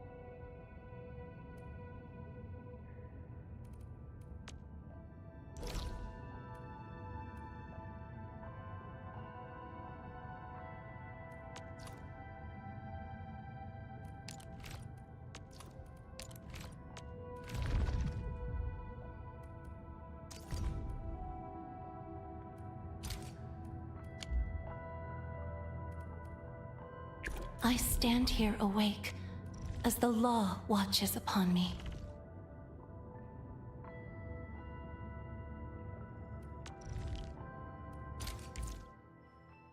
not dogmatic, it's barely even ideological. He openly acknowledges there are drawbacks to some of his ideas, and he's willing to own that and propose solutions in real time. How is it affecting business? Especially small businesses. The main businesses, they can get over. But you got that mom and pop store that just can't do it. Small businesses are struggling in New York City. They employ a majority of all New Yorkers who are working in the private sector. We put forward a small business proposal where we would cut fines and fees for those businesses by 50%. We're also going to make it easier to open them. You want to open a barbershop in New York City, you got to go to 7 different agencies, fill out 24 forms, and then attend 12 activities. That does not make it easy. We need to actually follow the example of Pennsylvania, where they took an 8-week permitting process and made it just a couple days, because we have to make it easier. And there's no animus to this. Even when Zoran is talking about policing landlords or wealthy people, the way he talks about it is complete and humanizing, full of empathy. He frames his policing reform policy not as a bludgeon against cops, but as a vehicle for them to focus more on violent and unsolved crimes, and let mental health crises be redirected to workers who want to do that. who have actually been trained in these areas. I want to be very clear, we are not defunding the police. What we are talking about is sustaining the number of police that we have within the police department. And when I talk to those police officers themselves, they tell me they signed up to tackle serious crimes. And yet what they're being asked to do today is serve as mental health professionals and social workers. He makes fun of the billionaires who spend money against him, but he also makes active appeals to quality of life as a reason for why they are not going to leave, even if he taxes them. In watching this election and people's perspectives on it from social media and through public discourse, one thing I've noticed is that there is broad approval around Zoran in my generation that sort of bridges the political divide. Young conservatives give him respect, and young socialists love him. This is both because his message is universal. It's about improving quality of life by using real, intelligent ideas to tackle affordability. And it's because he doesn't want to make enemies of real people. It's not part of his mission, and it's also just not part of his strategy. He's genuinely appealing to all people. He makes concessions where he needs to, he finds fixes for his policy setbacks, and he does it all while being a normal person. He laughs at himself, he allows criticism, he's authentic. He admits his privileges and acknowledges his faults. I looked into Donald Trump's podcast circuit in the run-up to the last election, and I found this fascinating nugget in his Andrew Schultz book, in which he lays out his border policy. We've allowed 21 million people into our country in the last 3.5 years. I think you have support on this, though. I think everybody, regardless. I'll let you know on November 6th. Yeah. Do I have support? No, I think people are agreeing they want a strong border, and I don't think that's an issue that's like tearing the country apart. The average American, I don't think is going to we need an open border. I think only a person that hates our country, maybe it's a gang deep hatred, can want open borders. Did you see that there? He can't let Schultz get away with saying that a policy he has is universally supported. I mean, it's not. But why not just embrace that? Why do you need to highlight people who disagree with you as people who hate our country? Just 8 years after Hillary's basket of deplorables, her logic is now universal and cross-spectrum. Zoran is being self-honest. What sets him apart is that he's not looking to paint any group as evil or wrong. He's trying to create solutions that factor in everyone's well-being. And this is exemplified in the way he talks about policies that impact different groups of people. He talks about increasing taxes, not to punish the rich, but to make life better for everyone. Increased taxes will help out the lower class, but also make city life more desirable for wealthier individuals. I've seen Vivek make this point before, that the reason Trump won is that Americans were tired of the same old scripted, cookie-cutter politicians. They viewed them as inauthentic and corrupt and full of bland platitudes. And that's a pretty common sentiment. But that's not the era I grew up in. The era that my generation knows as our political status quo is one of left and right populisms that speak in apocalyptic statements, highlight enemies among our population, and present their own rigidly ideological views as perfect solutions. We've heard of this former era of bland and boring politicians running on nothing, and we've lived through an era of populist demagogues stoking fears and presenting half-baked ideas. Zoran is neither of these things. He's what comes after. On one level, what Zoran is doing is just politics done right. It's talking to voters, learning what people want, and actively representing them. But on a deeper level, what Zoran Mamdani's win means is that this is the new era of politics. It will manifest differently in different states and parties and through different messages and mediums. But I think this is what people are hungry for. Post-populism. Not a return to the establishment, but a synthesis of the complexity of the world we live in, and a unity among all people to live in a better world. Politicians who are active in the community and talk like regular people because they are regular, and can acknowledge that not everything is as simple as we thought, that it's not about heroes and villains, it's about us working collectively and intelligently, and that's so.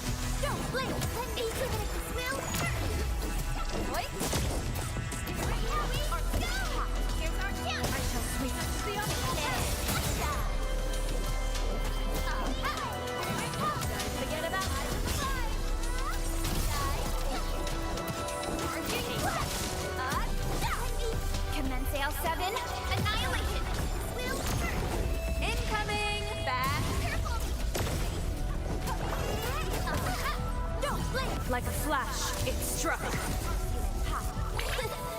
help, Mr. Dolly! Here's our chance! I shall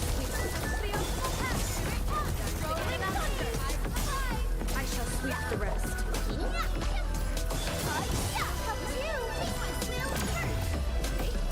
We are united as one.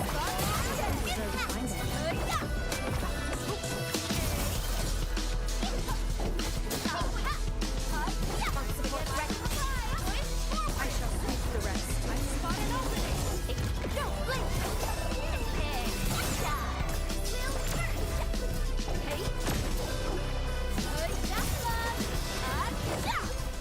There's an old saying among...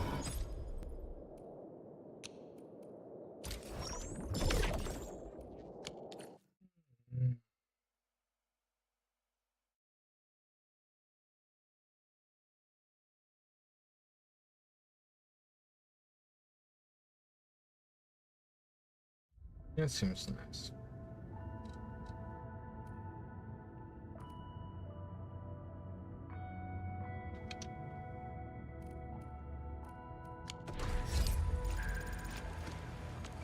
Where are we headed? And... And I hope that our battles may bring about peace.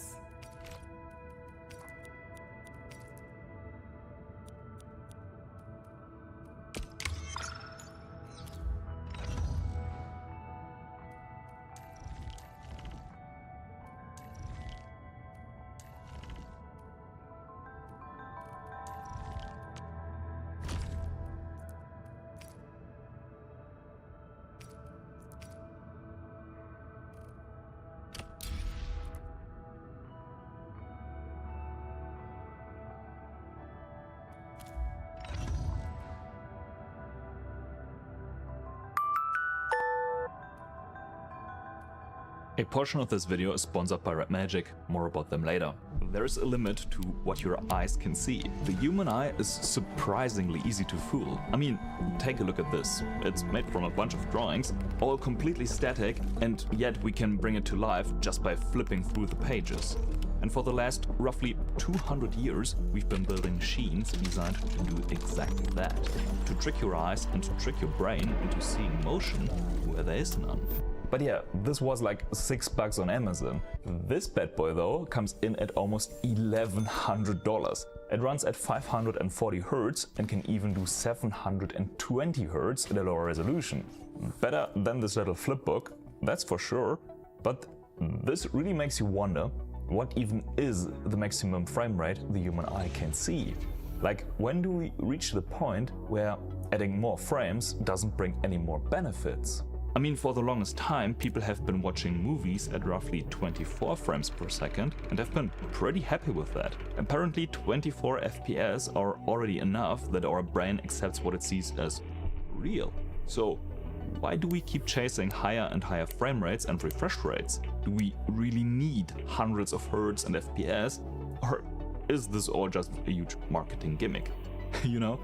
I'll let you in on a little secret. Tech companies don't really care if it's actually gonna improve your viewing or gaming experience, as long as they can sell expensive toys to gamers. And there's actually good evidence, several studies, that seem to indicate that people can't reliably perceive more than roughly 60 Hz. And people on the internet love this. Kinda became a meme to say that the human eye can't see more than 60 Hz or FPS, especially when someone just spent hard-earned money on a new high refresh rate monitor. The internet really is a wonderful place, but you know, there is a nugget of truth in these meme posts.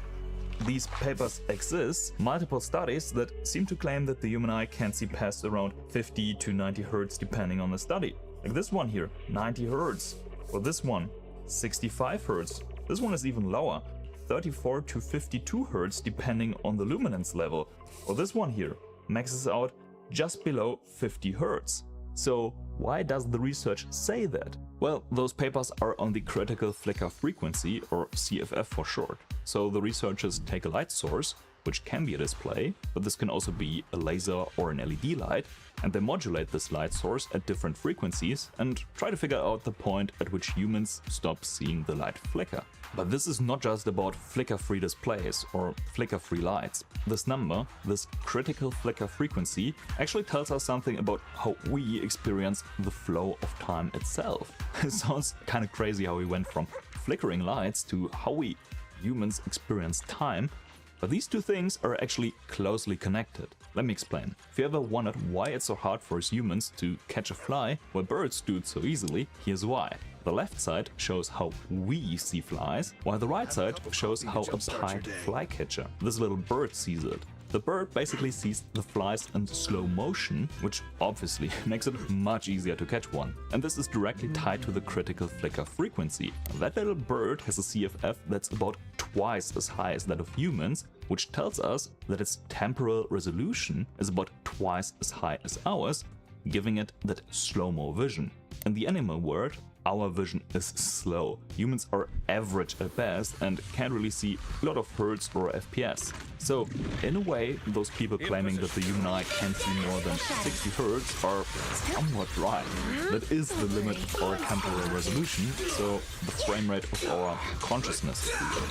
And yes, this is somewhere around 60 Hz, but this doesn't at all mean that the human eye can see more than 60 Hz or FPS on a monitor, for instance. There are actually multiple things that the human eye can pick up far above 60 Hz. You know, it's kind of like you can't see the wind, but you can still see the trees bending in a storm. You might not be able to see and count each individual frame on your monitor, but there are very real, visible effects of the refresh rate and frame rate that you can see.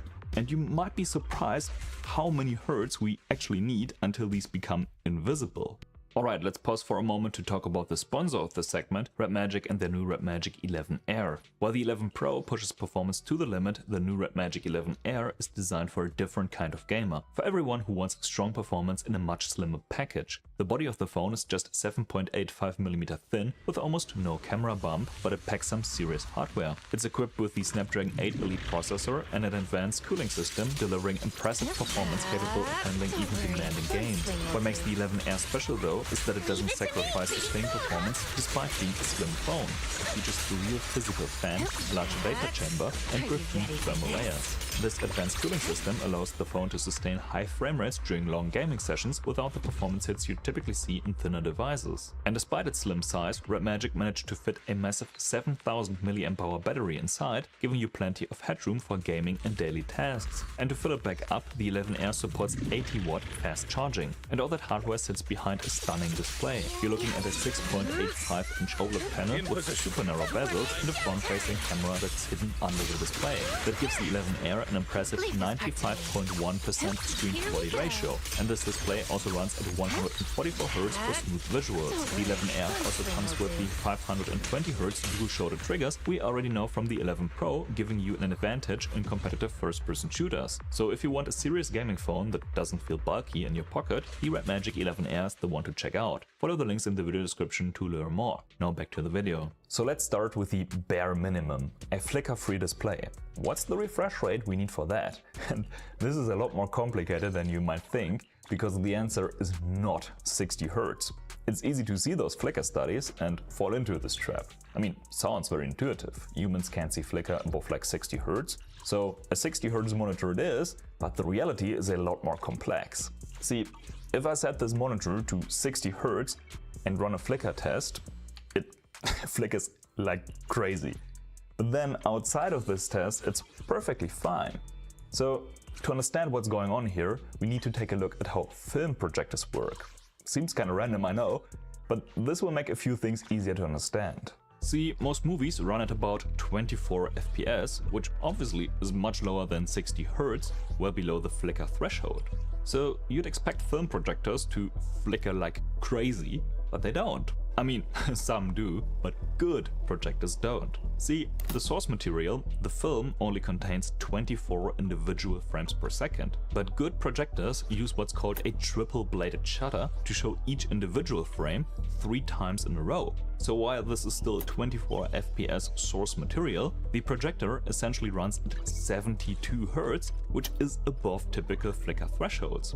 And this is important because film projectors go blank in between frames. They have to do this because they actually have to physically move to the next frame on the film strip. If they weren't hiding that the film is moving, you just see a blurry mess on screen. But this blanking, the abrupt switching between light and dark, is risky. At 24 Hz, this flicker would be unbearable to watch, so they have to push that number higher by flashing the same image multiple times. But monitors don't have to do this. See, when I set this monitor to 24 Hz, it doesn't just start flickering like crazy. This still looks perfectly fine. And that's because most modern screens use what's called the sample and hold method.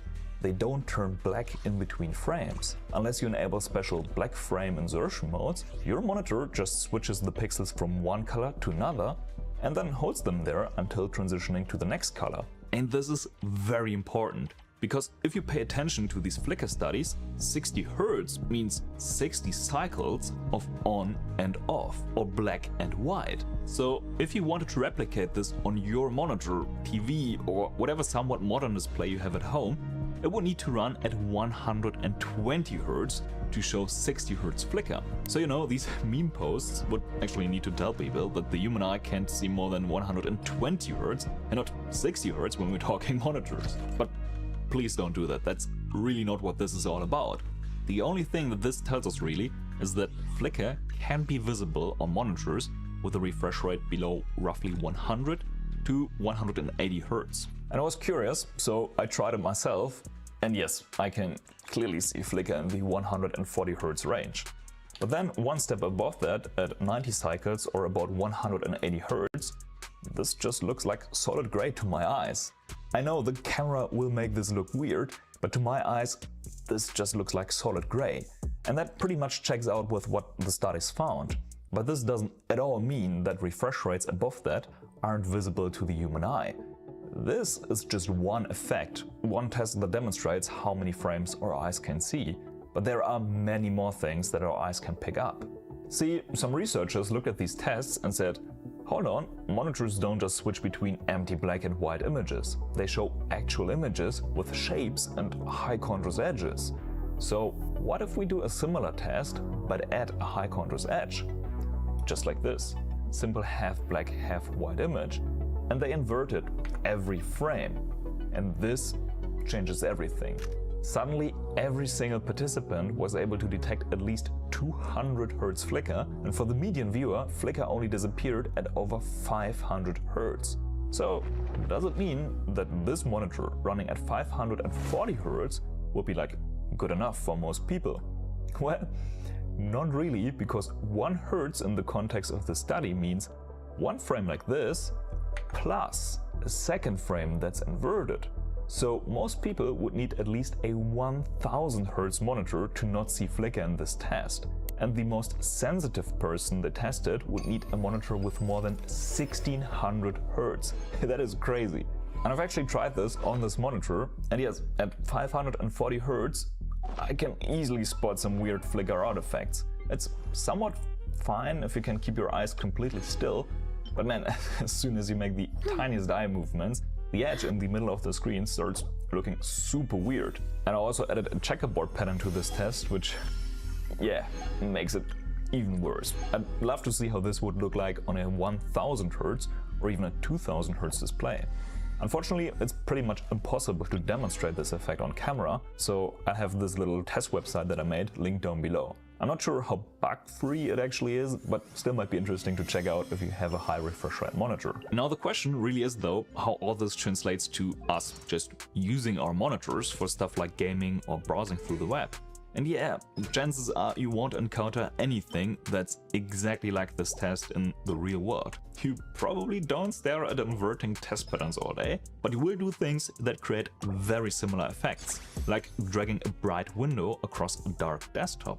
There's a high contrast edge as well, and the pixels are flipping from black to white and the other way around.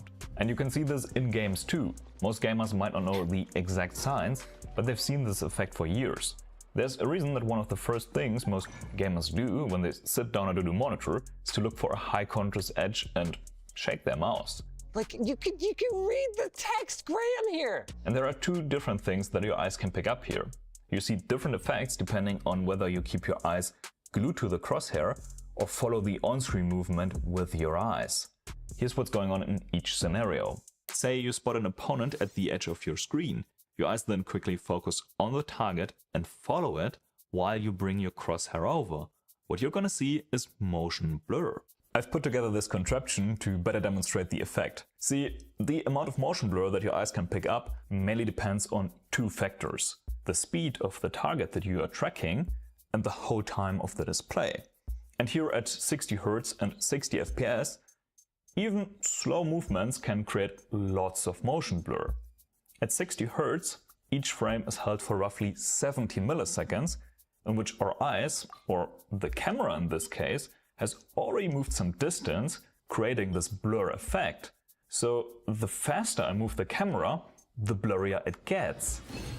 See, slow movements are still fine, but when I increase the speed, the image gets pretty blurry. If we bump up the refresh rate and frame rate, the hold time decreases and tracking the target gets a lot easier. At 540 Hz, I can move pretty fast and still get a clear view of the target. So what's the magic frame rate and refresh rate we need for no motion blur? As you can imagine, it's tricky to put an exact number to that because it depends on a lot of factors. Like, how close are you to your monitor? If you're sitting close to a large monitor, even slow mouse movements can result in fast motion speeds relative to your eyes. Then of course, how fast you move your mouse matters too, and so does how fast you're even able to track the motion with your eyes. Resolution and contrast are a factor too. A 1080p screen can mask some motion blur that you might have been able to spot on a 4K display. And response times have an impact as well. This monitor is using a super fast OLED panel with almost instant response times, but if you try this on a slower LCD monitor, the ghosting or smearing can mask a lot of motion blur. So this isn't an easy question to answer, but some researchers came up with a model to calculate the frame rate we need based on a variety of factors. And they concluded that in extreme scenarios, we might need around 700 FPS to stop seeing motion blur, which, yeah, is a lot. So we have motion blur, which probably is visible up to around 700 Hz in FPS. And we looked at those flicker studies, which showed that humans could still pick up refresh rate related effects even on displays with up to 1600 Hz. But what is the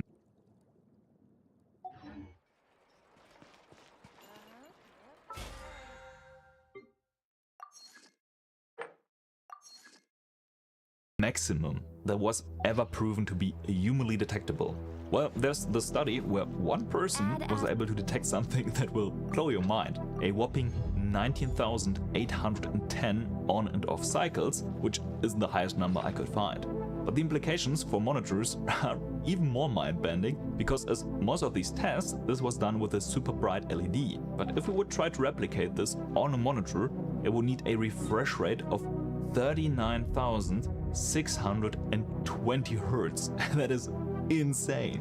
Of course, not everyone will be able to detect frequencies as high as this. This absolute chat scored several thousand Hz higher than most of the participants in that study. And you know, in the experiments, they've been staring at an insanely bright LED shining through a tiny little slit, and they had to make rapid eye movements. So it's fair to say that if we translate this to monitors, this would be a niche scenario. But what if we, instead of making rapid eye movements and keeping the light source steady, we instead keep our eyes steady and move the light source? Like the mouse cursor. This can be light sourced, and we can make rapid movements. The effect is very similar to what they've tested in that study, but we call this effect the stroboscopic effect instead of the phantom ray effect. And I'm sure you've seen this effect on your monitor before, and funnily enough, this is often one of the first things people do when getting a new high refresh rate monitor. Oh my gosh, wait. Okay, whenever I get a new monitor, the first thing I always do is I go onto Windows desktop and I just move the cursor. Holy fuck, it is so smooth. What you're looking for is that trail the cursor leaves behind. This is directly tied to the refresh rate of the display. And the higher the refresh rate gets, the closer the copies that trail behind the cursor merge together. Blurbusters.com actually has a great demo of this, where you can see what this looks like at different refresh rates. At 540 or even 720 Hz, you're already gonna move the mouse pretty fast to even see the trail. Sure, you're probably not buying a high refresh rate monitor just because swirling around the mouse on the desktop looks so much better. But the same effect can also be seen in-game. We already discovered that if you follow the target with your eyes, you're gonna see motion blur. But if you instead focus on the crosshair and keep your eyes steady, you see the stroboscopic effect. Just like the mouse cursor, there are multiple images that trail behind whatever is moving on screen. And you don't have to be a scientist to see that this makes hitting a shot harder. So naturally, we don't want this. But to get rid of that, we either have to move slower or increase our refresh rate and frame rate. And there's a lot of research on how many frames you actually need to make the stroboscopic effect disappear. And the numbers I found are around 600 Hz, which, you know, doesn't sound too bad, as we've just talked about the many thousand Hz in the FPS that we need to get rid of some of the other effects. But this number ultimately depends on the speed of the motion. And it's important to keep in mind that most of the research on this topic is done in the context of cinema and television. So the maximum speeds they test are much slower than what you typically reach in games. In fact, it's about this speed. This should be roughly the fastest speed they used if you translate it to a 27-inch monitor at a 60 centimeter viewing distance. And yeah, 70 degrees per second is slow when we're talking gaming. It's easy to get like 10 times that or even more in fast mouse flicks.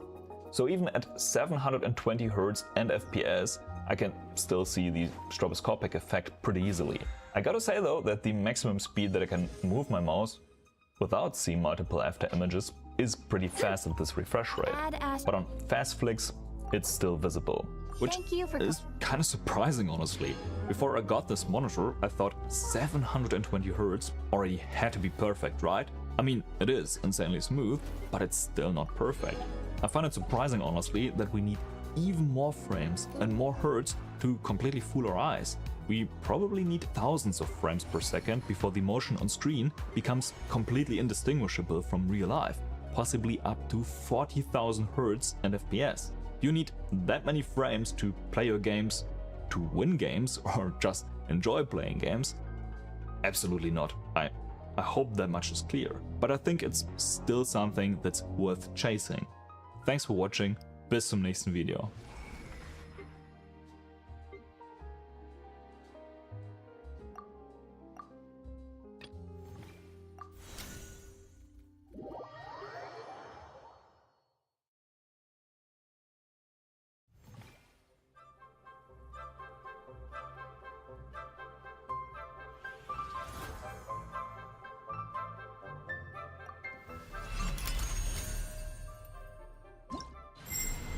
This question comes from Rob, who asks, is it possible to build a jetpack using downward firing rifles?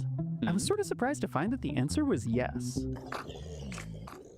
The principle here is pretty simple. If you fire a bullet forward, the recoil pushes you back. So if you fire downward, the recoil should push you up. The first question we have to answer is, can a rapidly firing gun even lift its own weight? If a gun weighs 10 pounds but only produces 8 pounds of recoil when continuously firing, it won't be able to lift itself off the ground, let alone lift itself plus a person. In the aerospace world, the ratio between a craft's thrust and its weight is called, appropriately, its thrust-to-weight ratio. If it's less than 1, that is, if the thrust is less than the weight, the vehicle can't take off. The Saturn V had a thrust-to-weight ratio at takeoff of about 1.5. There are a lot of repeating firearms, but it turns out a lot of them also tend to come in at a thrust-to-weight ratio of around 1.5. This means that if you stood one on end and remotely fired it, it would rise into the air while firing. The amount of thrust created by a rocket, or rapidly firing gun, depends on 1. How much mass it's throwing out behind it, and 2. How fast it's throwing that mass. Thrust is the product of these two numbers. A self-reloading firearm might weigh around 10 pounds. If you fire 10 10-gram bullets per second, going 700 meters per second, the thrust from the stream of bullets is around 15 pounds. But this isn't just the bullets, the actual thrust can be up to around 30% higher. The reason is that a rifle isn't just spitting out bullets, it's also spitting out hot gas and explosive debris, and the precise amount of extra force will vary depending on the specific design of the rifle and the cartridge. The overall efficiency of using a rifle for propulsion also depends on whether you eject the shell casings out.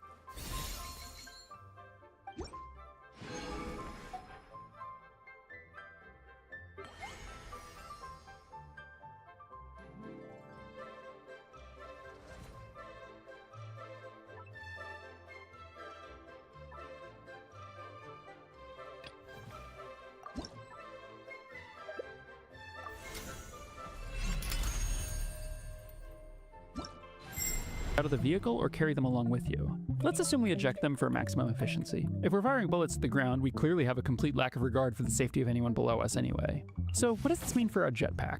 Well, a self-reloading rifle can take off, but it only generates about 5 extra pounds of thrust beyond its own weight, so it can't lift much more than a squirrel, let alone a human rider. Let's try multiple rifles. If one rifle can lift itself plus 5 extra pounds, then 2 rifles can lift 10 extra pounds. At this point, it's clear where we're headed. With 30 rifles, we can just barely lift the weight of a 150-pound person. They'd be able to hover, but not really rise into the air. 40 rifles will accelerate that person upward at 0.1 Gs. 60 rifles will get them to 0.2 Gs. Get started. If we add enough rifles, the weight of the passenger gets spread out over so many of them that it becomes irrelevant, and the craft's thrust-to-weight ratio approaches that of a single unburdened rifle, an upwards acceleration of 5 meters per second, or half a G. But that acceleration won't last very long, because we have another problem. Fuel. I mean, ammunition. There's no advantage to carrying more than about 150 rounds of ammunition, and the reason for this is a fundamental and central problem in rocket science. Fuel makes you heavier. Each bullet weighs 10 grams, and the cartridge might weigh around twice that. If we add more than about 150 rounds, the rifle will be too heavy to take off.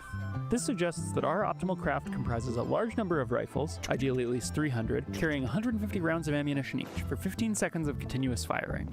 This craft could accelerate upward to vertical speeds of around 80 miles per hour, and after it ran out of ammunition, fuel, it would continue coasting upwards to a height of about 200 meters. So we've answered Rob's question. With enough rifles, you could fly. But our rig is clearly not a practical jetpack. Can we do better? The GAU-8 Avenger is an autocannon, which is a giant self-reloading gun usually attached to a vehicle, that fires a 1-pound bullet up to 60 times a second. It produces almost 5 tons of recoil force, which is extraordinary, considering that it's mounted in a type of plane whose engines only produce a combined total 8 tons of thrust. If you put 2 of these cannons in one aircraft and fired both of Going to be it for the stream. Good luck, fun, thanks for watching, and I'll see you next time.